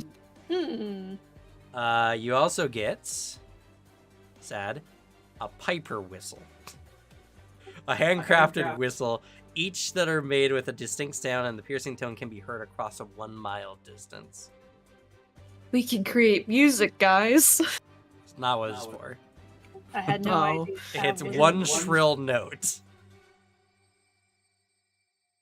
I'm so sad. There's an item here called the charging quiver. That if you're a bow and arrow user and you hold your arrows in it, they do an additional 2 damage. Can we spend a hope to have the GM re-roll? No, Oh, random loot is random loot. This is lame. Can It I is. spend 3 hope to combo on the loot table?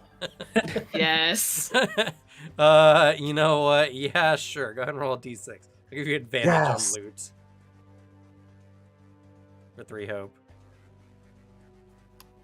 Oh, Hey, charging quiver. yes! Thank you, Booter. I got you. This Uh, is reminding me of my big brother always. let's see. Consumable items. A vial of dark smoke used during an incoming attack to roll a number of d6s equal to your agility score. Add the result of these dice to your evasion score against the attack. Whoa. Ooh. Also used in barbecues to add a real nice, rich, smoky flavor to the meat. What was that bottle called? Vial of dark smoke. Morphing clay. Spend 1 hope. The person using this item can alter their face to change their facial features enough to make them unrecognizable until their next short rest. Hmm. Ooh. And jumping route. You can leap to anywhere within far range of you without needing to roll. This effect ends when you land there. I want that one. Yeah, you can have that one. I wouldn't mind You know, the- funny enough, each of these makes super sense for the bandits, by the way. Yeah. I wouldn't mind that advanced longsword. That is just a straight up upgrade. Anyone want the vial of dark smoke?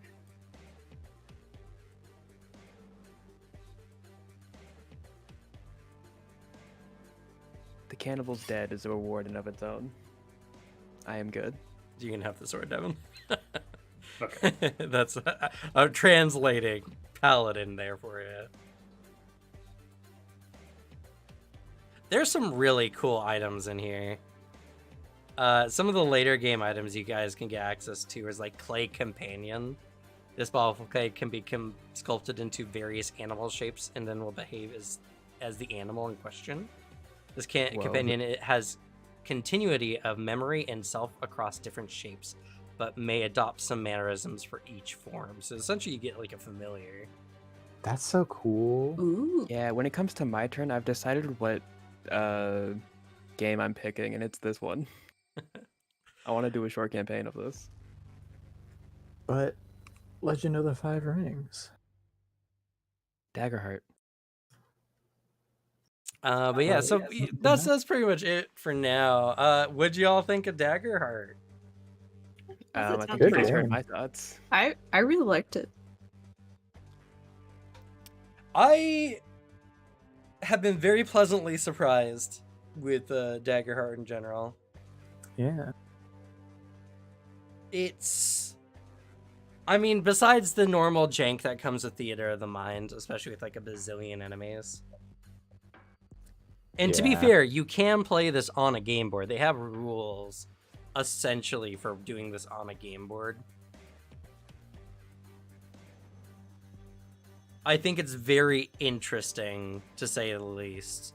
I don't think this will like necessarily replace my #1 tabletop game, but this definitely has jumped up into easily top 10 somewhere if I get some more time to Yeah. play around with it.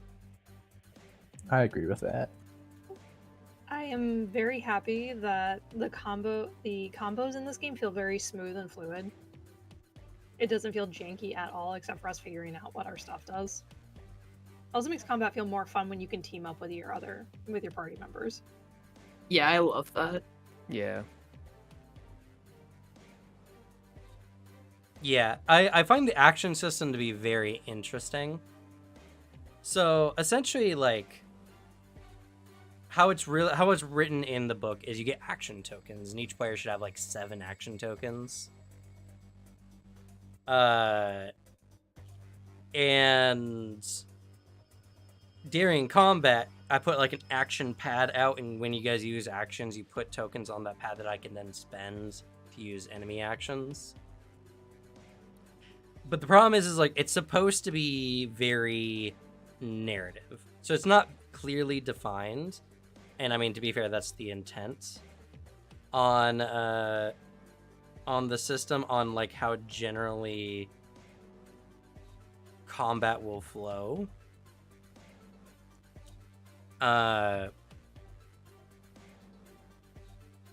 So it's like there's opportunities where I could spend an action and then let you guys have the board again. I don't have to spend like all my actions.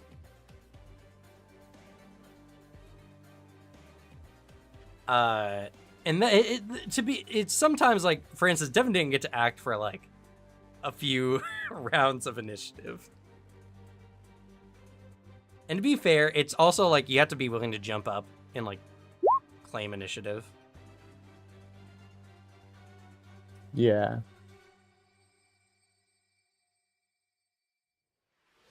I think it's interesting though. It seems pretty cool. I definitely think with a better mastery of the system, you can make it work really well. But I definitely feel like it is a bit of a learning curve on how to make this action system work the best.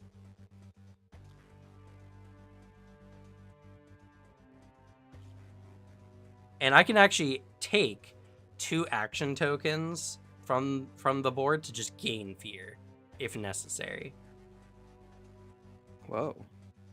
Lucky for you didn't have to, with the amount of fear we were rolling. That's another aspect of the game that we'll have to definitely play more.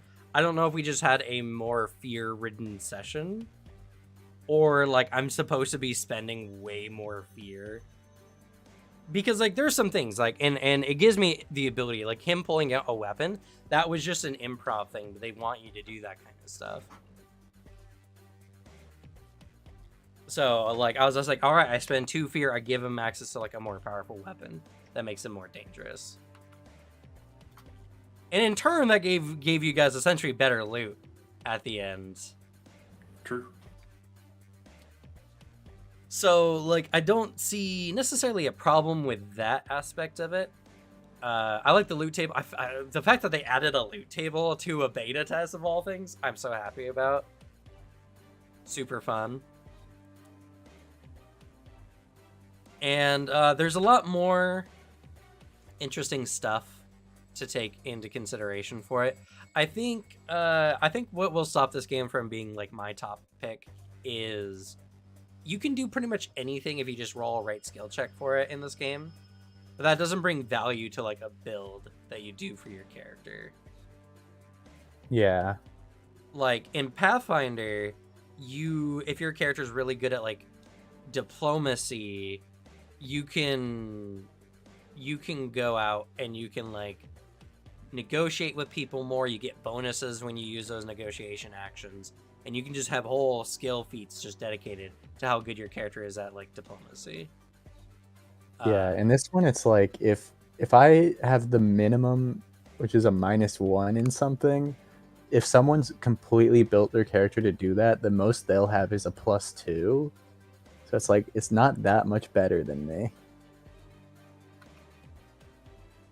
Well, and in addition to that, I mean, like when you level up, it'll start making more and more of a difference, because you can actually improve your experiences.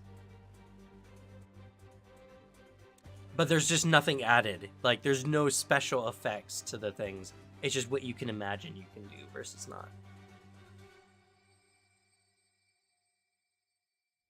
I didn't also find like an actual difficulty table in the beta information at all.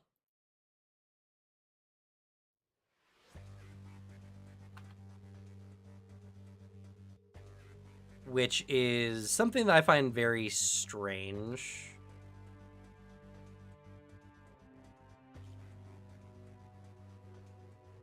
For a game like this. Just because it's like, because it's so vague, you kind of need... Oh, there is one. Yeah, a 5 is very easy, a 10 is easy. So it goes in 5 chunks. 15 is medium, 20 is hard, 25 is very hard, and 30 is nearly impossible.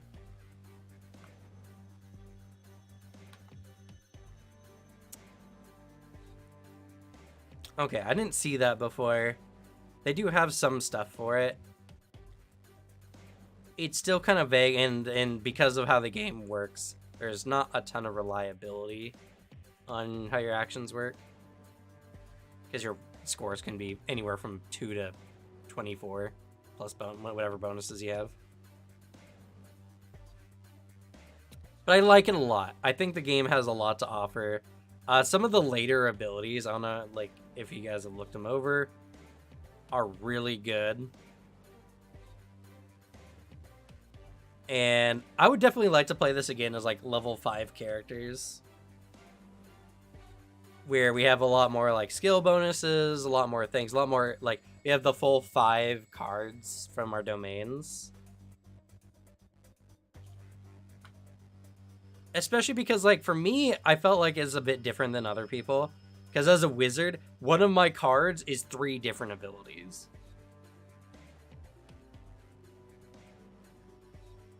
Like, one of my Yeah, a lot of spellbooks just the gives me 3 Codex spells. ones are.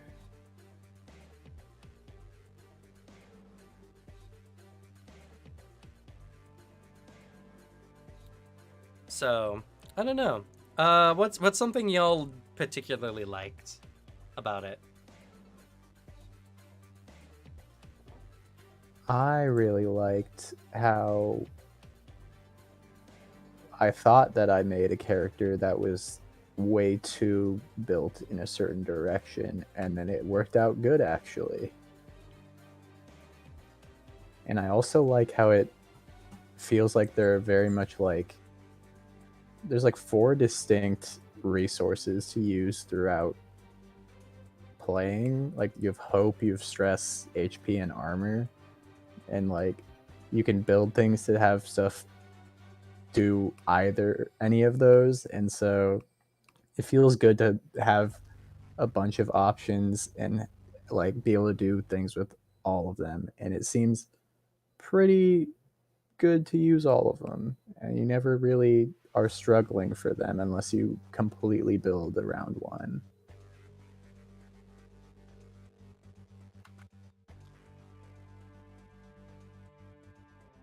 Okay.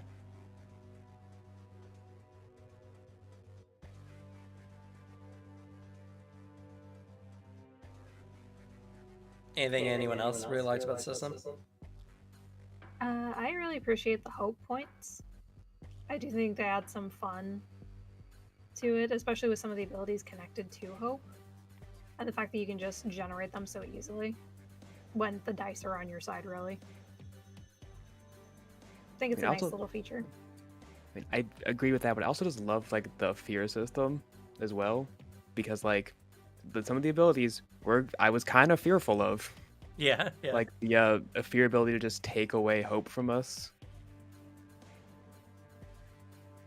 I'm so upset that every time you use fear to make all of the minions attack at once, I was so excited, and then not once did they ever hit. Well, they hit So like that was- once or twice, and you always they didn't rebounded a hit- bunch of them. No, if they attack together, they didn't hit because I was waiting for it because I was like, if these guys hit, I'm gonna take it and wipe them all. Well, they hit on trick, which is when you jumped in front and rebounded That's that like killed 12 for damage. one. I guess Yeah. that one's true. And technically, you could reflect on one and you'd be able to hit the others anyway if they were doing Yeah. a singular attack. They kept doing like nothing. The enemies were not rolling super well this time, honestly. Yeah. Yeah. The enemies Except for using the just 10 nat 20s. yeah, except for the nat 20s. The enemies rolling just d20s felt very swingy one way or the other. Especially because many of the enemies had negatives when they were trying to hit. I think one of my favorite things is the combo attack because there's a lot of games where you don't. There's things you can do to work together, but there's not always a system where it's like you actively like combo together, basically, if that makes sense. Mm-hmm. I like that system a lot.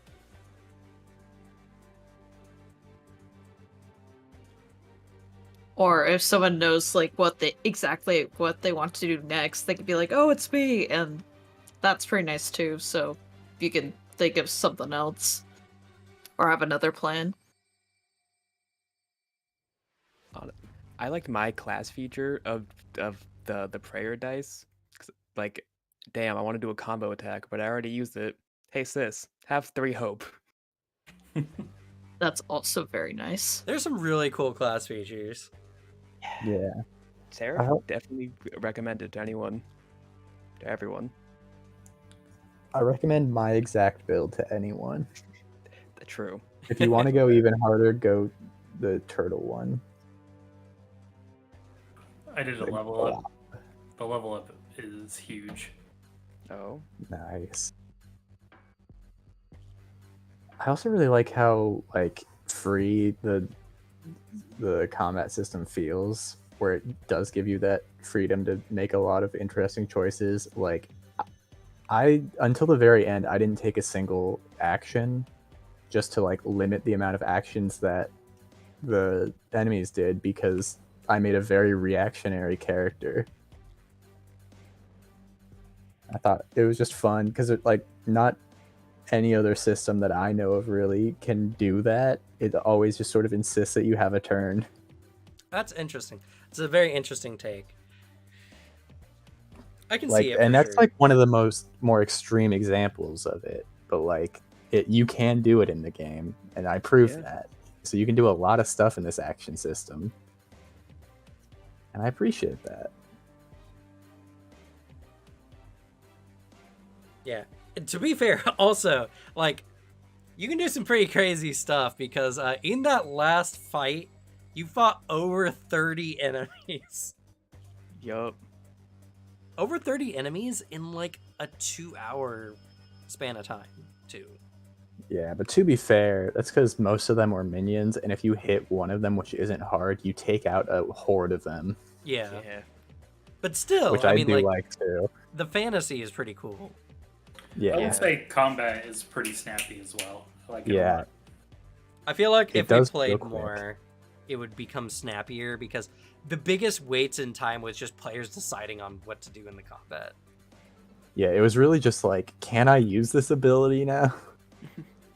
Like, can I go? It's like, yes, go. If no one's talking, go.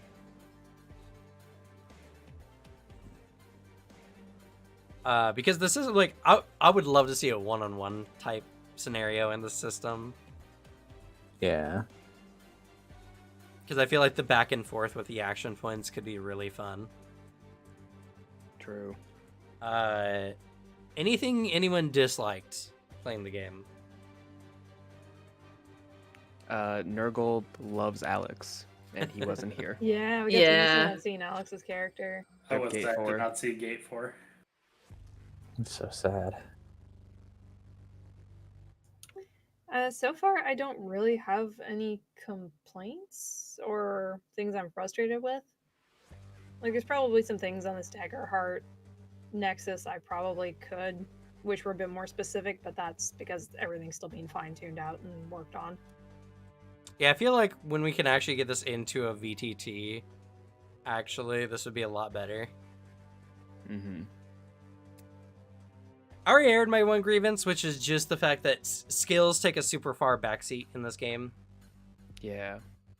I want games to let me do things outside of combat that are interesting for a build. Yeah, Like, let me be interesting outside of combat, please. That's all I want. my gripe would be that I went ahead and made a cool character as a backup boy because I thought it would be easier for me to die, and then I was way beefier than I thought. So now I don't get to play that one What class was it? bard. I knew it. It Knew was it. a turtle bard, and he played a sousaphone. Whoa. Whoa. Yeah, And because this is a beta test, I think this is a good set of questions to ask anyway. Anything you guys felt was broken? Forceful push. Just. And for why is free. that? Just to explain it. I mean, for free, I get to push an enemy away, and if I just had an enemy if I, on that attack had a success with hope, I just dealt an extra d6 damage. Really good. And on that, if I can also just spend a hope to make them temporarily vulnerable, and if I'm going first, it's a d6 to all of my teammates attacking.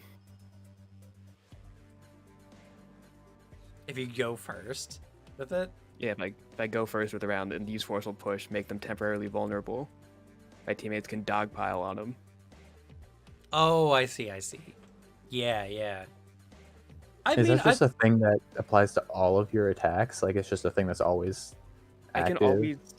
always when I hit with a melee attack, I can always push them, and if the attack was on a success with hope, I just add in a d6, and on every attack that I hit, I can just spend a hope to just make them temporarily vulnerable.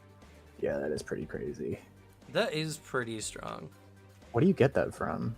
It's a domain effect. Forceful From push, right? Forceful push. I think it's Valor. Well, I guess I don't know. Like there are a lot of strong ones there. I don't know if it's like particularly stronger. Also, we don't know what the like lightning bolt things were. Like if that's like a Yes, we cost do. or something. We do. I explained earlier. What is it? It's that's how much you need to spend in stress to put this on your loadout without taking a rest. Oh, that's weird.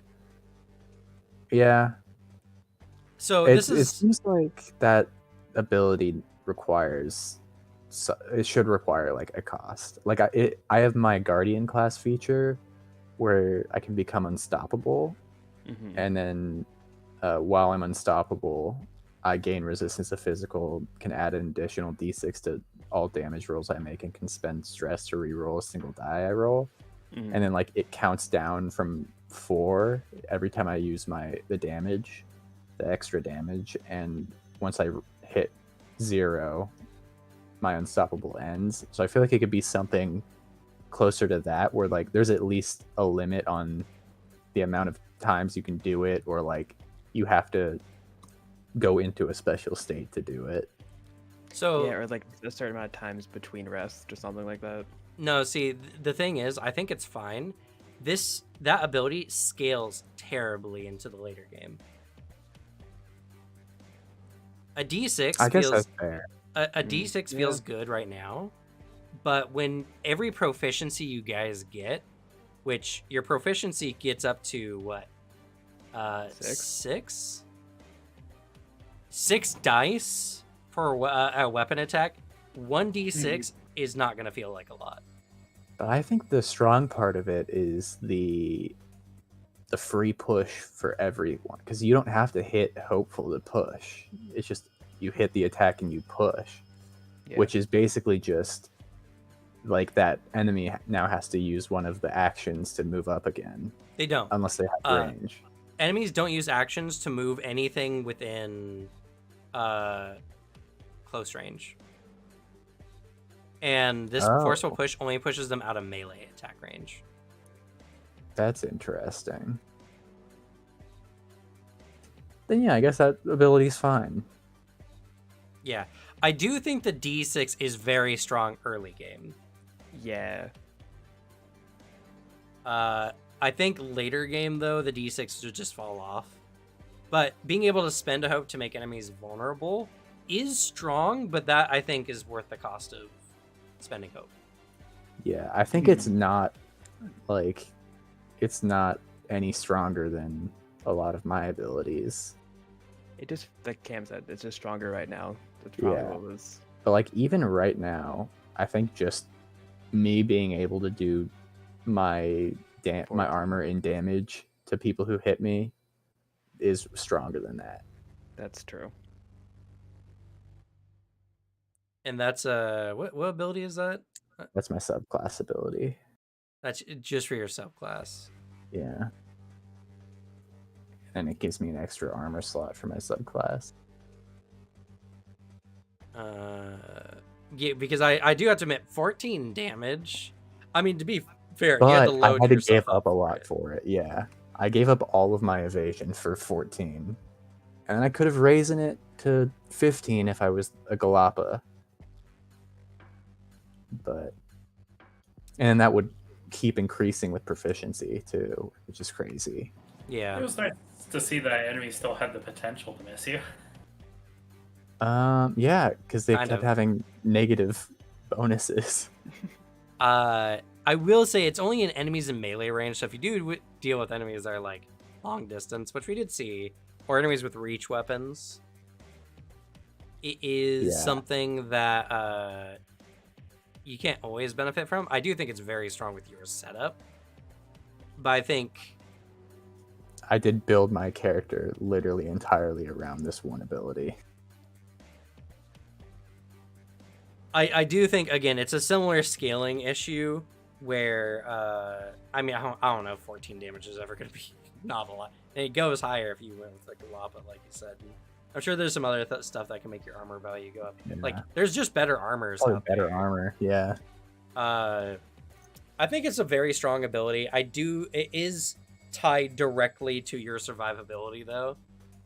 Yeah. So I think it's fine because once your armor's out, your character's kind of toast. Yeah, pretty much. Like enemies can't miss you and you can't reduce damage. You have to bank on having enough HP to last.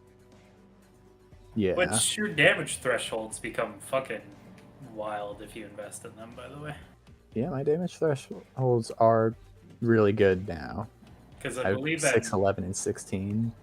I was doing the math for max, and at max you have like 40 for your severe, Yeah. which is wild. So, I mean, I think they're definitely strong. I think the game is very front-loaded at the early level, which I think is what they wanted to do. Because one of the gripes with TTRPGs currently is that low levels feel bad a lot of the time. So, I think they fixed it, but again, at what cost? Like, does that mean when you level up, you're going to start feeling weaker? Because it's so Yeah. front-loaded? I don't know. Guess we'll have to play a higher level campaign. Yeah. I mean, like I said, I do definitely want to do like a level 5 version of it to test it out for sure. Was there anything you guys felt was not good in this playtest? Any features, abilities, or if anyone still has any broken things they want to mention as well?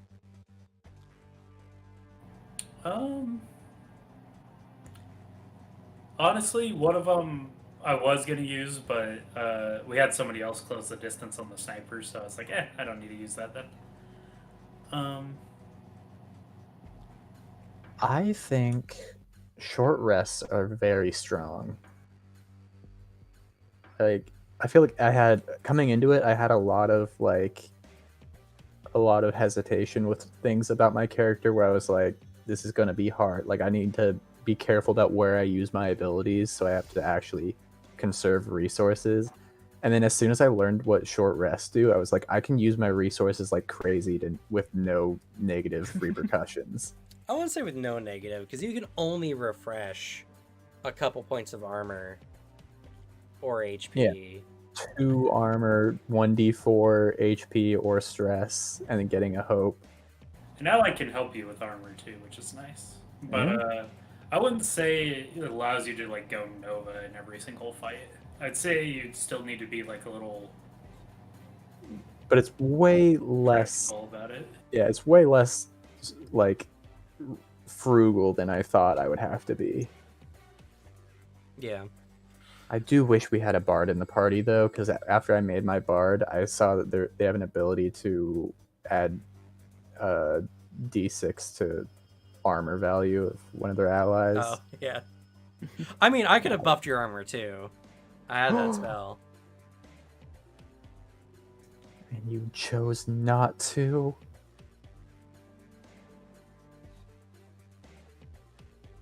I Let's see what you think of me. It's terrifying that you did 6 damage to the bandit though. Yeah, I can spend hope and I can give you a d6 to your armor score on your next attack that you're hit by. Yeah. Which is a pretty good one. Yeah, I mean, I definitely think some class features are stronger than others. My class features was I prestidigitation, which I could do harmless magic, and strange patterns, where I picked a number. My number was 3. If I roll that number on any die, I get a hope and clear stress. I never rolled a 3. Oof. That's so sad. So it didn't feel very impactful. I'm sure it's nice, but I was also just getting so much hope. You can get hope like crazy. Like, if anything would give me concern in this game, it's the sheer swinginess of how much hope and fear can be generated at any time. Yeah. Yeah, you used like 6 fear in a round and went back up to like max in like a round or two, I Yeah. think. It was one round. I struggled as GM to spend all my fear. I'm definitely sure there's more fear stuff I could have done. But I didn't want to like overcomplicate the scenes by just doing more things. Mm-hmm. Because let's see here. I can spend fear to do something big, tick down a countdown, use an adversary's fear move, take advantage on a roll, end an effect, clear a condition, add addition. I could have added additional damage dice to a attack. Add 2 tokens to the action tracker, or interrupt the PCs to take an action, which is 2 fear to spend. And you know what's funny? I think I was probably spending more fear than necessary running the enemies. Because I think I didn't have to spend fear on all their moves like I was doing, like the group attack. But I did it anyway. And if I didn't do that, I probably would have had way more fear available. Yeah.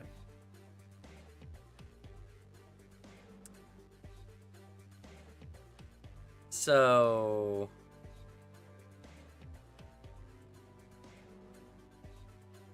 it's It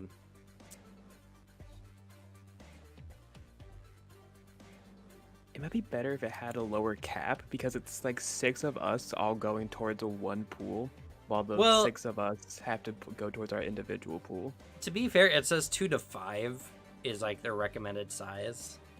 Mm. So that might just be a consequence of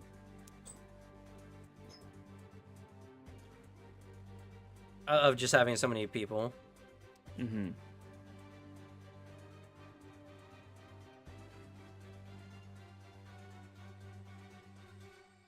But I don't know. It's something that I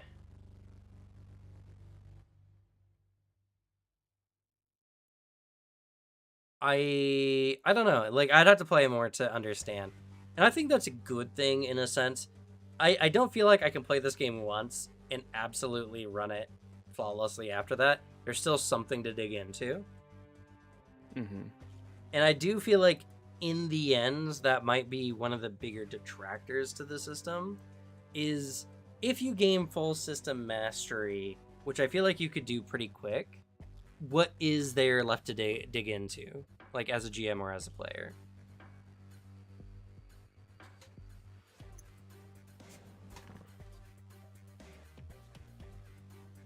Because like there's so many games out there where like you can just make builds, and for people who love just making builds, it's fun. But there's a lot of people who like theory crafting, and if the game isn't deep enough to provide a lot of theory crafting, then it might just run a little shallow. Yeah, this definitely seems very simple of a system. Like everything, like all your major abilities seem like they come from basically just the stuff you get at the beginning. I mean, don't you get new levels of domain effects every level? You do. Up to like level 10? Up to level 10. Probably some like crazy shit in there. Well, like here's one for Bone. Level 9, 1,000 cuts. Make an attack roll against all enemies in your weapon's range. On a success against any targets once per long rest, you may roll a number of weapon damage die equal to double your proficiency plus your finesse trait. You can distribute this damage however you wish between any enemies you have successfully hit. Jeez. Oh, and also, this game is still in beta. Yeah, I don't know how much it's gonna change, but isn't the full release scheduled for like 2025? it is. So still got a bunch of time to change it. True, but And that add like stuff. that's why it's important to have the conversation now. Yeah. And there are some interesting loadout cards, actually. Arcane has one that's called Arcana Touched, which is when a majority of the domain cards in your loadout are from Arcana domain, you get a +1 on your spellcast rolls, and once per short rest, switch the values on your Hope and Fear dies. Whoa. But that card is only useful if the majority are Arcana cards, Mm-hmm. and it otherwise doesn't do anything, which I do think is interesting.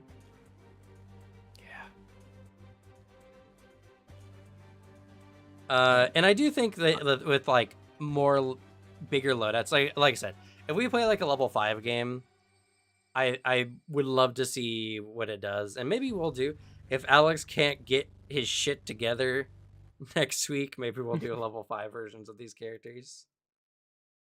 Mm-hmm. Hopefully not. I would love to continue Riptide, but I will also not say no to getting more information on Daggerheart. Especially because I'm going to be getting physical copies. I got contacted by their PR manager, and they're sending me a physical copy of the playset, so... Woo! But yeah, we've gone an hour over when we normally stream, so we're going to go ahead and say goodbye for now. But overall, Daggerheart, big ol' thumbs up. I think it's really good. I think this is a game that a lot of people are going to like, and I feel like this is going to be a much better casual-friendly TTRPG in the scene. I definitely think it's worth a play. Agreed. For sure. I personally would probably show someone this before D&D 5e. Just because I feel like this game is a little less complicated and is a lot easier to run with. Yes, I agree. Actually, I agree. But we'll have to see what depth they'll add to the game, because I feel like as it currently stands right now, D&D still has more you can kind of dive into for theory crafting purposes on like making fun character builds. Yeah, and that being said, I think it's that applies to the players, but for DMs, I think you would want to have a more experienced DM to do it, because it's just like open-ended systems in general.